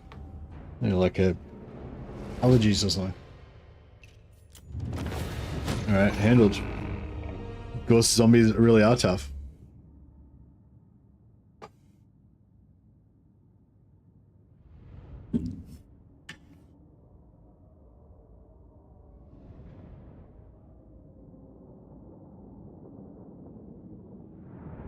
Customer service prevails once again, indeed.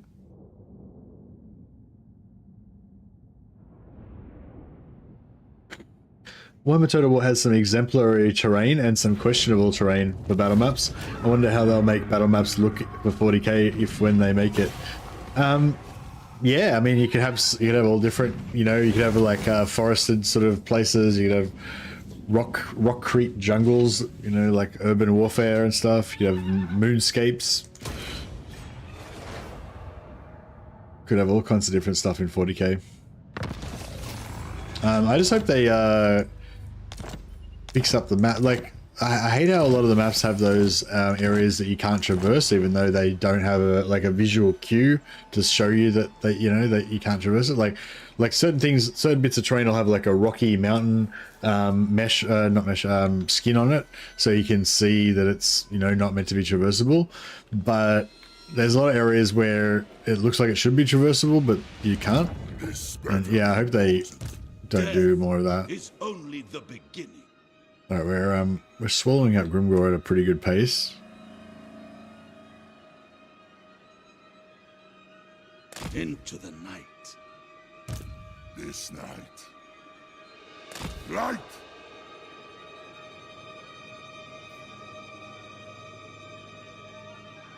Bring me flesh to craft. Only one I'll Do listen want to to bash is those me. guys, but Expand Sylvania's borders. I think they already retreated, so she should be able to kill them by herself. You dare. And I could probably cheese this with my Necro Wind of Death casters. More sleep shines.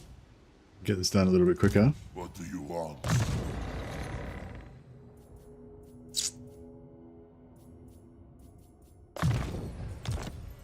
Obliterate.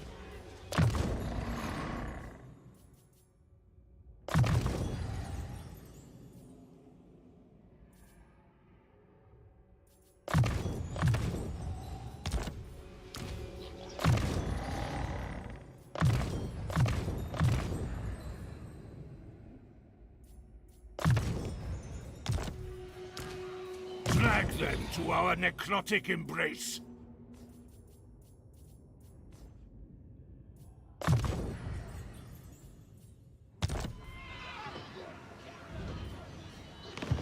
Make them Yeah, suffer. especially when there's The spirits agree. yeah, visible boundaries can be frustrating. Yeah, especially when there's like interesting terrain there that you could use to set up cool formations, or you know, you could like squeeze your infantry in between two rock outcrops or something. You know, I wish they also I wish they could also like those maps where they have like a rope bridge going across a ravine, or you know, like narrow, like, yeah, weird little narrow pathways and little bridges going across little rivers and stuff. I wish that you could actually like squeeze your dudes through there, because I mean, there's like when your units bug out, quite often you get these weird single file formations where you guys go in single file across the whole map or whatever. Like, obviously you wouldn't really want to do that by accident, but if it was the only way you could sneak your stealth guys into the back of the enemy base or whatever, it'd be really cool if you could actually squeeze through those like narrow little areas. Excuse me.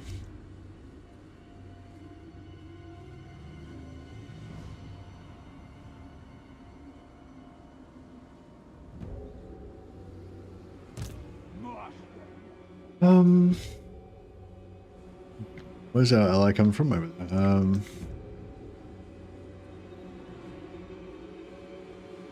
don't know, I kind of feel like over here could be good.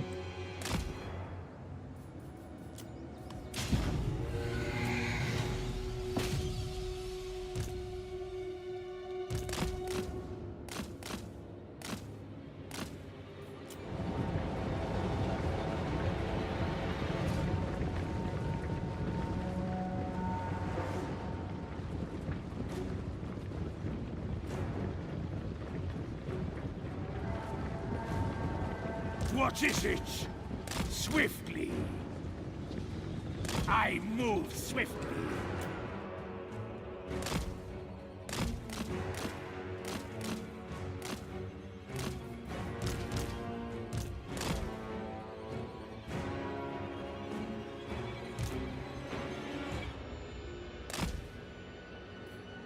Put him down.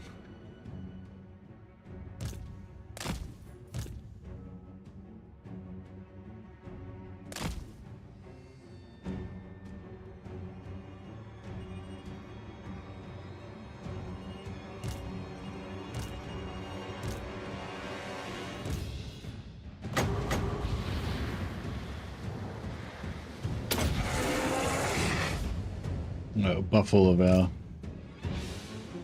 of our zombies.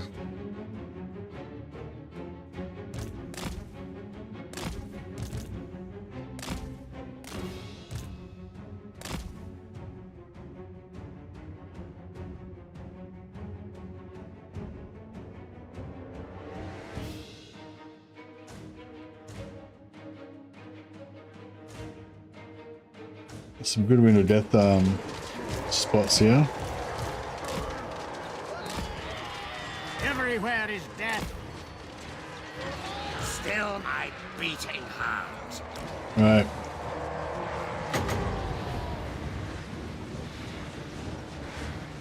Yes, yes, Hey Messi, thank you for the guide on doing early Confederation with Marienburg. I used it to confederate Karl as Elspeth in 9 turns. Oh, nice. Congratulations. Or well done, or what have you.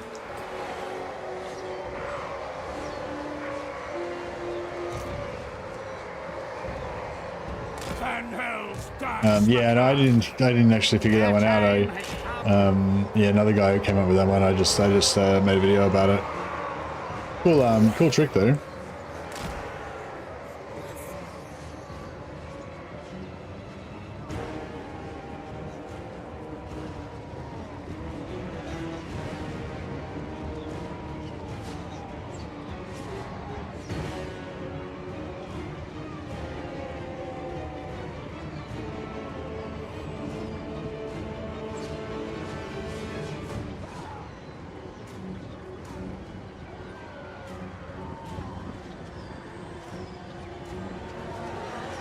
Necromancer.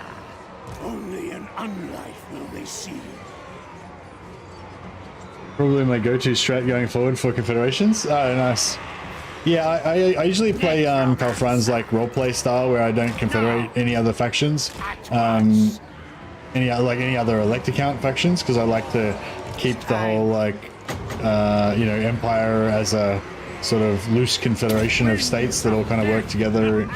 You know, and Karl Franz has to kind of herd cats to get them all in line and stuff. I kind of prefer that just from a roleplay point of view, so that rather than kind of consolidating everything. But yeah, it's probably a lot stronger to actually just confederate everything. I mean, depending on how you like, you know, depending on your version of the role plays, I guess you could think that retaking Marienburg for the Empire is actually like a good thing, even if you don't want to confederate the others. But yeah, or you could even think that, you know, if Karl Franz could, then he would actually dominate and control all of the other Empire factions. But I don't know, I just like to kind of maintain the status quo a little bit in that regard and have the Empire kind of fight against everyone, you know, as a divided nation, I guess, or a divided empire. So yeah, so it won't be my go-to. It'll be my go-to strat if I wanted to, you know, kind of blitz and be really powerful and stuff. But yeah, usually when I play Karl Franz, it's not really. It's more like a, yeah, I usually play more like a roleplay style for that campaign. Death magic.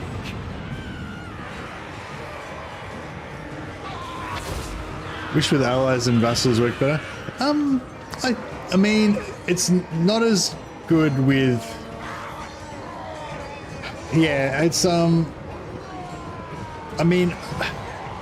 Yeah, the allies and vassals don't tend to be super strong or anything, but I feel like it does actually work pretty well now with Empire. Like if you want to play the way that I play, where I basically don't confederate anybody and try to keep all of the other factions alive, it actually kind of works okay. I mean, it depends what you want, I guess. Depends what standard. Like if you're used to playing super aggressively and you want to have like basically dominated the entire Empire region and consolidated all, you know, by turn 30 or whatever, then obviously keeping everybody as independent entities and trying to herd them around is not going to be good. But if you like to play, yeah, like I don't know what you'd call it, roleplay campaigns, I guess, basically, then I feel like the tools we've got now are kind of good enough to make that work. At least that works okay for me. What I want to do with it. But like, yeah, I guess again, when I play Empire, I don't really want to conquer the world. Like the idea of having the entire world conquered by Reichland just seems really weird to me. And with all of the good races, kind of, I feel like that. Like if I'm playing as like Chaos Dwarfs, then I'm happy to, like, you know, just spread my foulness all over the world, you know, choke the skies with smoke and crack the earth to reap its, you know, treasures and shit. But if I'm playing as like, yeah, as the Empire, then I don't really want to go too much outside of the Empire. I'd rather just go and fight wars for, you know, and help my allies and stuff like that. And yeah, like go and you know, first of all consolidate the Empire, free the Empire from all of the non-Empire factions, then go and, you know, go and help Bretonia and build them up against, you know, wipe out Grom and let Leon Kerr take over Bretonia and go and wipe out all the evil factions in Kislev and, you know, kind of do that sort of style campaign. And it's the same with the dwarfs. Like when I'm playing as the dwarfs, I only really want to like wipe out the Badlands and conquer all the mountain regions. I don't really want to just make a giant like dwarf mega city or something, you know. But yeah, as I said, yeah, it's more of a roleplay thing, I guess.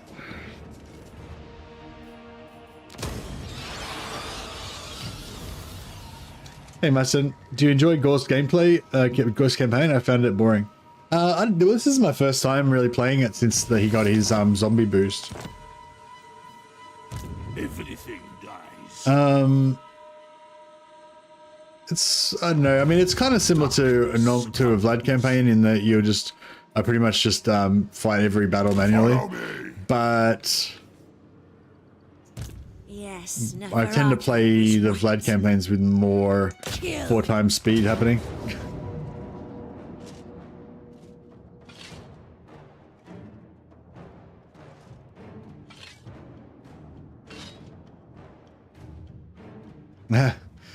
Two different Marsons.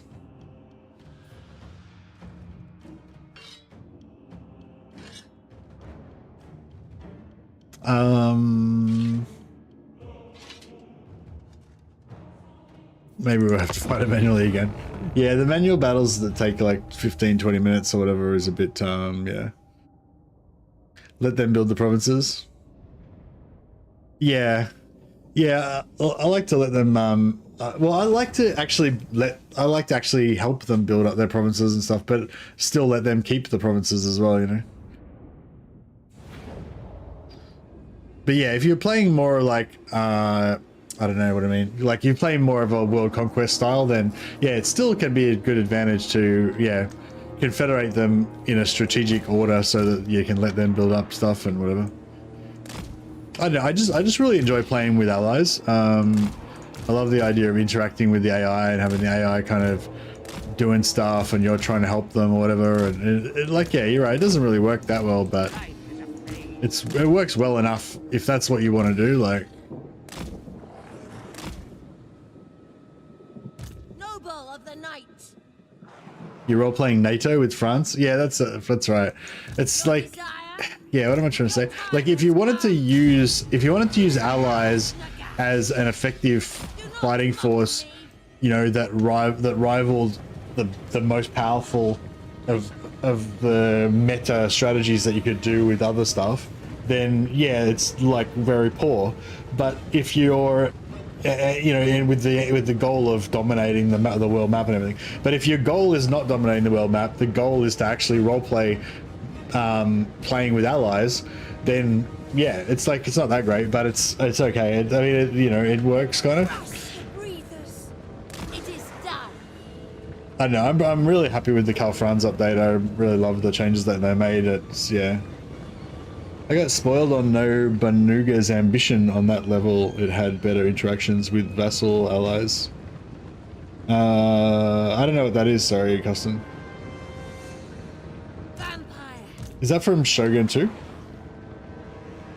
Very well. I haven't played Shogun 2 in about like 20 years, or whatever, however long it's been since it came out. I feel like I've been playing Shogun Era 2, but made by Dynasty. Oh, okay, cool. The Von Carstein's march. Yeah, I feel like I've been playing Total War Warhammer forever, for like my whole life. It feels like it's been like 50 years now of Total War Warhammer, but it's just been a very intense 10 years or so, or 8 years. Vampire. It shall be.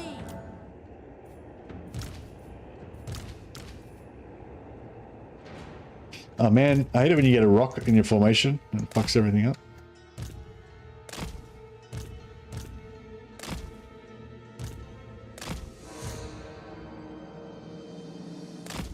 And we have another lot that don't really want to fight us.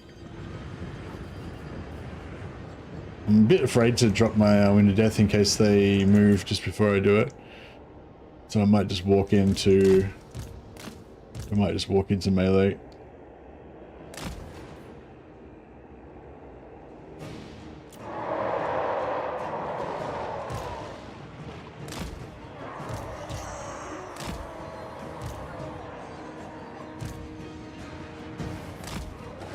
Yeah, Warhammer 3's fun. Their time has It's a come. good game. With haste. Find me if you dare!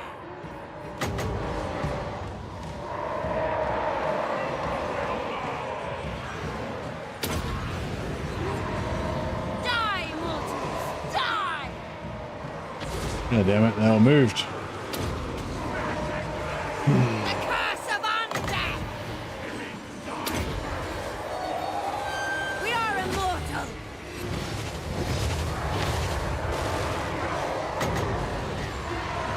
Beautiful decay.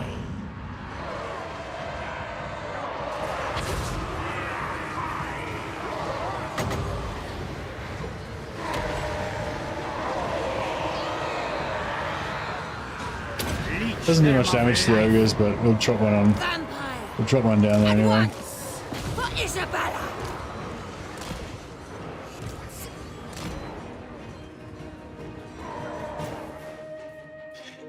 Anyway, I want to tell you thanks for the guide. Made a vid on doing Carl as Elspeth. Gave you credit, so cheers. Thanks a lot, Costin. Appreciate the credit, and thanks for dropping by, man.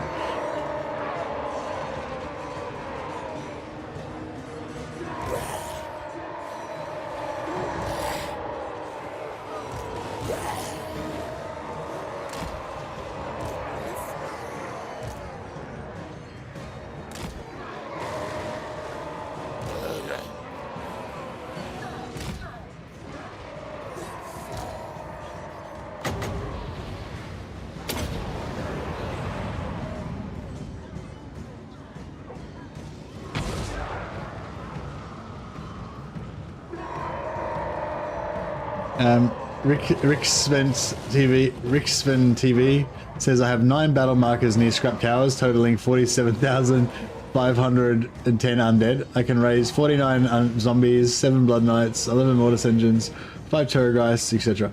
Is that all in the one region in scrap towers? Are you talking about Rick Sven, or are you tallying up all of the different different regions in the province? Is that just in one region?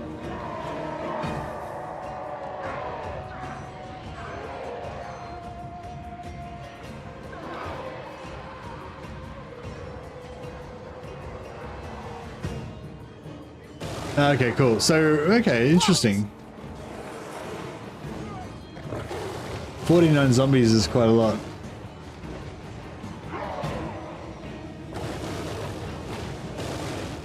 Fuck, does this... I thought this battle was over, but they seem to still be having at it.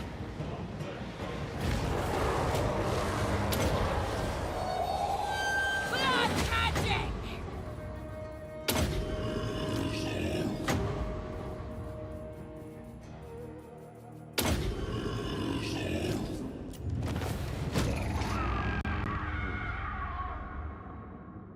Early ogres are easy for undead. Yeah, they don't have... I mean, they're easy to grind down. They're just a bit annoying because you can't really kill them with Wind of Death. But yeah, they don't do much to the zombie blob.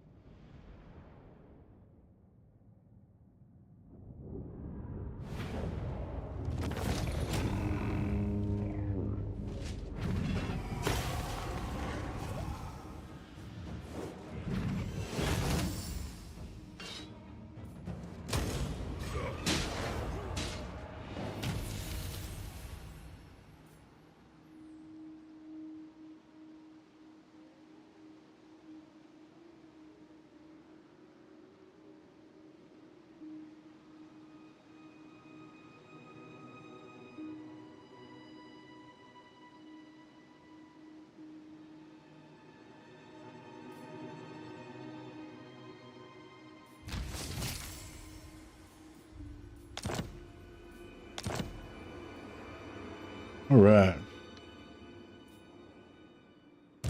Dark magic is mine to command.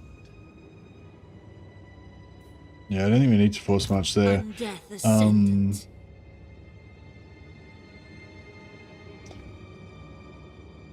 I wonder how much they've got here. This represents 4, so they got 8 units in there. Expand. Sylvania's borders. Can't quite hit it without force marching, so I'm going to Yours force is march. power.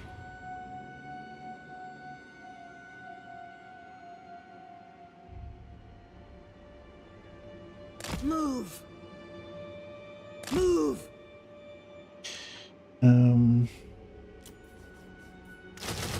Yeah, I'll grab some more zombies just in case they do attack.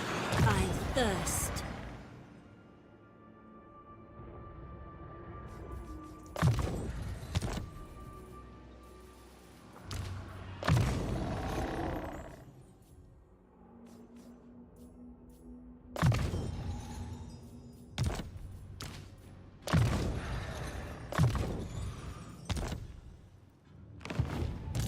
They will serve. This guy's just popping the growth. Everything dies.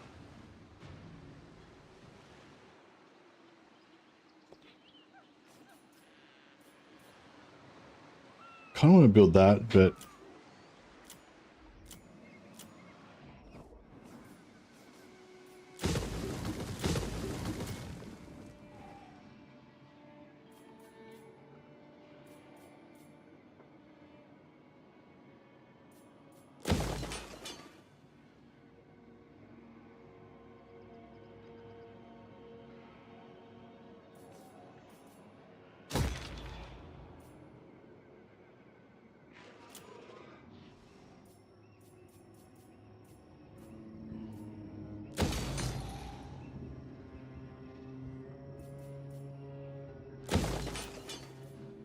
Nobler Country, Fleet Rock.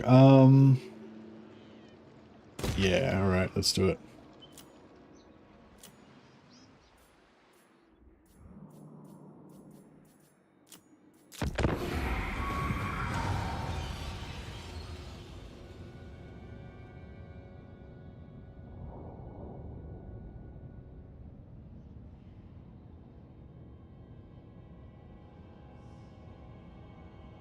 Good, good.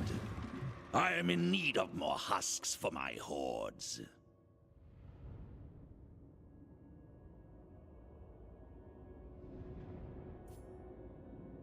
Grimgor wants to peace out with me. I don't think so, Grimgor. I think there's more green juice to squeeze out of your husk. What's the income of the Isles so far? I haven't started converting it to income yet, really.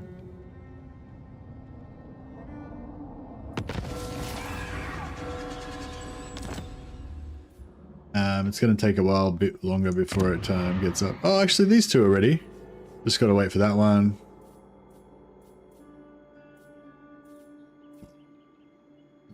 Oh, we still don't have... Oh, yeah, I forgot to get my trade with Cathay. Can we get trade yet? Oh, finally. Meeting the Iron Dragon. I suppose. Excuse me. So eventually we want to go for...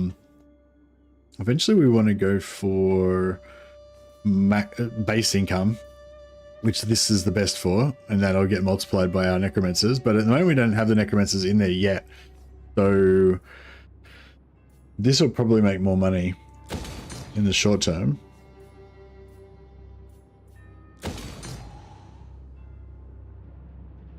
And then we'll eventually replace these growth buildings with the money buildings and upgrade that.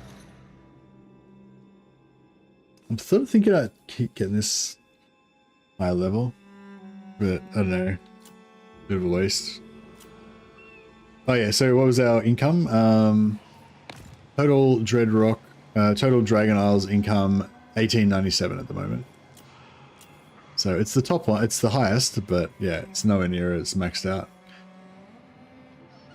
Is it possible to confederate old soul bones as Tamarkan?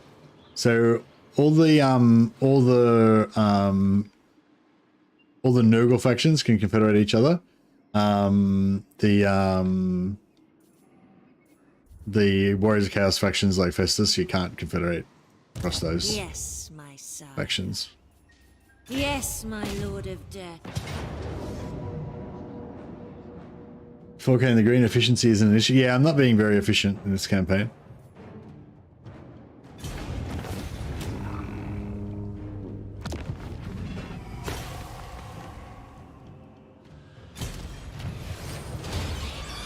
Nice. Got some blood-soaked. Red kiss. Some blood-soaked action.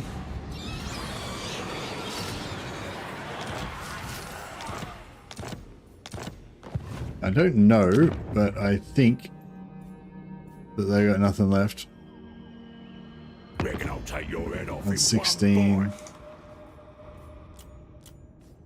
Yeah, I think they've got no armies left, so you know, good there.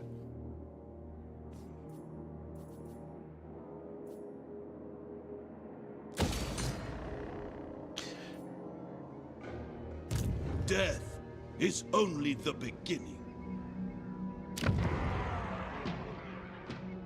Why mouse tier 2? I mean tier 3, so we can assist you? take it at tier 2. So we will. For the night. I've got to get my income back into the red so that I can get more Mortal Informer followers. I think it's the Mortal Informer that you only get when you're in the red.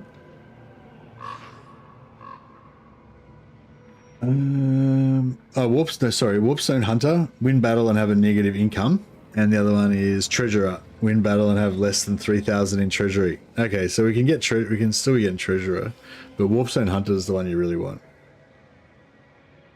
Yeah, Mortal Informer is the drop chance one. So yeah, so we want to have Warpstone. We need lots of Warpstone Hunters. We need to have negative income. But if we're gonna have negative income, we want to be conquering stuff.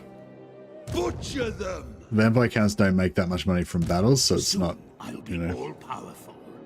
not really super lucrative to be at war with better be everybody. important. Follow me. More sleep shines.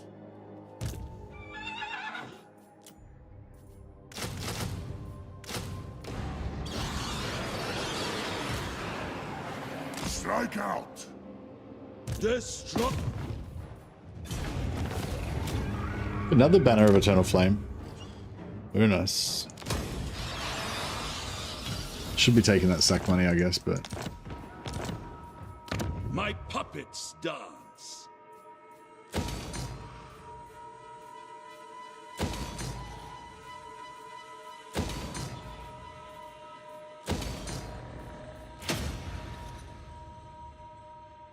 all right. How is Grimgor going? Grimgor's still got a few regions left. Can't believe how far we've gone up here. But it's sort of working out in a way, because if we go all the way up here, if we maintain friendly relations with the Western provinces, then that guards our east. If we push all the way up to Zatan and we make friends with Zatan and Tamarkan, that guards our north. These guys are neutral, they never attack anything, so it's almost like you've got an impenetrable mountain there. Although technically stuff can walk through there, but still, it's pretty good. So then we're free to just come back through here and just rampage through this shit, bash Tretch a bit, and then take out Drazoth. And if we took out Drazoth, then we'd have a nice big territory surrounding our core regions, and that's the thing I like to do mainly. Like if these islands are my core financial regions, I like to have a nice buffer of crap that I'm not afraid to lose around it, so that it's sort of safe.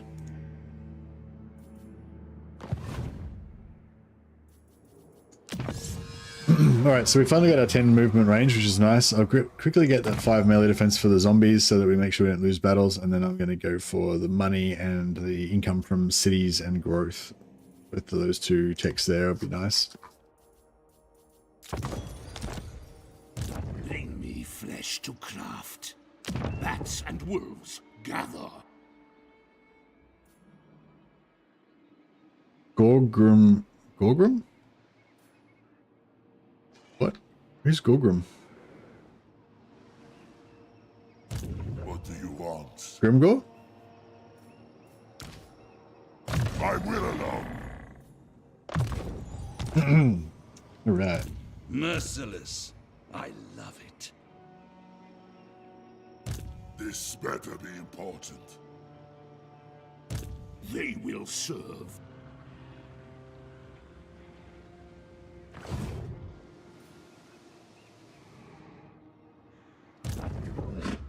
The scent of death. No, hopefully he's not going to die. I guess I can go that way. Now, my bloodline calls.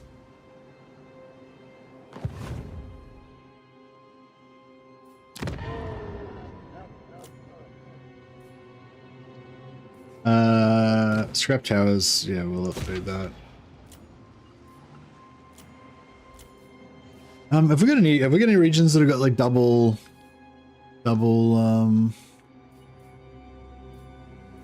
we've kind of got a nice spread of them around the place. We haven't really got any double or triple ones.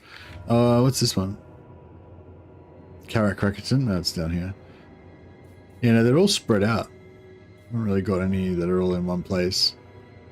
I remember Dash Dash saying he thought that having multiple smaller battle sites was actually better than having like one big one. But yeah, again, it's like never really been fully tested to know exactly how it works, I don't think.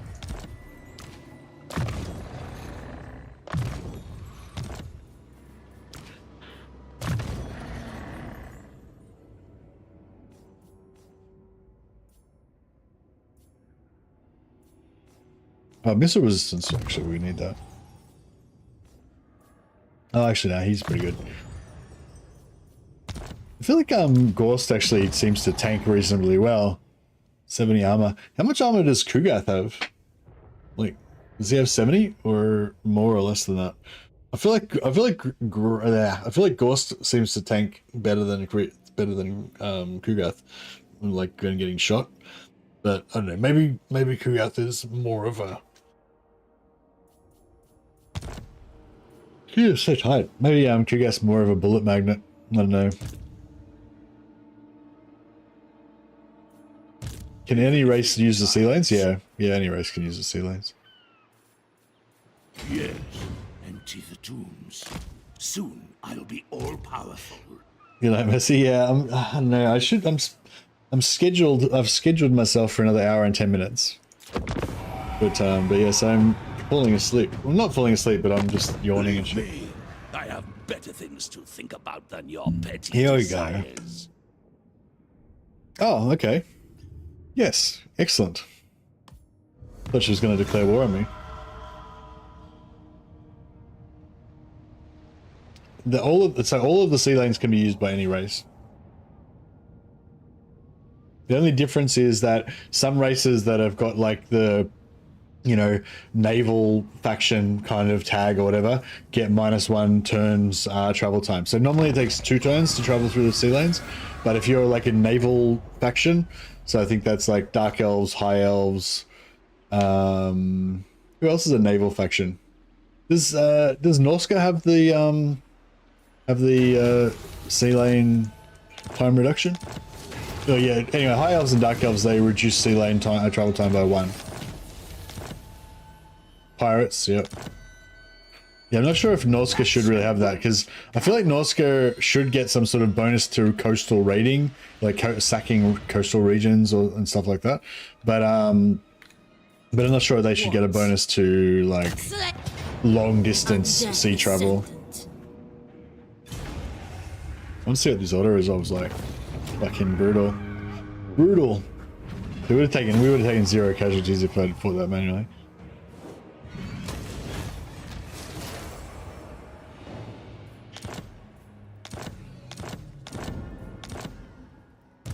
Yes, Neferata. Yeah, so yeah, Vikings are not being naval, says Martin. Yeah, I'm saying in terms of sea lanes, like if you're comparing the, you know, so I'm sort of thinking of Norska as kind of like Vikings.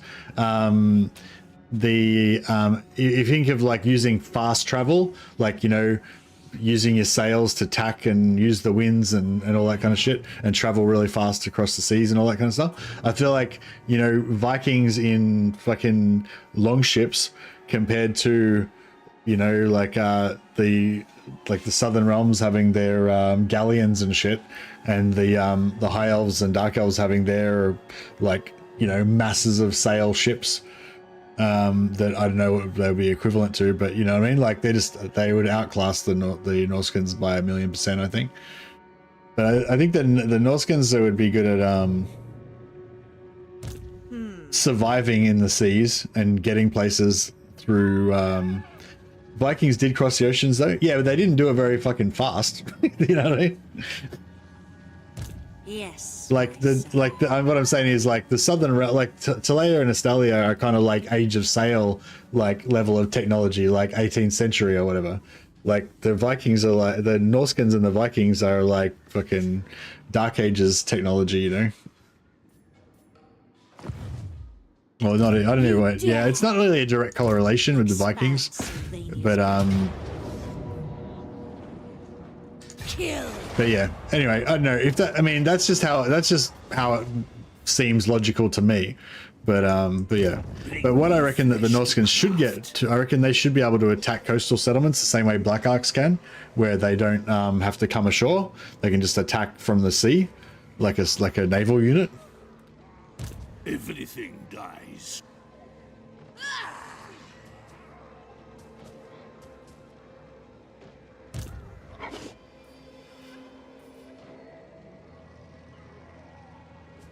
I'm comparing Norskins to High Elves and Dark Elves because High Elves and Dark Elves are the ones that get the 1 turn reduction.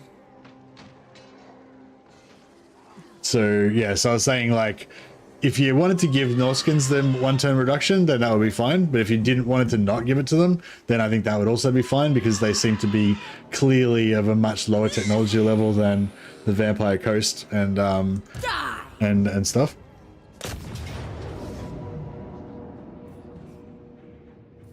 But yeah, I would imagine that they're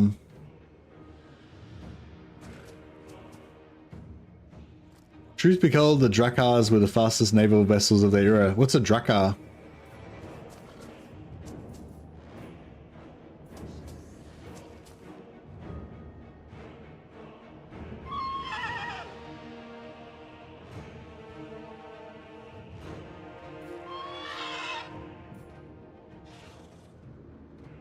Oh, okay. I thought they were called longships.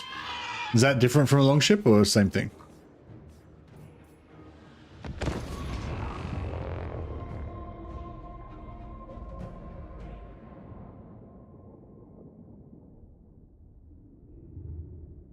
Oh, okay. Longships are called Drakars. Yeah, nice.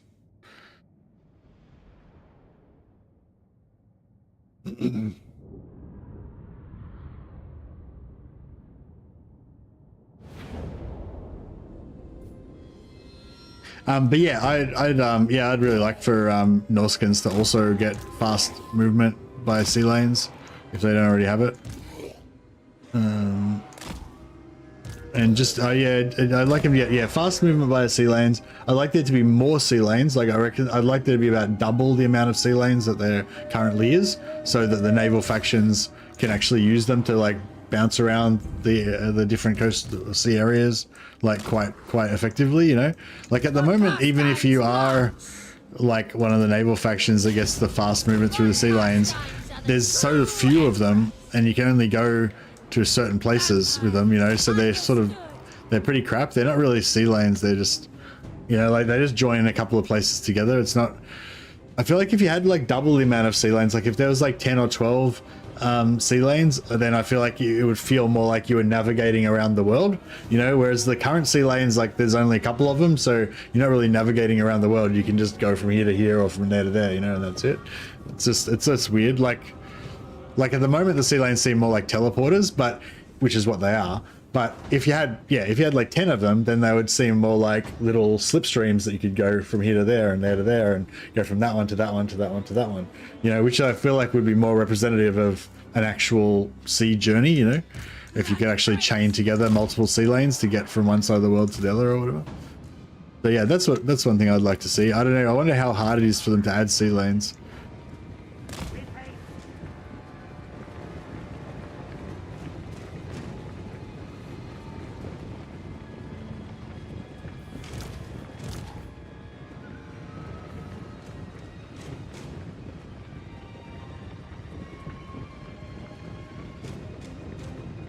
Easy movement is tricky. It makes the world feel smaller. Yeah, sort of, but it's not really that. It wouldn't be that easy still, though. You know, like you still have to sail out to the sea lane, which takes like 2 or 3 turns. Then you got to go through the sea lane, which takes 1 turn. Then you got to sail to the next sea lane that takes like 1 or 2 turns, and then you got to sail again through the next sea lane that goes 1 turn. And like, You know what I mean? Like, you're still going on a journey that's going to take like 6 or 7 turns of your army doing nothing, which would basically bankrupt most factions. So it's like, yeah, I agree that, yeah, as you said, Snape, you know, easy movement is tricky because it makes the world feel smaller, and you don't want to make it feel too small. But I feel like there's definitely room for the sea lanes to be expanded without ruining the game or anything. Necromancer. Now. But yeah, particularly with the Norscan campaign, where their campaign is all about traveling around the world and getting all the different buffs and stuff. It just seems like, yeah, it'd be better if you could actually navigate by sea more easily, and for the like Pirate Coast especially. Oh, actually, yeah, Pirate Coast. Actually, all of them really. Yeah, Pirate Coast, High Elves, Norska, and Dark Elves. If there was a bit more of a like sea voyaging kind of gameplay available, I think that would really enhance all of those campaigns actually. Like for Dark Elves, you could go to like distant lands where you haven't raided before, so you can have like, you know, new fresh settlements to sack for like massive sack money. For Norska, you could travel around to get all your technology unlocks. For High Elves, you could send out like exploratory trade fleets and stuff. That'd be fun.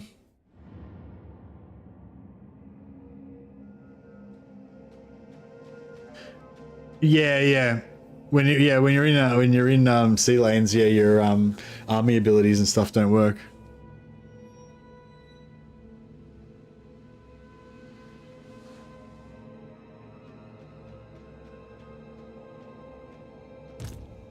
So, the AI does not use sea lanes. No, it's just a player thing. I'm not suggesting that we go to that level of having the AI use the sea lanes as well, and there being like into sea lane warfare and stuff like that. I'm just purely for the purposes of the player being able to like cruise around to different areas of the map and go on long voyages and stuff. I just think it'd be cool. I don't know, just to open up, you know, some interesting gameplay stuff.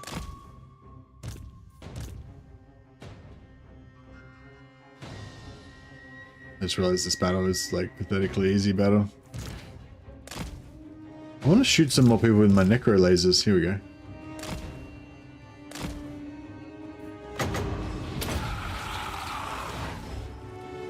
Oh yeah, that was a good one.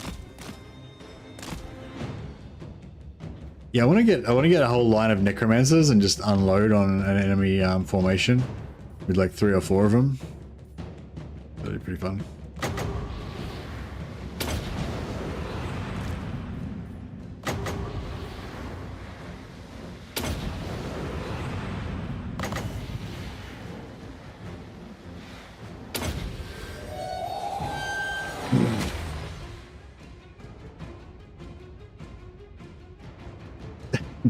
Pluck Monkey says, I fancy that Lord Nelson would make short work of the Vikings.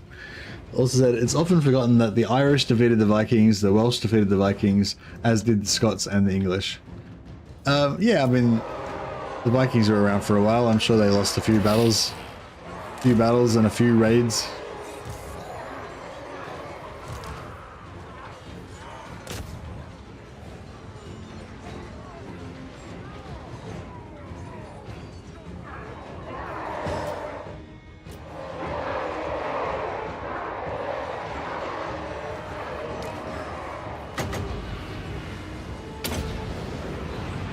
One day, maybe soon, they'll implement new AI gen into games where the AI will learn your tactics and act much smarter. This will be a whole new world. Yeah. Master Necromancer.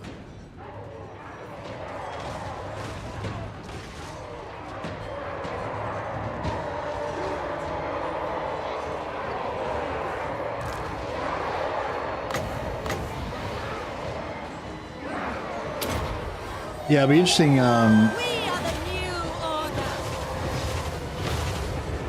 It'd be interesting to know if they've, if anyone has,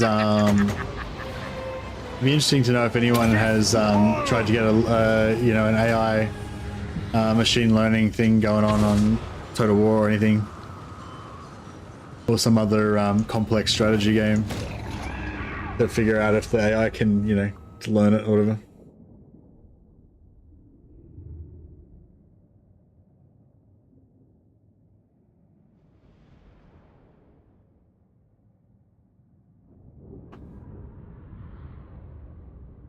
Yeah, I'm trying to think of a way that I would like the AI to be integrated into games.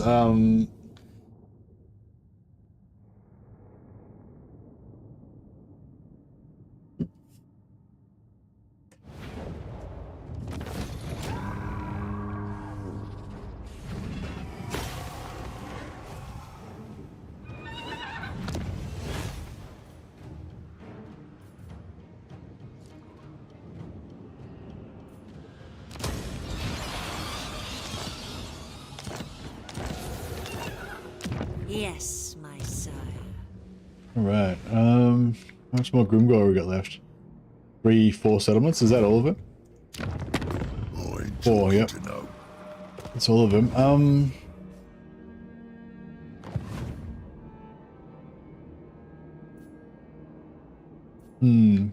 So we could take over this, because I don't really want to keep going in a line. Like, I really want to turn back and deal with the Darklands, Dryzoth and what have you.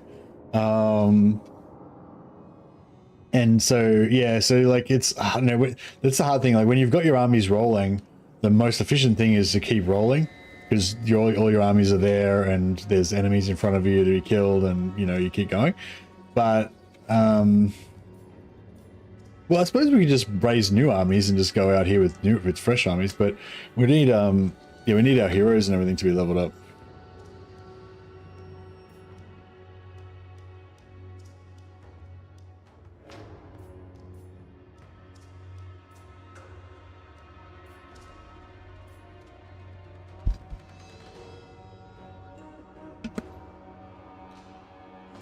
Dark magic is mine to command.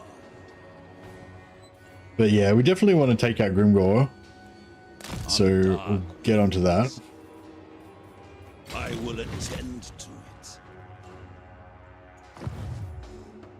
My will alone. Oh, this guy could have probably reinforced that, maybe. Going. Oh, maybe not. This better be important.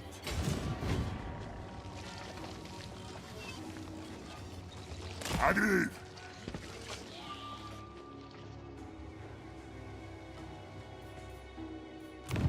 The short campaign victory is destroy the Poxmakers of Nogul, control Nagashazar, and have 23 regions.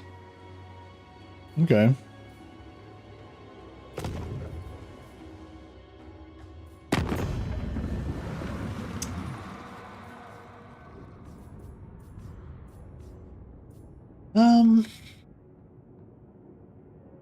I guess we could go and do that.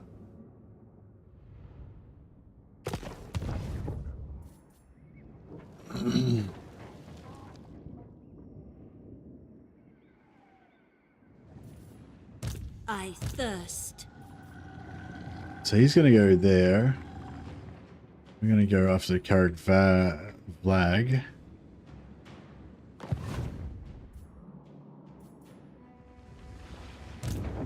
Let me think about it. No! They will serve.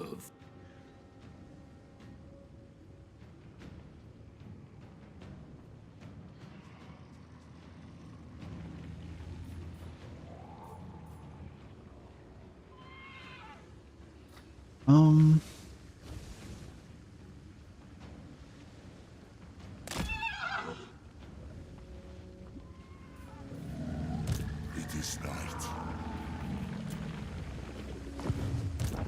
Oh, I don't have any Cryptoros. Yes. She's got some Cryptoros. Everything dies. That's right. Can we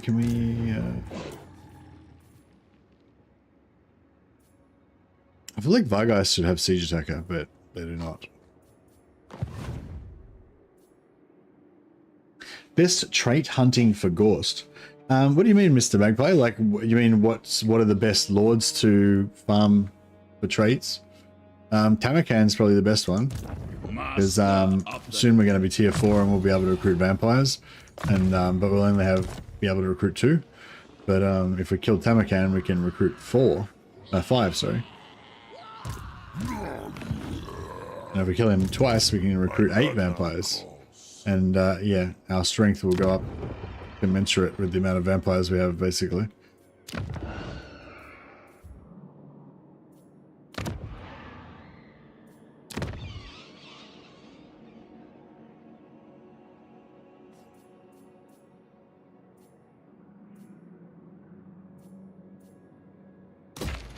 Screw it.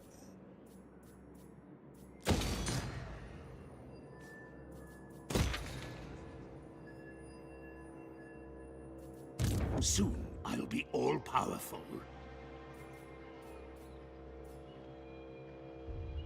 Necropolis awaits. Darkness comes. I assume I was sticking him over here just to try to get this, cut this down a bit, but it's probably too late now.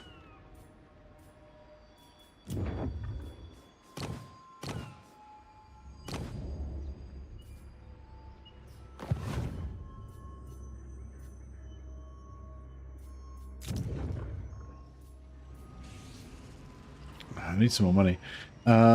Does the defeat trait take the number of heroes above the 100 cap?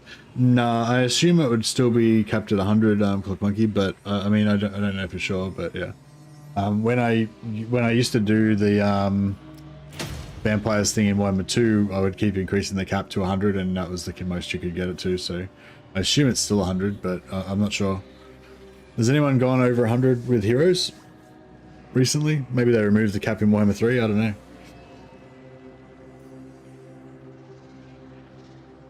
Would the Empire character's noble trait work in uninhabitable terrain to reduce the build time penalty? Yeah. Yeah, it counteracts it.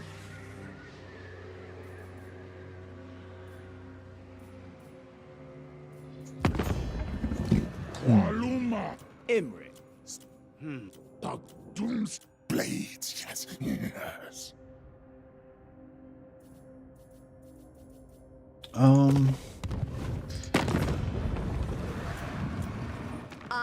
So these guys like almost like us now, so I kind of don't want to rock the boat.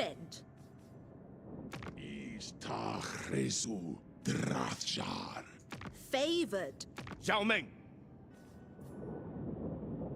you have the honor of meeting. But on the other hand, Yes. Many blades watching. Yes. Many blades ready. Eager. Yes. Yes. all right, what is he thinking of me now? Brave. No, he's lost a bit of respect for me now.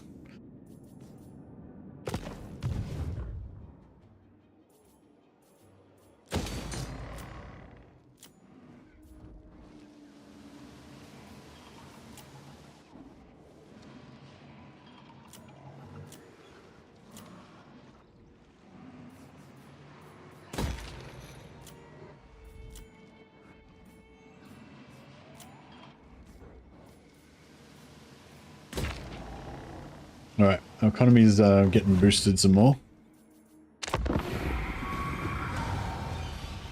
Yeah, we need Necro recruit rank. We need Lord recruit rank. Be good if the Necromancers, because the Necromancer Lords got boosted by the Necromancer Hero recruit rank as well. Okay, so he's in Forced March, which is not super awesome, but we will make do. Both in Force March. Alright. They've got 2 artilleries, which we can't waste their ammo on. 3 artilleries.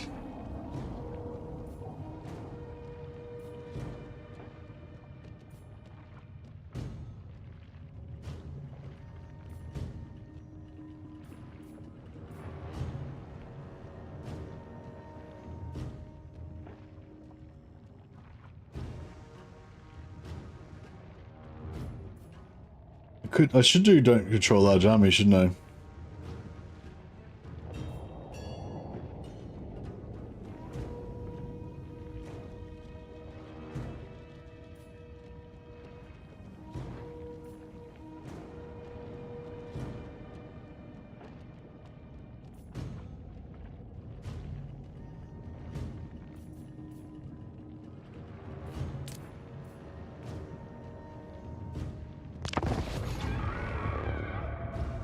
Cap for each hero type. Hit it in my Gelt campaign with wizards. Ah, nice. I think I only got up to about 60 in my Gelt campaign so far.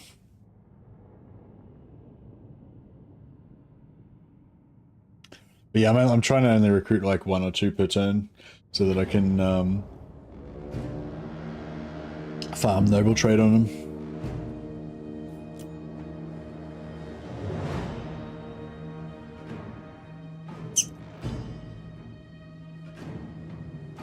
Hey, Benji.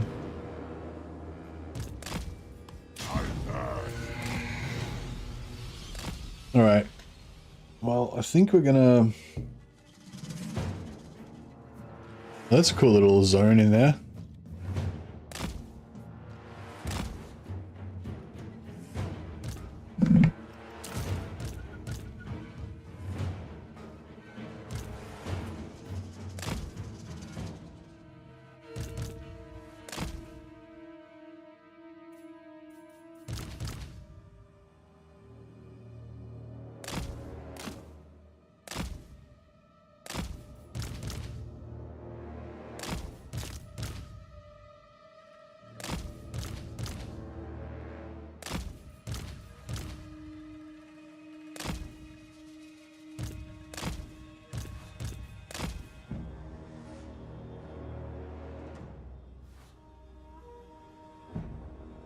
Yeah, that fucking artillery is destroying us.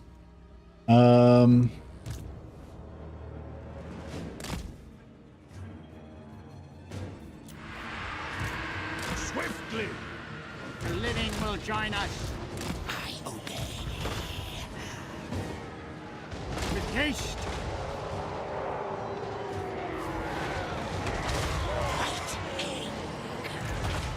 Now!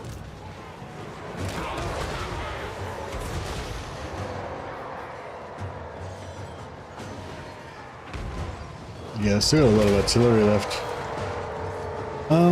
They will come when I call.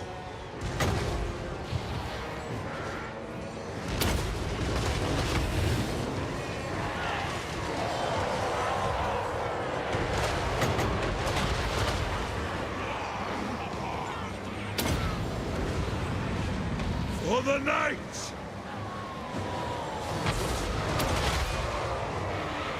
Kill them!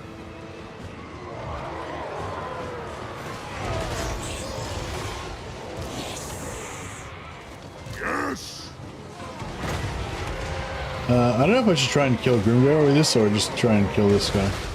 Maybe we'll do Grimgar because Rip their souls out! actually that won't really help with it.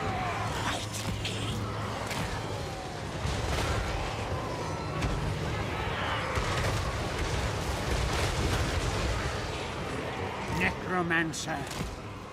The power is mine! I should probably take Ghorst like over here somewhere. Death to all!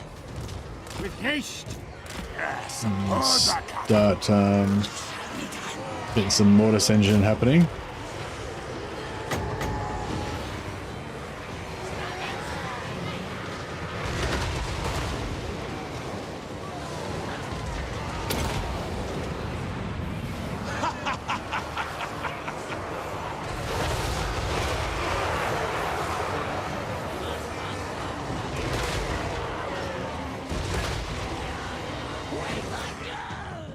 Ghorst get Vanguard deployment for zombies. All vampire counts get Vanguard deployment for zombies.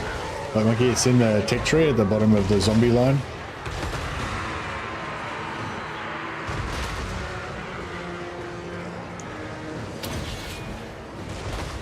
Death to all!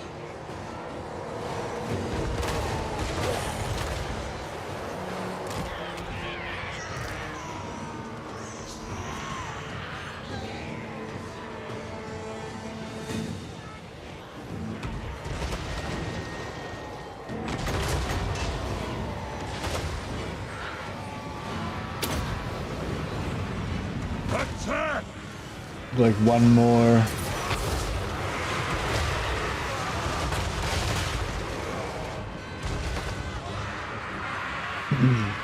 Maybe one more Wind of Death. Maybe, yeah.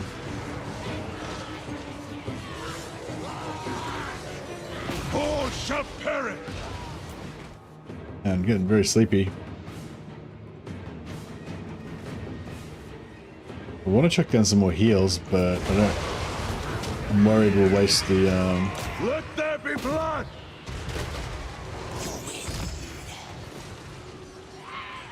Their time has come. Yeah, can keep this Necromancer sort of healing this side and keep Ghorst healing this side. Swiftly.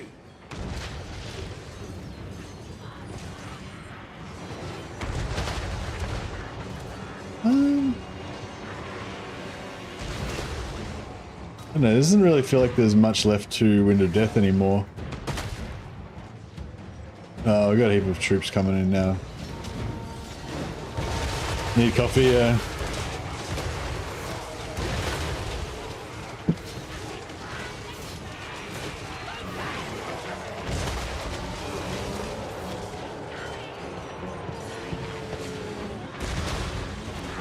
Yeah, the 100's still the cap apparently, so yeah, might be nearly tuck it out.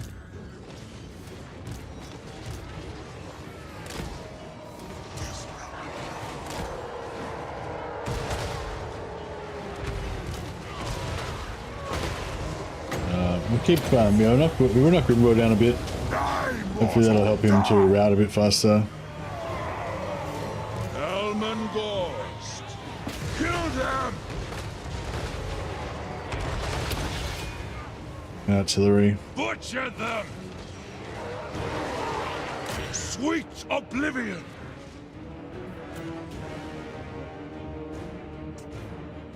These guys are nearly out, but then we got another artillery coming in behind them. But hopefully that one will die. Of course. With haste. Swiftly. With haste. They will suffer. Attack. Magic. I think we're getting there. If we can get into melee with this Black Hawk without getting into melee with Grimgor. Swiftly, give them death.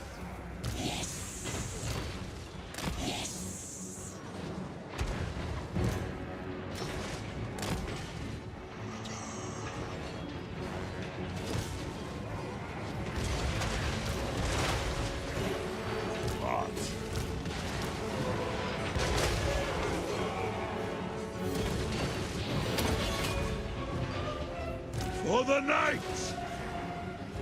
Surprised they haven't broken already. It looks like they've taken a hectic amount of damage. Ghorst, perish and rise. Alright, we'll send Butcher them. Send Ghorst back over the other side to melt these guys down. Now! I know.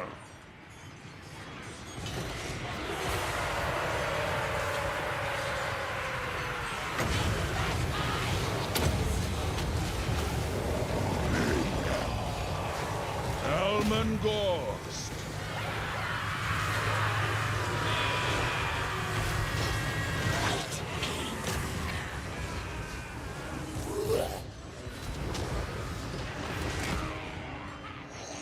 He's fighting the battles, that's the exhausting bit. Yeah, maybe, I just, yeah, no, I've just been, screwing up my sleep again lately, I don't know. It's like a constant thing, because I'm awake all night streaming, I always just do different shit all the time. Sometimes I stay up for hours after the stream, sometimes I go to bed straight away, and it's like, yeah, I keep messing up my sleep pattern. I thought I had it sorted this time because I had a nap before the stream. but nah, it didn't work again. Vampire law. Sleepers for the week. And get whammers for the weekend. Rise, rise, rise! Ha ha! Actually, now I want to do evil Greasus Island. The mountains up where Greasus starts are sort of shit, but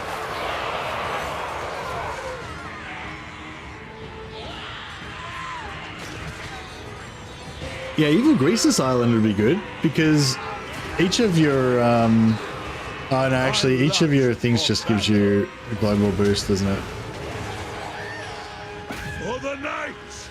Necromancer. With haste. Where is he? Oh, he's there. Now.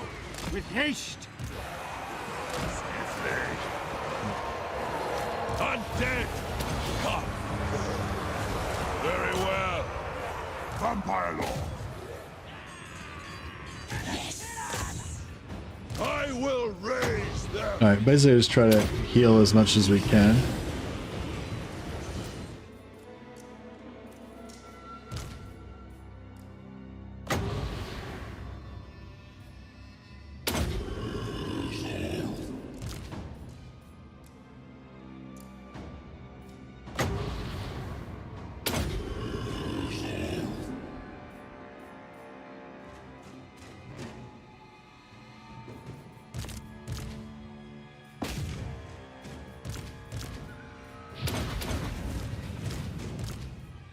Nope, he's getting away. Ah, never mind. Evil Marienburg or Altdorf might work. Oh, really? What would be the strategy there? Just play Gelt again, but evil Gelt.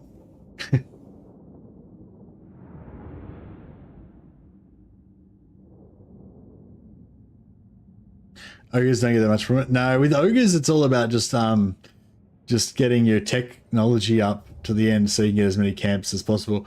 But I mean, you still get, well, I mean, with ogres, you still get your increase in percentage for your income. Do ogres make good money from trade goods? I like playing Order-Tied Scrag. Yeah, that sounds cool. Like allying with all the other empire factions.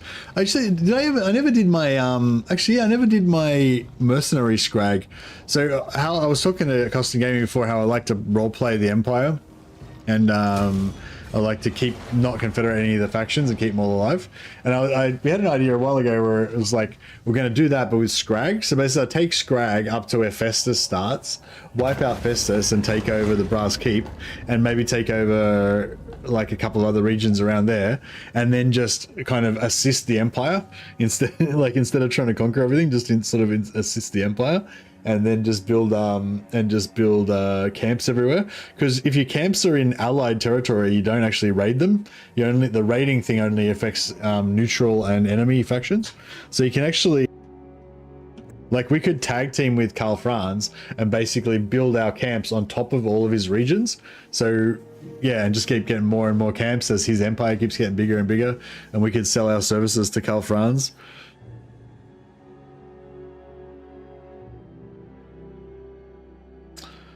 I guess we'll the growth. And then we might get a few public order issues.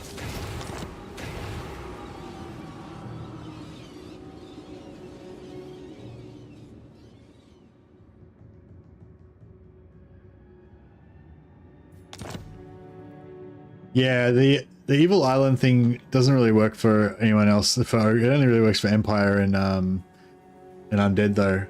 Is there anyone else that's got an income boosting follower apart from Undead and Empire?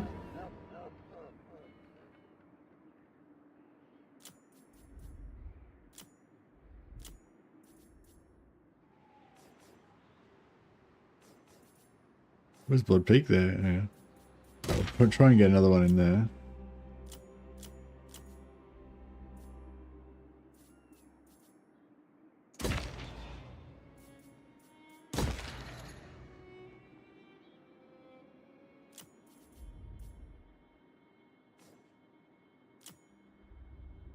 Elves have ones that boost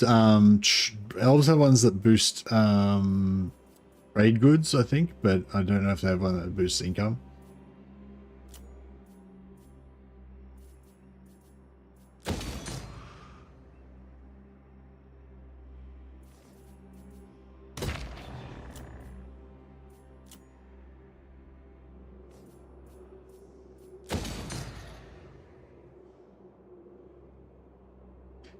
Oh yeah, sorry, they do have so they do have entrepreneur, yeah. Is that 10% for the entire province?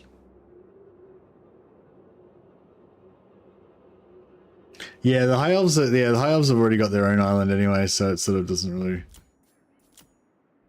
really work for them.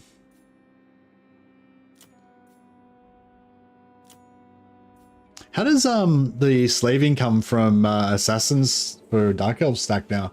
Does that still work, or is it not really? I mean, does that? Yeah, how does that work? It's just it basically just boosts the extra income that you get from slaves, right, instead of your base. So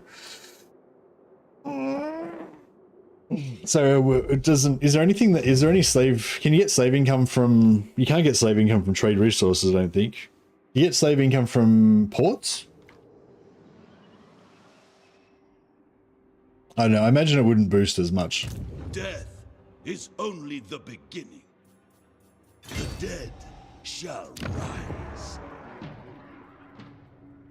Ghorst! What do you want? This suits me. I need to auto-resolve this just because of the level of the Lord. Seems pretty busted, but it's fine. I'll take it. Helman Ghorst. Oh, is that Grimgor? Wipe them out.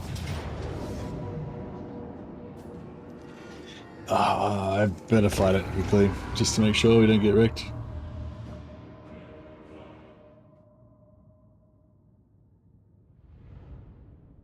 I was sort of thinking it'd be fun to play Chaos Dwarfs and actually migrate to play Drazoth and just migrate to Kugas Island. But yeah, I don't know, maybe it wouldn't be that much fun. But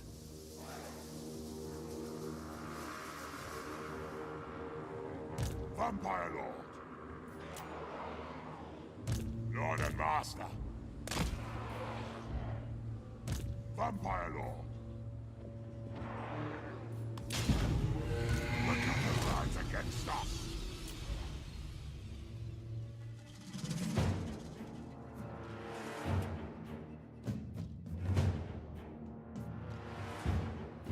I'm gonna check how much gold that would make a Chaos Dwarfs. No, it's alright. I don't know. I sort of played Chaos Dwarfs recently. I played Drazoth recently anyway, so if I was gonna play Chaos Dwarfs, I probably should play Ostrogoth anyway. I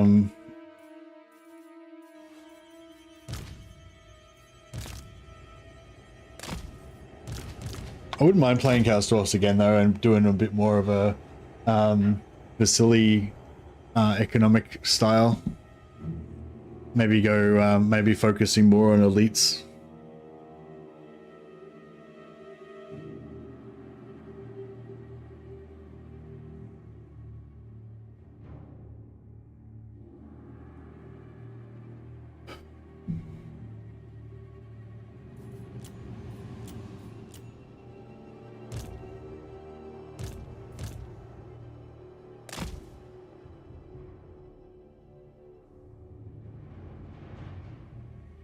Thinking with Ghorst, I think it's cool because it feels like, I don't know, it feels like you're based on the island, you know what I mean? Whereas even with Draz, because he's close, but he's not that close.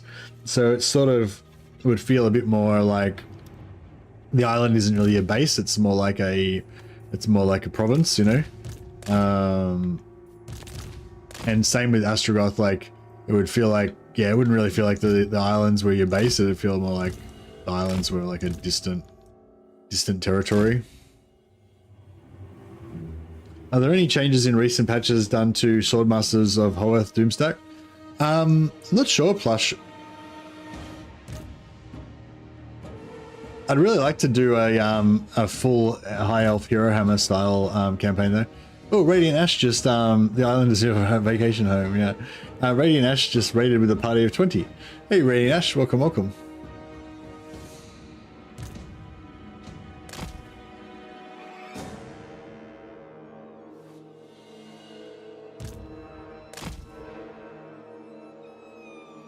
Just chilling here for a second.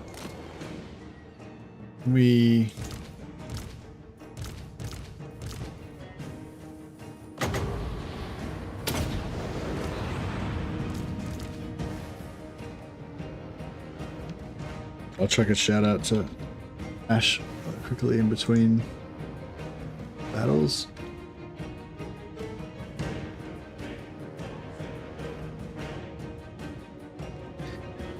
Yeah, so we just for anyone who's just joining now, we just basically just trying out Ghorst. I haven't really played Ghorst since since he got his upgrade ages ago that made him have super powerful zombies.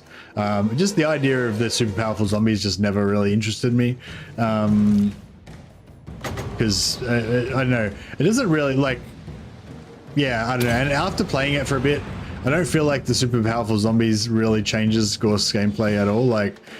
I just use the zombies the exact same way that I use them for everybody else. I feel like the zombies are already indestructible even without all of Ghost's extra boosts.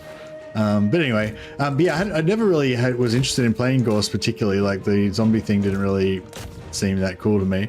But then I had this idea that it'd be cool to take over Kugath's starting island and build it into an economic powerhouse by stacking necromancers with income boosting traits and followers. And so I don't know, for some reason that idea of stacking income followers in Kugath's Dragon Isles just tickled my fancy, and that finally inspired me to finally give Ghorst a go after all this time. But yeah, his zombies are pretty good. But yeah, I feel like you can make the zombies work pretty good even without his stuff anyway. They're just tougher even. But yes, I do like me some Swordmaster of Hoeth Doomstack.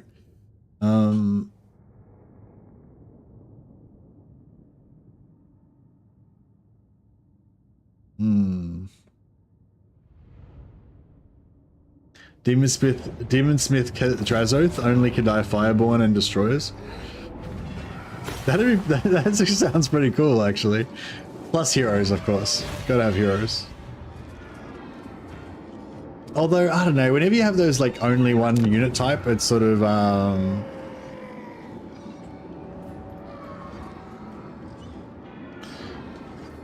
by necessity, it kind of makes the campaign less varied and interesting. Alright, can we now... Ahaha! Bad luck to you. We will auto-resolve this. Kill them both. But yeah, I love the idea of Swordmasters of Hoeth, and just having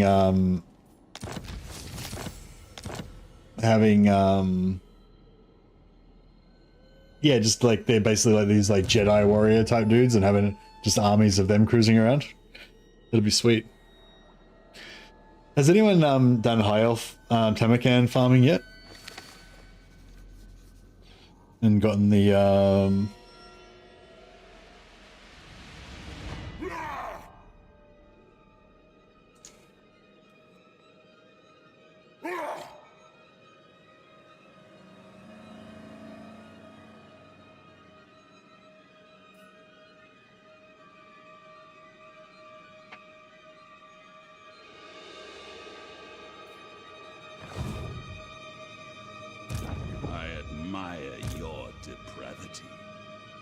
But yeah, I do like that idea though, Siphon Gaming, the Demonsmith Drazoth idea.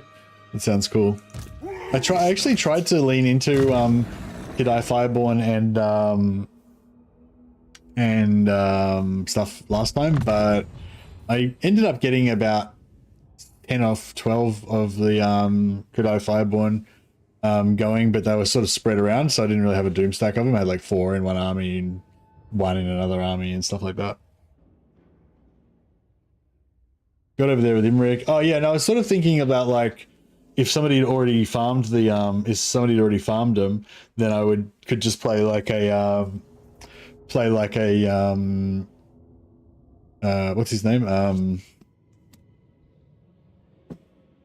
Eltharion campaign, but I just use saved lords, and then just you know, pump up my my capacity and have like 100 swordmasters. Just call my faction the 100, and just have no other troops apart from 100 swordmasters, and I have to control the entire world with just my super police, my Jedi Knights. That'd be sick. But yeah, I don't know if anyone's got 100. I don't know how many do you need. Not 100. You need like 30. Yeah, I don't know if anyone's got like 30 Kamakan High Elf Lords saved yet. How far do you plan on going with this campaign? Hey, Rick Vent. I don't know. I'm kind of getting a bit bored of it already, actually. Yeah, I don't know. What do you guys think? Which? Yes, my sire. So I guess like at the end of every stream, you've got the it sounds like Empire Strikes Back. Yeah, at the end of every stream, you know, that's like the idea that you've got that choice. Like, are you going to do another episode or are you going to do something new? And there's always Halo says it's a boring campaign. Thanks, Halo. Wishes the red kiss. Yeah, so it's sort of hard because I mean the new campaign is always more fun, like the grass is greener, always greener sort of thing. But Destruction. but if you just start a new campaign every stream, then you miss out on some of the fun, I guess, depth, you know, of the campaigns and more interesting things that can happen later on and higher level units and stuff. So I don't know. So it's sort of always a bit of a balance between those two factors, I think. Death is only the beginning. I will attend to it. 2 turns there, 1 turn there, 2 turns there. I'll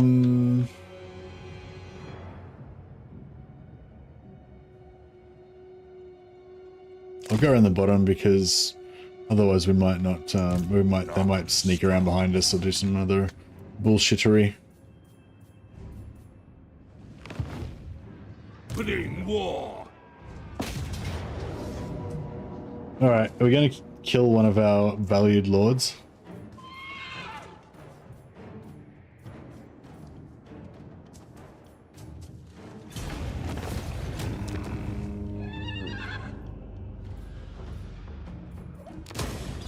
Yeah, so sorry, yeah, that's exactly where I was getting, that's exactly where I was going to, but I got distracted. Stop monkey. So Clock Me said, so what are the alternatives? So tomorrow we could do Evil Ghorst Island episode 3. Or we could do Scrag Empire Allies. So basically the idea of that would be that Scrag doesn't actually hold hardly any territory, and I just build camps on top of all of Karl Franz's territories, and we basically make Karl Franz conquer the world. That could be fun. We could, if somebody's got some saved lords for me, some saved High Elf saved Tamakan lords, we could do Swordmaster Police.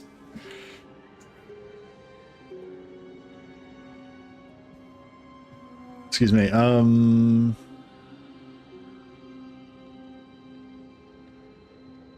What else do we have? We could play another. We could do another session of no casualties challenges with different factions. Although I don't know if that's a good idea because it's such a hard challenge that you basically fail it constantly, you know? So I don't know if that's like a bad advertisement for my channel, just having people like, especially new people coming and be like, this guy sucks. He just keeps failing everything all the time. So yeah, so maybe I shouldn't do that. But I don't know, I do quite enjoy stuff like that. So, you know, sometimes, occasionally. What else do we have? There's been other campaign ideas that have come up and stuff, but I'm just reviewing my notes.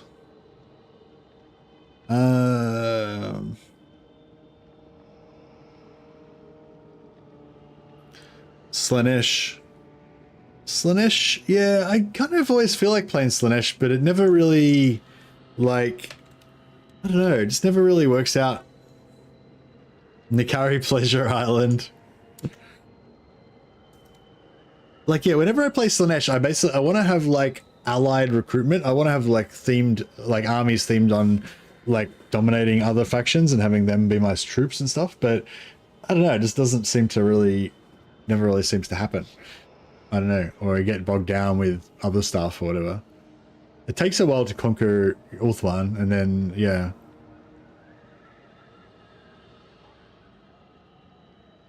Corn Blitz, like with Scarbrand. Blitzing what, though? Blitzing the short campaign victory or something?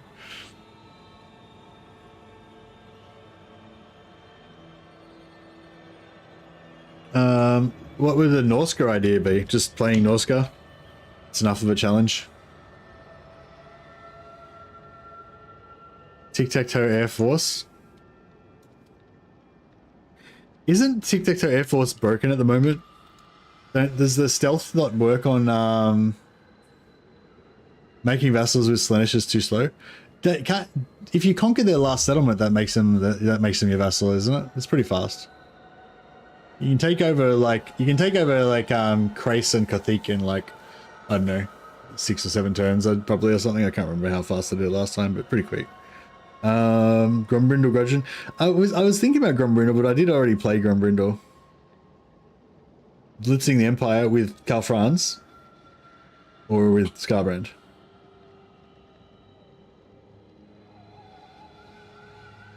Mother Estankia on the small map, only campaign where skill and brain is required. What do you mean? Mother Estankia in Realm of Chaos, you mean? Nikai wanders the world. I don't think I've ever played Nikai. I still have no interest in playing Nikai though. But if I like eventually figure out some kind of storyline that would excite me about Nikai, I think I almost had a Nikai thing. I was almost thinking like Nikai, like Shadowrun. I don't know if any of you guys have played Shadowrun, but Shadowrun had like, it was sort of like Cyberpunk, but with orcs and goblins and stuff like that. And yeah, I was sort of almost thinking of a Nikai Shadowrun thing where you steal heroes and just make like crazy combinations of like lizardmen heroes with, you know, undead fucking dudes and dark elf assassins and Empire engineer gunners, and just have these like punk armies of like random heroes and stuff. I don't know, but I'm not sure how easy it is to do the hero stealing with Nikai, because I've never tried it before. But apparently you can do it. What I've not seen is those dwarf axe throwing machines. I had a few dwarf axe throwing machines in my last in my Malachi campaign.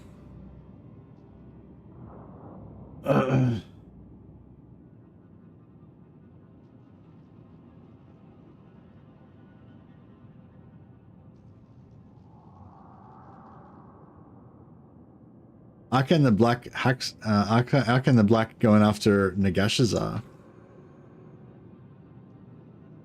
What's that one? Erstashrit? Order Beastmen, as in playing Beastmen but allying with, you know, the Empire and the High Elves and shit. Sorry for this constant swearing. I forget. Not everyone's Australian sometimes. No.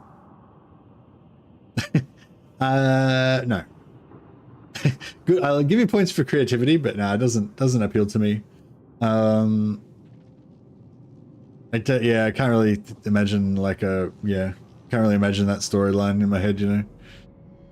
I'd love some sort of like Chaos Warriors, Beastmen, sort of mashup type thing, but I can't really get it to work because I don't really like Beastmen that much. I really want to play Warriors of Chaos with Beastmen allies, but you just don't need them. Like, Chaos Warriors are too good. They just don't need Beastmen allies, you know? I'd like to do Slaanesh with Beastmen allies. That'd be cool. But you can't really... Actually, yeah. Long time no migration campaign. What about if we... Sorry, yeah, I've totally gotten distracted from this campaign now. I'm too excited about other ideas now. Oh, Tamarkan declared war on me. I think I had this vague idea last time I played Slanesh that I wanted to get Beastmen allies, but then I don't know, I got too bogged down with the High Elves, so I never kind of got there.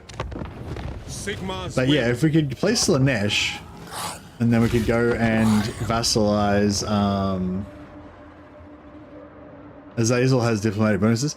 Yeah, actually, yeah, Azazel could vassalize Kazrak, not without too much difficulty, I guess. But it's again, you've got the thing of like the Chaos Warriors don't really need like Beastmen allies. Like it doesn't really help them that much. But yeah, but I feel like Slanesh Beastmen allies could be cool, maybe. I'm wondering if you could somehow, how do you do the start with Slanesh again? You like summon the army. Tastes of ecstasy with me. Just put it on easy. So you just put this, put the battle difficulty down to easy if you want to like test stuff out. And then you're still kind of playing on legendary and everything's kind of the same, but except for the battles are just as if you fought them really well kind of thing, you know? Drink their souls. Cultist of the perfect prince. Yeah, so we put her in that army I there. implore you. Behold my wrath.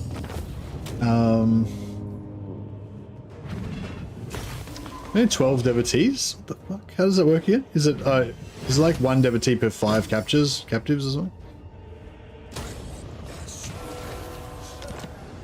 And then you do this. Their secrets. But then you raise one of those. And you got that.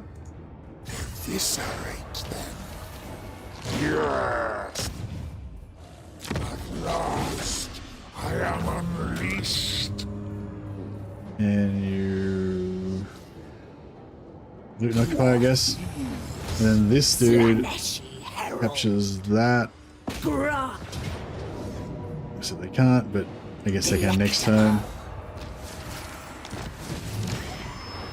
I mean, in theory, you could fight these battles, make this army not lose as much, and then you could probably beat.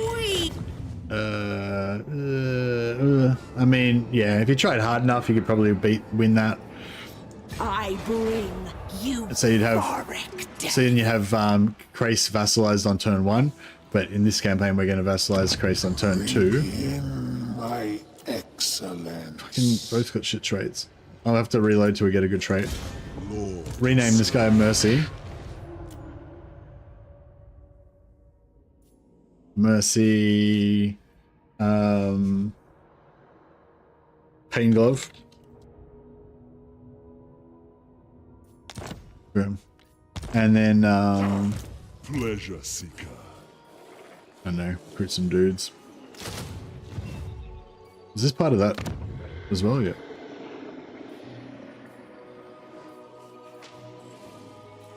And what do we build? Money or growth? Oh no, you want growth because we wanted to get, you need to get that technology, blah, blah, blah. Yeah, so you need to build this building, Drifting Tower, is that the one? Temple of Decadence. You need to build one of those. You need to get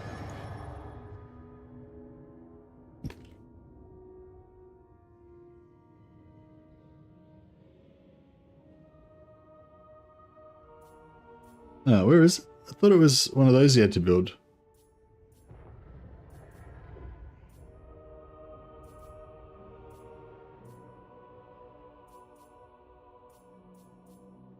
This one.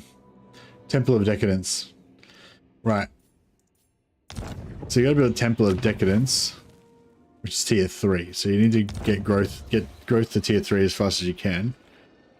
I usually build it in Shrine of Kurnos just because it's already tier 2. I relish this carnage.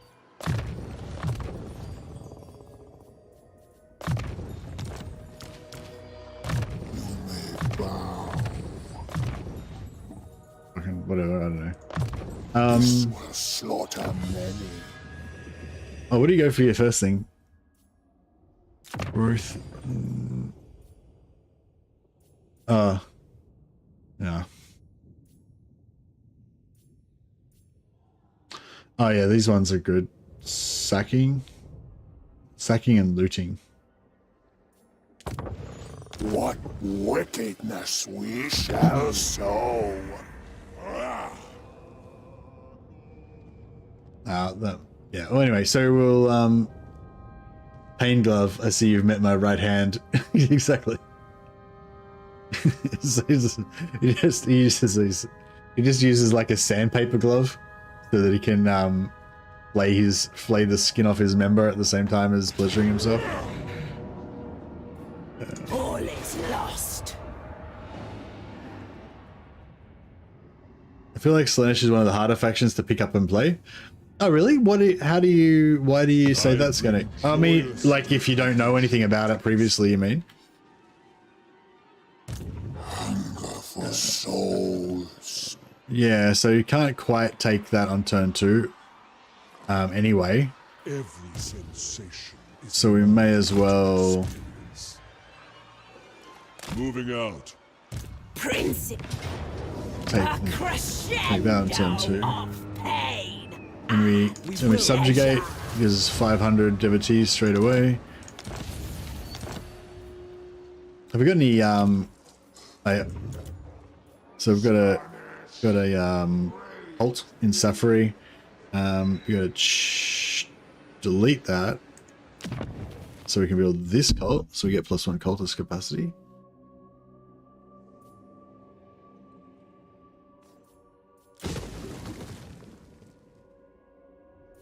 You got to micro with Slaanesh a lot because of the fragile HP. Yeah, true. Yeah, I guess that's true. But you've got good magic, and you've got really powerful lord as well. We dedicate this carnal bloodshed to Slaanesh. Onwards. My obsession is pain. Pain comes swiftly. Delights without boundaries. These have upkeep. They do have upkeep, don't they? Artisan of I think. pain. -20. Yeah, they have 20 upkeep per turn. Do we? This is mine, and mine alone. Yeah. Exquisite decadence. And we'll get one more lord. Unfortunately, they do have supply lines, which sucks, but. Lord of Slaanesh. But anyway, so yeah, so you take this on turn. You take this on turn 1. You potentially can take this on turn 1 as well, but you know, if you can be asked fighting some epically hard battles, take that on turn 2. Recruit here. Then take one of these on turn 3. Take the other one on turn 4. Or maybe you could. Or maybe you could just like dip in like that. Oh, actually, I won't worry about it. Anyway, you get the gist. So you got two vassals already. Plus you get a 500. You get 500 devotees out of each one when you take them. Excuse me. The only problem is if you don't take these guys out, then you're a bit vulnerable with your Shrine of Kurnos, and you're trying to get the Shrine of Kurnos to tier 3 so that you can get that technology. And that's the thing that kind of has caught me out before. That like, yeah, if you don't get if your tier 3 settlement gets destroyed or whatever when you've spent like 8 turns trying to build it up, and then you're back to 0 again, and you know, like as soon as you get this everlasting gift, basically, you know, your campaign's won. Then it's just a matter of getting to that point. But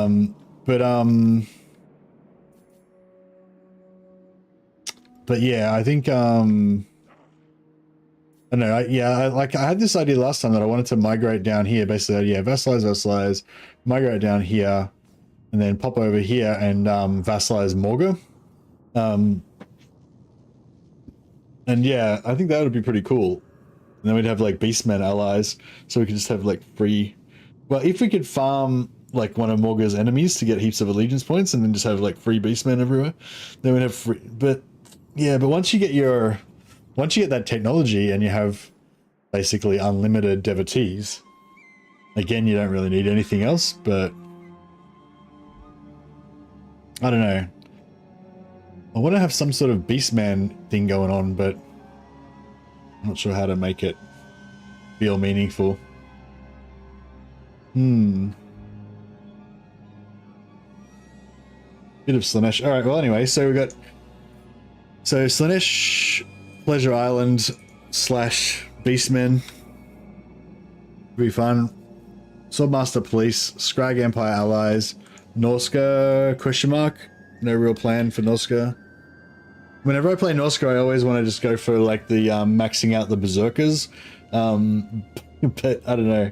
Maybe people are sick of seeing me try and max out the berserkers. It rarely works out well.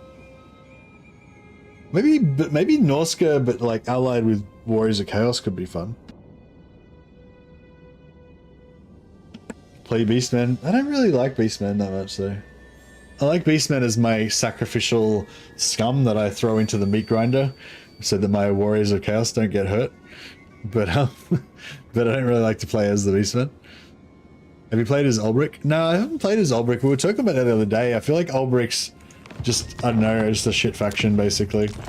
We'll have a quick look at it now and see if there's anything that excites me about it. I'm gonna log off. I don't know, soonish. I just wanted to check out a few options for tomorrow. But yeah, so my favorite is Rapunzel because she's just cool, and also she's really good for the hero hammer stuff. I like the Fey Enchantress as well because she starts off with a powerful cavalry, and she's also got cool mortis engine stuff going on and all that. Leon Kor is like the Chad, like the Karl Franz of Bretonia, you know. So if you want to play like classic Bretonia kind of thing, I feel like that's him. Whereas Ulbrich, I feel like Ulbrich doesn't have a thing. Like he's got 50% increased income from ports, and he buffs like low tier knights. So I guess low tier knight spam is his thing. But only in his own army.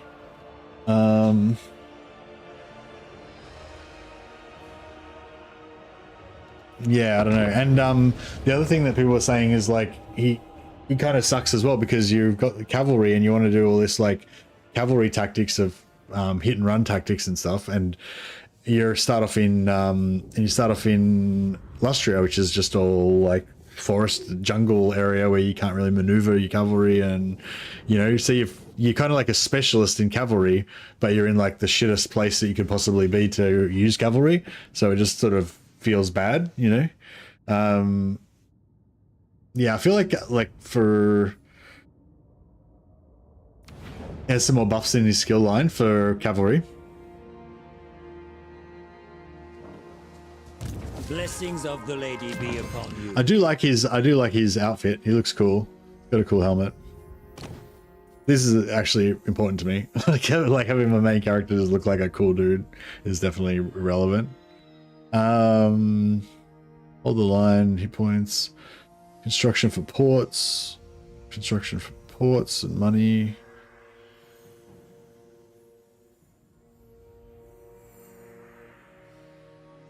Commandments.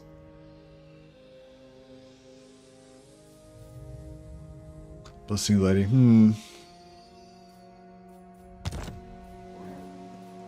Explosive undercity Skaven fun.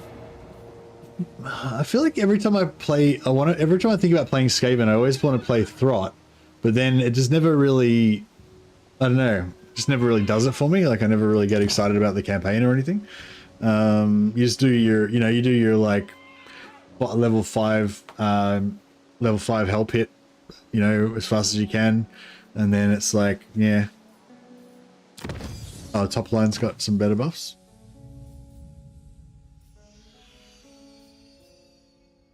12% for foot squires, etc. Leadership for knights, bonus versus large for knights. Oh yeah, 15 plus 15 bonus versus knight. That's the thing, like having like having bonus versus large for knights of the realm, like having your main faction lord specialize in a mid-tier unit is a bit like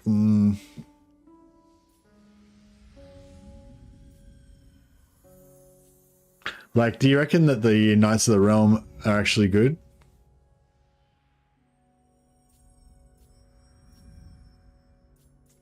Knights of the Realm. I mean, they're a solid, you know, solid cavalry unit.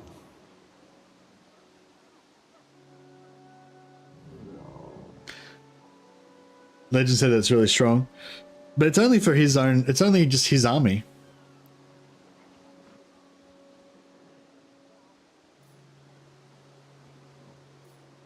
What did he say was really strong? The plus 15 anti-large.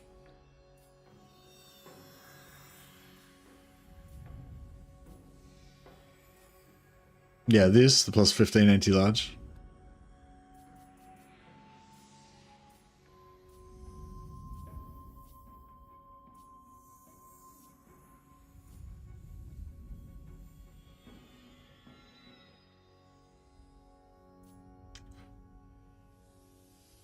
Stand your ground ability. This one you mean?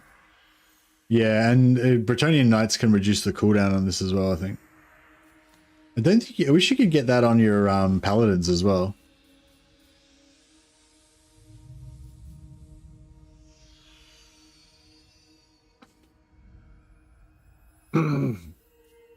Yeah, I don't know. I'm not sure what he means by really strong, but yeah, I feel like there's a lot of different definitions of really strong. Really strong for the early game so that you can get a good rush on, get a blitz on by and recruiting, you know, recruiting lots of Knights of the Realm early, I guess, or whatever. But it doesn't seem like it'd be really strong compared to like doom stacks of Knights of you know, what do you call them?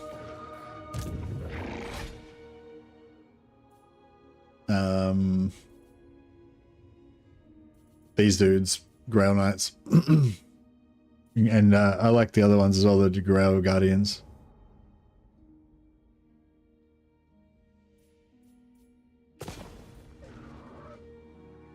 But yeah, I don't know. It's hard to know. I mean, it depends how you use things as well, you know. Yeah, so you haven't played it, Scanik? You haven't experienced it for yourself? I shall fight to the death.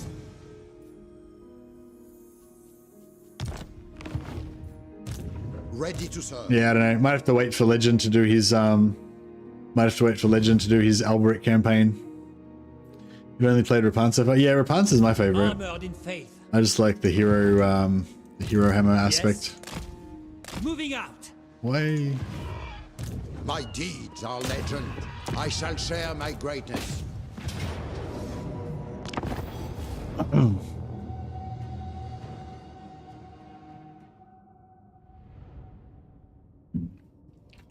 Oh, actually, he gets does he get a global -1 turn recruit time?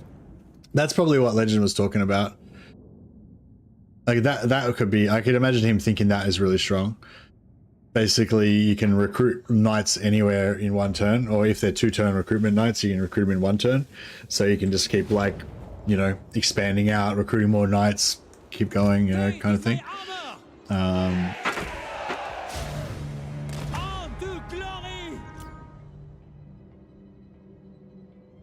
Yeah, see, this map's not too bad. This map's not too bad as far as the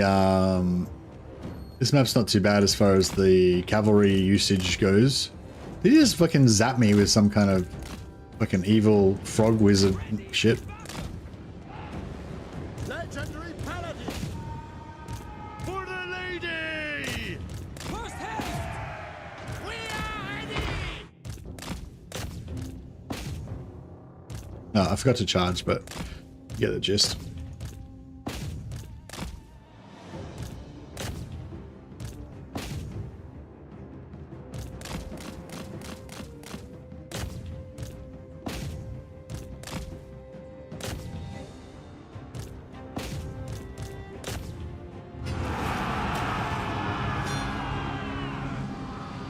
Cavalry are fun.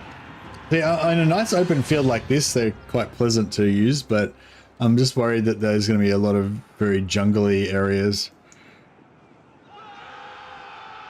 I don't know. I guess there's that map where you've got the hill and there's the bits of rock and stuff and the 2 levels kind of. That one's probably okay, I guess. I don't know. I guess most of the maps aren't too jungly. I don't know. I'll stick a pin in that one. I think that it's the storyline thing again with Albrecht though.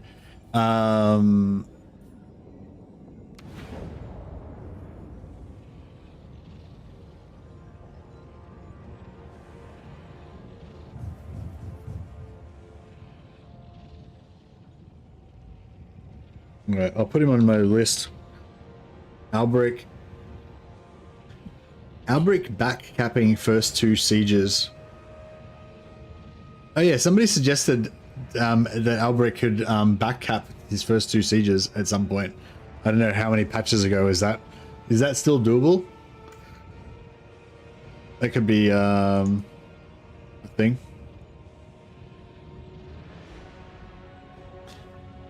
The thing is, when I play distant lords like Albrecht or Grumbrindle or whatever, I always feel like I want to go back to the homeland and, you know, rescue Bretonnia. Because Bretonnia is, while I'm dicking around in Lustria, meanwhile Bretonnia is getting fucking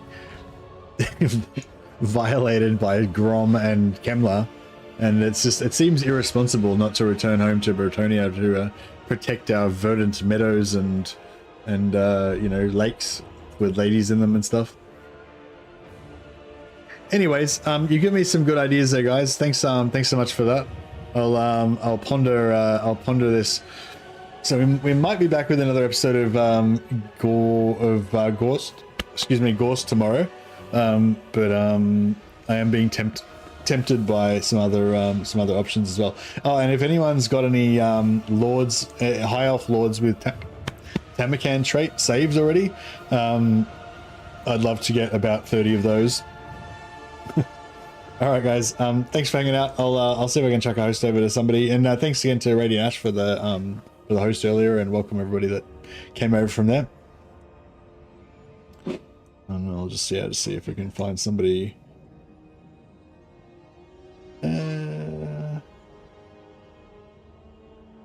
Snake Nerd Gamer is playing some Malachi Machiason. I'll chuck a host over to him on YouTube and on Twitch.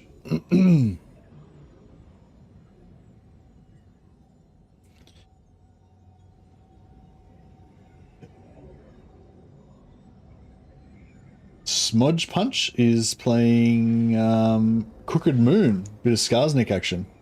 Alright, that'll do. Alright guys, catch you later. Have a good one.